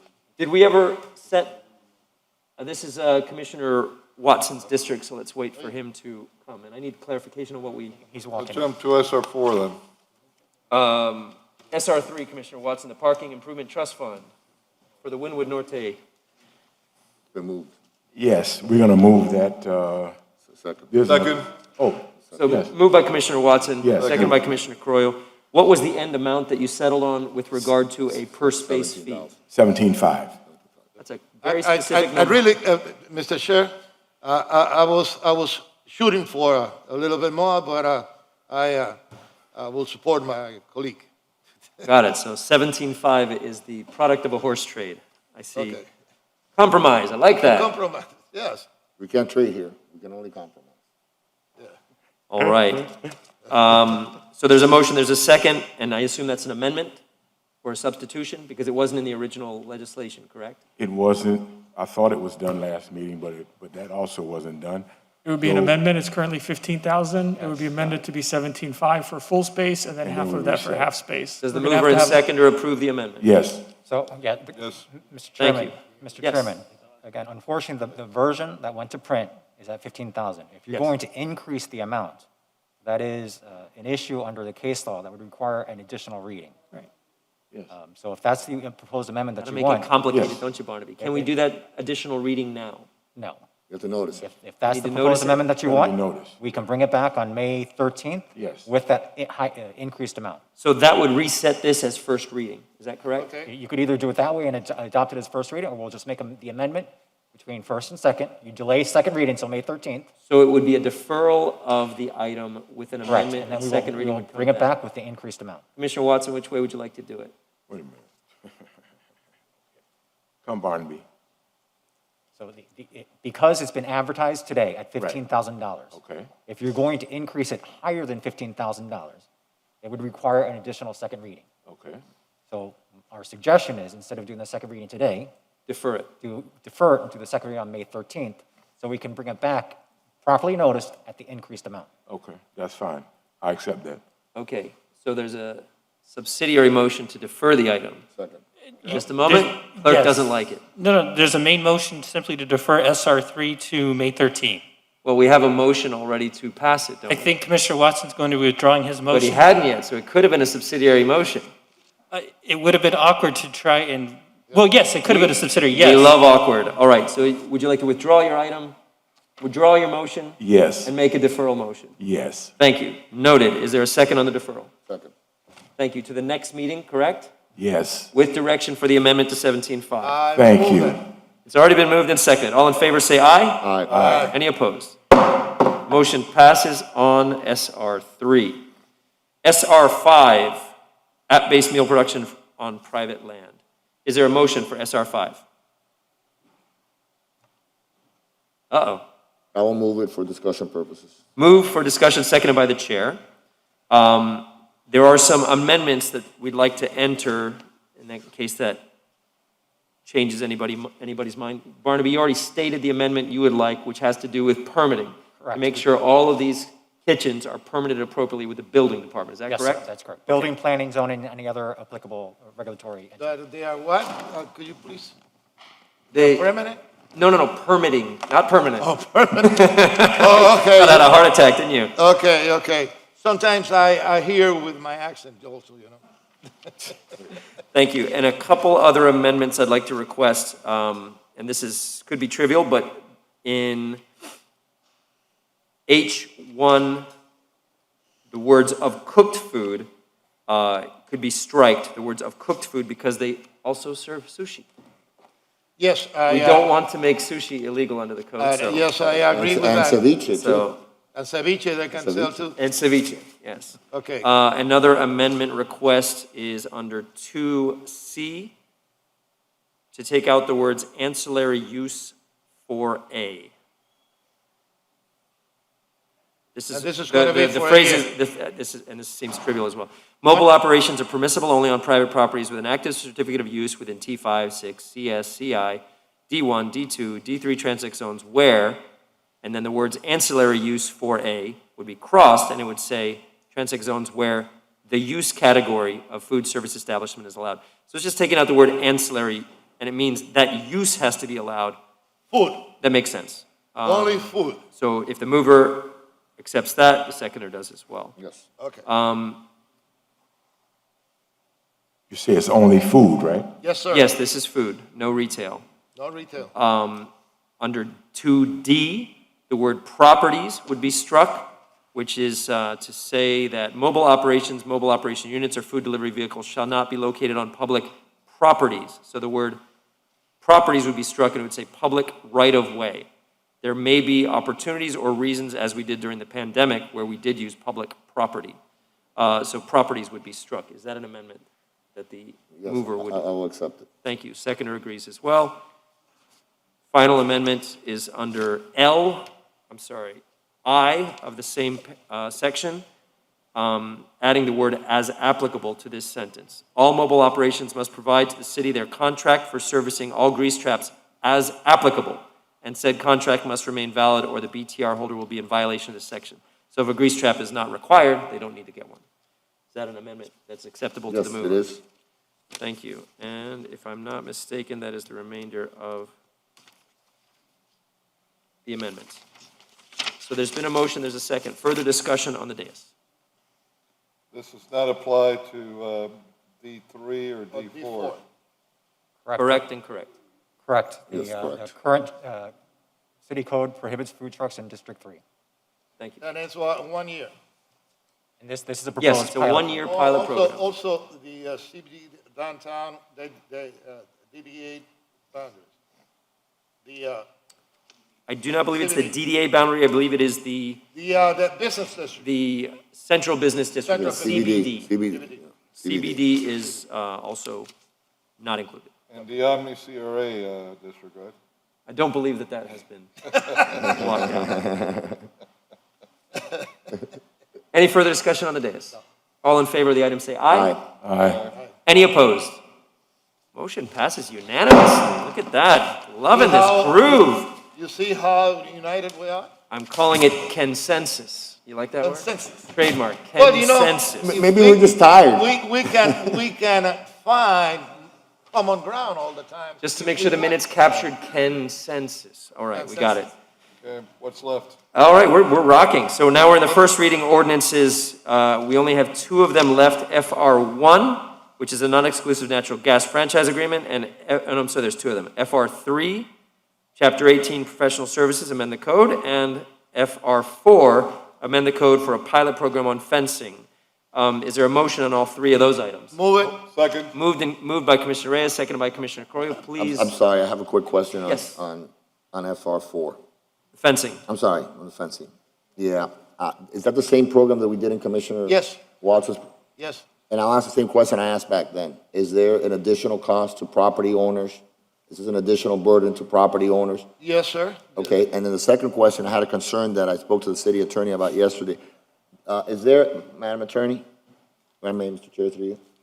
Madam Attorney, was there a concern with the fencing issue that perhaps police access to these lots or public access to these lots to clean them or clean brush or clean garbage this may create a problem for them?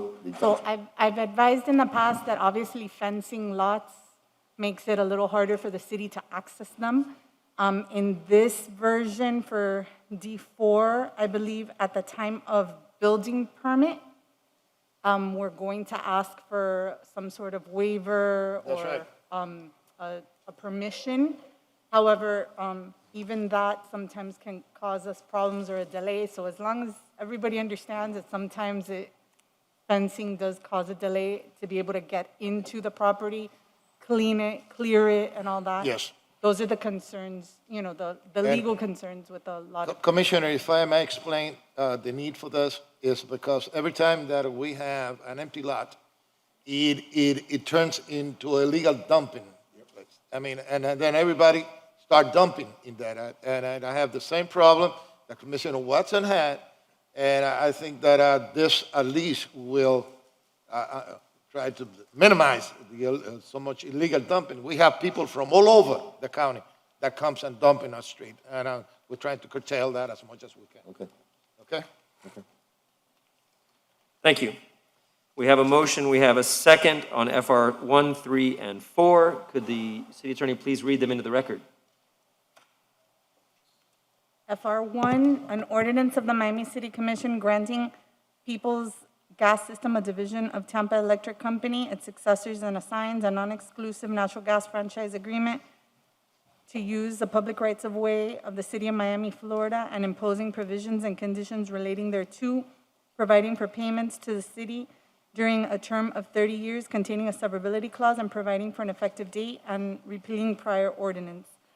I had told the commissioners, though, that between first and second, we may work on the timeframes and most favored nations clause and the indemnification language, so that may change between first and second so that we can tighten those items up.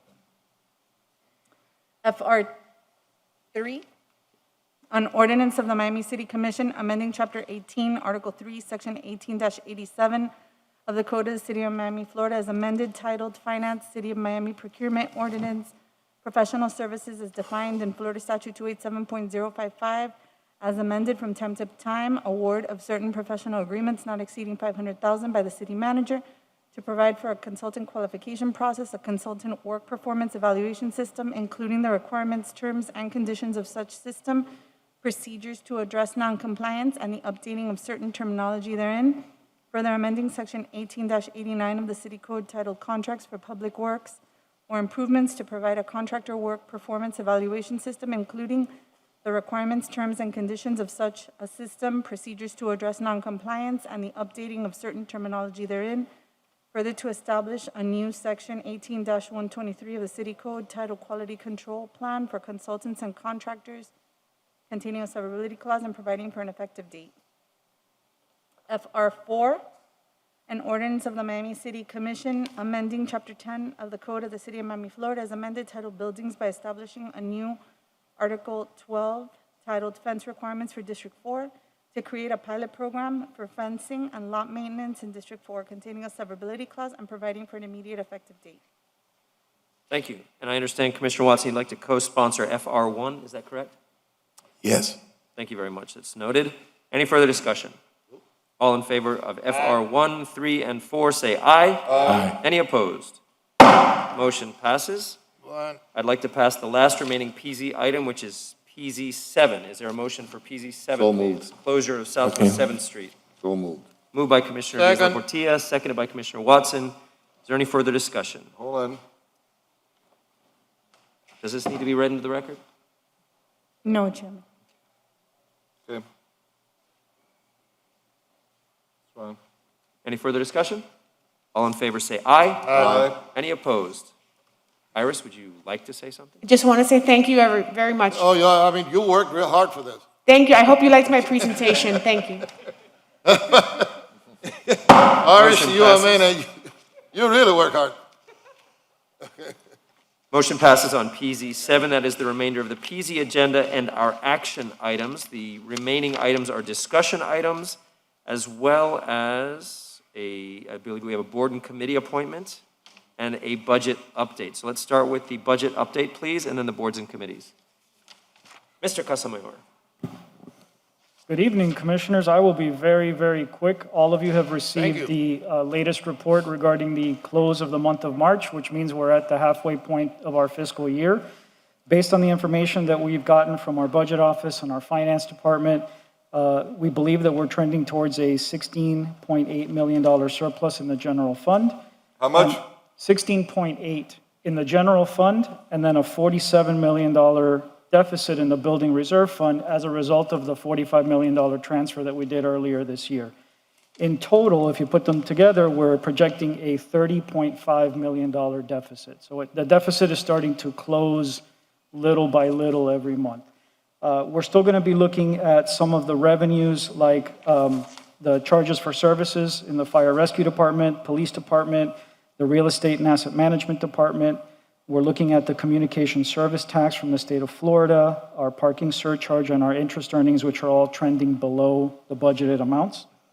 And on the expenditure side, we are spending a lot less than we budgeted right now, and we hope that that trend continues. However, just to make it a point, none of these projections include, in case we have any natural disasters over the next few months, hopefully we won't. It doesn't include any expenses resulting from that.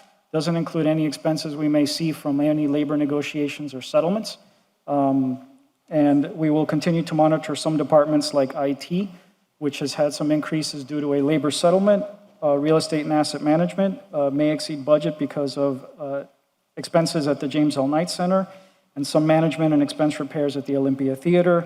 And are working on our new budget already for next year. We should be having some meetings with the manager very soon. And I will take any questions you may have at this time, sir. Thank you, Mr. Casamayor. Are there any questions regarding the budget? Great job. That is BU1. Boards and committees, please. BC1. Thank you, Chair. BC1, Commissioner Watson will be appointing the following individuals to the Little Haiti Revitalization Trust: Dufirsten Julio Nuri, Viola Nakasi, Wilkinson Sejour, Ashley Toussaint, and for the non-voting youth member, Daniela Gonzalez. Is there a motion, please? Moved by Commissioner Diaz-Labortilla, seconded by the chair. All in favor say aye. Aye. Très bien. Motion passes. Now, we will continue DI1, and by continue I mean rejoin with DI1, where we heard from one of our boards and committees. I understand that we have one on the Zoom. If IT can promote them, please. Commissioner Carollo, you will enjoy this. This is our Art and Public Places Board, which I understand has amassed a good $2 million in funds to be spent on public art, and their first project is giant cats and dogs. That's nice. So we will hear from the chair of that board, and I'm very interested in this. This is an ordinance we passed where public projects yield money for art, historic preservation, and other things, and now they're starting to get actually putting art out in the public. So is this chairman available to report to the commission? I am. Hello, how are you? Good, how are you? I really appreciate your patience today. We have a lot of business to do, Zoom. and thank you for waiting. You have the floor. Hi, Chairman, Commissioners, and City Manager. I'll read from my notes. My name is Francisco Herretes, 6200 Northeast 2nd Avenue, Miami 33138. I am Chairman of the Art and Public Places Board, here to present our 2020 annual report. Thank you for allowing us to appear by Zoom.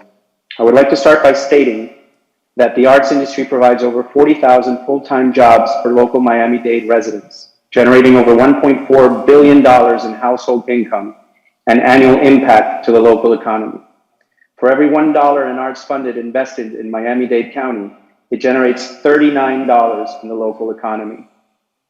That is an incredible return on investment and shows that art and public art are about aesthetics and beautification, but they can also be a powerful economic engine for the future city of Miami.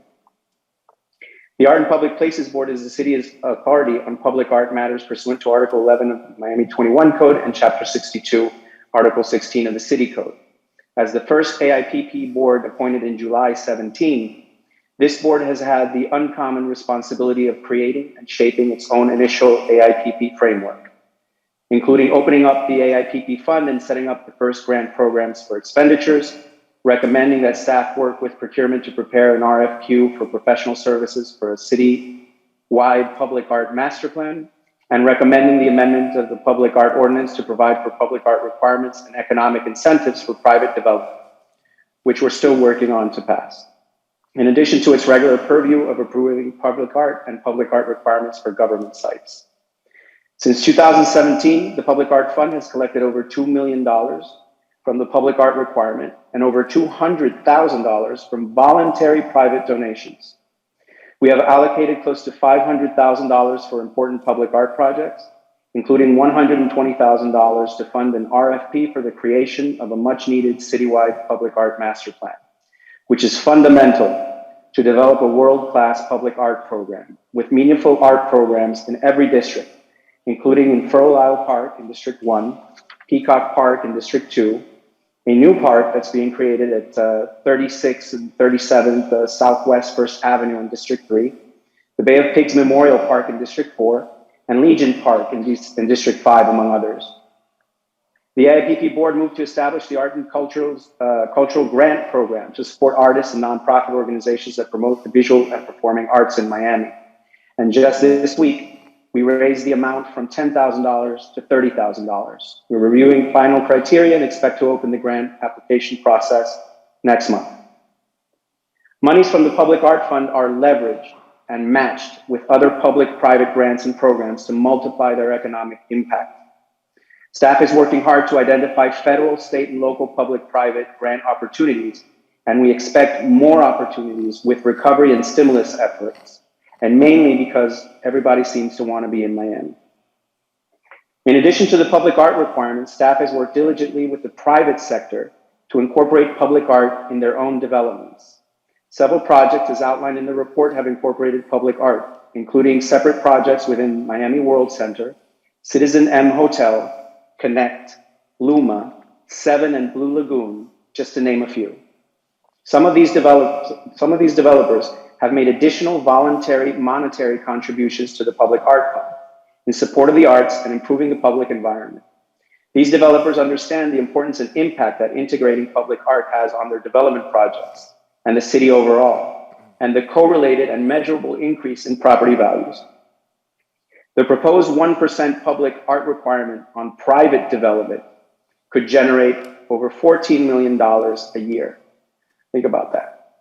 In the coming months, hopefully as we move away from COVID, the board and staff are excited to start the Arts and Cultural Grants Program, which prioritizes local artists, and the Miami Public Art Master Plan process that recognizes and takes advantage of our many diverse neighborhoods' beautiful individualities and commonalities. If we can improve our job, I would admit that our board has not been working as closely as we should with each of your district offices. Your insights and communication with your communities are key to achieving the best results. We will do better and look forward to working with your offices and communities to identify strategic opportunities for public art and make them happen. If you must take a single bullet point from our annual report, please recall that for every $1 invested, the arts generates $39 in the greater local economy. As a world-class city, Miami is in an extraordinary position to leverage art and public-private resources to create enormous value for its people. Please help us create and promote public art in your districts in 2021, and we'll meet again next year to wonder at the results. Thank you very much. Thank you for your service. Does anyone have any questions for the Art and Public Places Board? No comments, no questions. Thank you very much for your service and to that of your board. Thank you. Thanks for your patience today as well. So that'll be the Thank end you. of It's a DI. pleasure. Thank you. We'll simply, I guess we have to defer the annual report of the other item, or you'll just bring up on another agenda? Okay. So we're dispensed with DI1. All we have remaining is 4 discussion items. Update regarding the status of legislative session, Mr. Manager.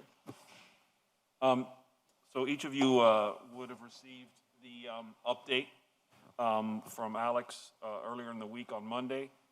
We do have 3 appropriations in budgets, both at the Senate and House. The dollar amounts are still sort of in play. Obviously, we're hitting the stretch run on session with the final week coming up this week.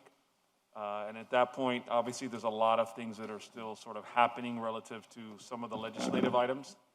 More particularly, the building fund item is being worked off, probably the 3rd or 4th strategy on that one. Hopefully, we'll find some luck there and be able to find some success before session is finished. But I'm fairly optimistic that the dollar amounts that we're going to receive for the projects that are in the budgets are going to be pretty substantial. I'm going to give the team a lot of credit on that. Thank you. Questions for the manager on the legislative session? Mr. Commissioner Diaz-Portillo. I haven't had a chance, I'm sorry, I haven't had a chance to look at it. What are those dollar amounts, those 3 projects that you say? I don't have them specifically in here because they're still sort of fluid. Well, just tell me how much you have in the House and one, how much you have in the Senate and the others. Only 3 projects. It can't be that hard. No, but I just don't have those dollar amounts on me right now. If you'd like, I can get those for you. Okay. Yeah. Are there any other questions for the manager on the legislative session? Mr. Manager, do we have a federal lobbyist yet? That item is going to come to the commission on May 13th. May 13th? Yes. It'll be an actual assignment of Correct. a procurement, like a 4/5. We're going to Yes, sir. choose. Yes, we are. And do you know who it's going to be yet? Whoever we choose. We're working on it. So you'll bring us options, or you'll bring us one? We're going to bring you a recommendation. Single recommendation. Correct. Can you circulate? Can you work with the commissioners beforehand so Yeah. when we get there we'll have Absolutely. a proper a final decision? Because I don't We want to will. get it kicked. Chairman, let me be very specific again. It is this commission's responsibility to set a policy and to choose their lobbyists. It is not right to keep giving our duties, our obligations, and our power to someone else to decide. So I don't want to be told whom he wants. I want to be able to see the list of people that have applied. I would gladly hear his recommendations out, but we choose as a commission. I'm not here to be a rubber stamp. Agreed. We haven't issued an RFQ on this, have we? Have you received interest from firms on this? Yeah. Your microphone, please? Sorry, yes, I received a recommendation. You received a recommendation? Correct, from a couple of different elected officials, and we've sort of worked off of that. Correct. Does anyone here have recommendations for federal lobbying firms? Nobody came to me and asked me for a recommendation. No, and likewise, I don't actually have a recommendation, but I would love to have an option to choose from. This is important to us. We're talking about major infrastructure dollars right now, or even an infrastructure bill passing at all. And we should have a voice in that. We have huge potential projects on which we could find matching dollars if we had representation up there. Commissioner Diaz-Labortilla? Are you going to come to us with one name, or are you going to come to us with 3 names, or 5 names, or 11 names, or what's your plan? The intent on May 13th was to come to you with a recommendation. Okay. Does this body want to see an RFQ issued so that the world of lobbying knows we're looking? Because we've never had one before. We've never bothered them before. I think we should put a request for proposal. How quickly could we do that, Mr. Manager? Let me, Mr. Chair, let me just say this right quick. Oh, wait, the voice of Washington is speaking. that's Yeah, right, no, I no, was, no, I was gonna, I was gonna ask. Yeah, You have experience in this field, Commissioner I Watson. think the one he's going to bring is going to be the one that Commissioner Watson told him. Let's stay careful with that. That's why he all of a sudden he said, wait a minute. He may have a recommendation. I'm going to be subject to the arrows on this one. I gave the manager a recommendation that I thought was a firm across the board and could hurry up and get in the queue in the mix with what was going on. And that was, Wilma Cutler Pickering, I think, and King former. and Spalding. Which one? King and Spalding. Yeah, that one. Could you put it on the record? I just want to hear, And- Mr. Manager, what's the name of the firm? King and Spalding. King and Spalding. And Commissioner, and former Congressman Kendrick Meek. Yes. He's been pretty active with the administration. He's pretty active with former congressional members, and the Spalding firm that he's with is fairly good on the other side. Former Congressman Andrew Crenshaw, so they're pretty deep with respect to what they can do. And I asked him, would he be involved in helping us get our money and get our stuff straight? So, Yeah. you can hit me on that one. Yeah, it's a good Republican, Andrew Crenshaw, and a good Democrat. You'll like this. It was Kendrick Meek, so it's a balanced firm. It's a great mix. Yeah, it's a good mix, Commissioner, African it's a great American mix. and So I just want to, the manager didn't do it by himself. I asked him to Yeah, consider it's them and take a look. just a recommendation by the manager that I'll strongly suggest the manager pay good attention to what you're saying, because of all of us, the one that has the most expertise in Washington is you. For me, timing is of the essence, so if there's a solid recommendation That was the only you're getting thing. from more than one commissioner Yeah. here, I look forward to you bringing it back, Mr. Manager. The problem that I've had with this, Commissioner Watson, is not your recommendation, is that we should be advised by the manager what is going on. We shouldn't be getting surprises, being given something at the last moment without having other options. Now, I have no problem with this firm, but because of what is going on in Washington and all the money involved, I would rather see a second firm up there so that it could team up with them. We have 2 firms for Two different firms, things. that's fine. And the request for proposal should be that it would last for an X amount of time that we could choose from. Doesn't have to be the 2 firms that we picked now, or the 1 firm that we picked now. We could pick them, then have a request for proposal for X amount of time going into the future. You recognize? I agree with that. I think we get 1 firm now or 2 firms, whatever we can do by May 13th, and then we, at the same time, on parallel tracks, we put out an RFP for additional firms that then we can have a broader, choice. I agree with Commissioner Carroll on that. I think that no one should come to us, even though I know Kendrick very well. I know Andrew Crenshaw. I think it's a great firm. It's a good balance. But I think for, transparency's sake, that we should have a process in place. No. That's all. But in the interim, because we have so many dollars, billions of dollars out there, we need to move forward with this. I think that we could do both at the same time. Okay, Thank you. Okay, no direction needed. I think the manager's clear. yes. Thank you, Commissioner Watson, for your assertiveness in getting our legislative representation up in DC. That's the end of DI2. The remaining three. DI3 is the update on Bitcoin feasibility. The money man. Can we skip that one? Let's keep it. I think it's a very lost simple money. report. Good evening again. Okay, we defer it. We defer. Oh, there's a motion to defer DI3. I'll second that motion. Seconded by Commissioner. To the next meeting, please. Yeah, bring it to a vote. All in favor, say aye. Aye. DI3 is deferred to the next meeting. DI4, discussion regarding taxes and fees paid to Miami-Dade County and services rendered by the same. Good evening again. Okay, Fernando Casamayor, Assistant City Manager. We sent a report out to all of your offices regarding the information that was requested, from this commission a couple of meetings ago. Just to sum it up, based on the taxable value that we have from the property appraiser's office, and multiplying that by the 3 different millage rates that are paid for countywide, we project that we give the county about just under $297 million in taxes for the operating millage, debt service millage, and the library millages. The question regarding exempt properties in the city, again, we had the information from the property appraiser's office. Just under 2,700 folios are fully exempt in the city, and with a almost $7.5 billion property value. How much? Property value, about $7.5 billion.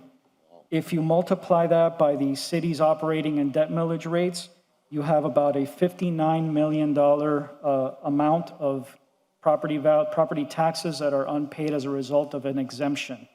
Some of it may be 501s, some of it is governmental, so it's a variety. In that report, I also sent you a summary, but also the individual list of all of the properties that are listed as exempt. As for how much we get back from the county, we asked a couple of times the budget director at the county, and what we did get back from them is that they do not budget their general fund by municipality. They do budget their general fund as a general amount,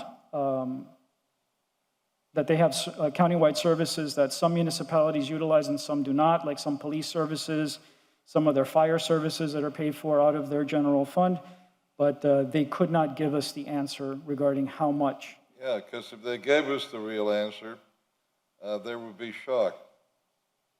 Because we're giving them close to $300 million after, and that's after we're not getting another 20% that we should be getting, $59 million, from all the nonprofits and their government buildings and so on that we have here in the city of Miami. Since we're the downtown, we're the financial district for all of Miami-Dade.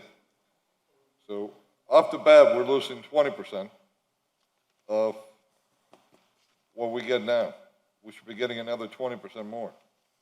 But they cannot tell us or give us any idea of what we're getting for $300 million in taxes that we give them, because they know that it's upside down. Now, Mr. Manager, what I'd like to do is request of you, and I'll put it in the form of a resolution, so it could be official, that you do whatever study you feel that you need to do and hire whoever you need to hire, so that we could make the best assessment that we can as to what services do we get from the county and put a price tag on them. so that we could see what we're getting in return for the monies that we're paying.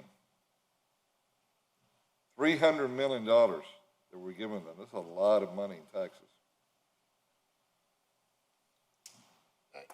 Mr. Manager?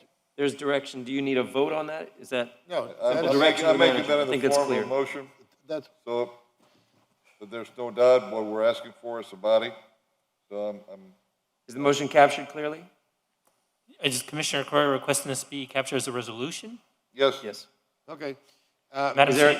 there a second? A second. Seconded by Commissioner Reyes. And Discussion. I want to also inform this commission that I had a meeting with Mayor Cava, and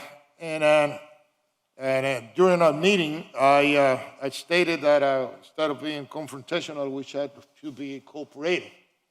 And I also told her that they are representing the same people that we represent.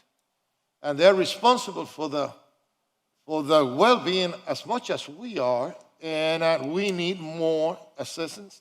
We need more cooperation in all aspects, including public works. And the streets that they control, the way that they control it, sometimes, most of the times, we don't have funds for it. And that we need to work a way, find a way where we can get assistance from them. And she was very receptive, and I think that we should stress that since we are representing the same constituents, that there's their responsibility to work with us, and with every city, you see? And I think that will benefit us, and it will give us Agreed. I've been saying for over a year now that rapid transit zoning is an affront to our zoning code. And That's right. it's a place where we could come to significant disagreement, and I'd rather work Absolutely. together. But through RTZ, they're robbing us of our ability for transitional zoning, yeah. affordable housing, all of these things. And these are, I enumerated to her all the problems that we have, yeah. and including the review that they make of, for example, I had about 19 speed homes that they were stuck in Dade County. They were being reviewed by the Transportation Department. And I said that is not right, because it have taken me a couple of years to get the permit for that. Likewise. You see? And she was very receptive, and I hope that she understands, and we understand. We have to go the other route. What I have been feeling for a long time, and this is why I placed this motion and made this request to the manager to do a real up-to-date study of how much in dollars are we getting from the county in services versus what we give them. I've been feeling for a long time that we are subsidizing with our dollars a lot of the unincorporated areas Yes, we are. of Miami-Dade County. Yes, we are. And that is not right. It is We not have a city that while the pictures and the neighborhoods that the rest of the world sees, the rest of our country, all seem that everybody here is rich and wonderful, the truth of the matter is that the majority of our neighborhoods that we have are poor. We have a tremendous amount of poor people in this city that need a lot more help, and we could give it to them if those dollars were spent in the city of Miami, and they're not. So May I There's add? been a motion, there's been a second. Further May I add discussion? to what Commissioner is You saying? may. I'm back. I am supporting the Commissioner Carollo resolution, because that will give us Cool. a proof that what we receive in exchange for all what really is coming to us. And that way we can sit down and say, hey, listen, We may just be a donor district. that's right. we definitely are. Of course. We are, okay? All in Yes. favor of the item say, oh, I'm sorry, I need to open for public comment on this item. Anyone here for public comment? No. Closing public comment. All in favor, say aye. Aye. Any opposed? Motion passes. I thought Camacho was going to jump up and give public comment for a second. That's right, Camacho was about to, but I mean, Camacho is, just want to go home. Thank you. Before we take up the last item, Madam City Attorney, I have a question about the pilot program on the satellite kitchens. And I forgot to mention this, and I hope it doesn't open the item back up again. The spirit of this legislation is to not allow on-premises dining. Does the pilot program as written preclude on-premises On dining? premise that, yes, I understood that. It should not allow them. It should not allow it, correct. No. I understood that it didn't. Barnaby? I don't believe I need an amendment, because I believe it's been clear from the very start, this is meant for delivery I'm glad, and pickup. So apparently in the definition section, it's prohibited. It's The prohibited. It's prohibited. On-premises dining. Thank you. Okay, then I don't need an amendment. then Because- why did we read in the paper yesterday? Exactly. That's That people were going there to Enforcement. dine there. enforcement. So they have picnic tables and, Well- they're meant to have a social area, and I know some of you have done a site visit, where the drivers can rest Yeah. and relax and be off the road, and that's great. But we do not want this to become a one-year food truck party location. Correct. It's not Well, meant for that. It's then- not built for that, it's not zoned for that. We need to be specific with code, that they need to be monitoring these people, and if they catch them doing that, they gotta fine them hard or close them Well, down. they'll lose their pilot program. Yeah, well, yeah, but a year later, you gotta stop No, them no, now. no. Like, we have the right to stop this pilot program if it Yeah, doesn't at go any as time. intended. At any time. So it's very important to me that they Yes. train their staff and their apps are set up so that there is not on-premises dining. And we also, Mr. Chairman, and we also need to make sure that they get their CU Yeah. on their Brickell property, because they don't have a CU yet. Yes. And a BTR. They have a BTR but no CU. You need them all. You can't just have one or two. Got it. So no amendment is All right, necessary. Mr. Thank you for the I clarification. agree with that. Yes, me too. All right, the last item of the day, and I'll get you out of here before 9:30. Thank you. DI 5. DI-5, discussion on Transit Alliance Better Bus Project. Mr. Chair? Yes. Well, we had spoke with, when I was talking to Alan and Sarek, I stressed the importance of we analyzing our trolleys and analyzing the way that we can increase our ridership and how can we make trolleys, I mean, people that they can use all the trolleys in Flagami and be able to transfer into a trolley that is going around. I mean, it's going on Court Way, or trolleys that are going to other ways. Also, how can we make trolleys as feeders to certain bus routes? And also, I know that this is important to you, but it's important to me. The Transportation Department, they did away with a bus route that went on 32nd Avenue and has left a lot of people without a means of transportation in that. And I will strongly, I would like to request from Dade County that they, bring that route back.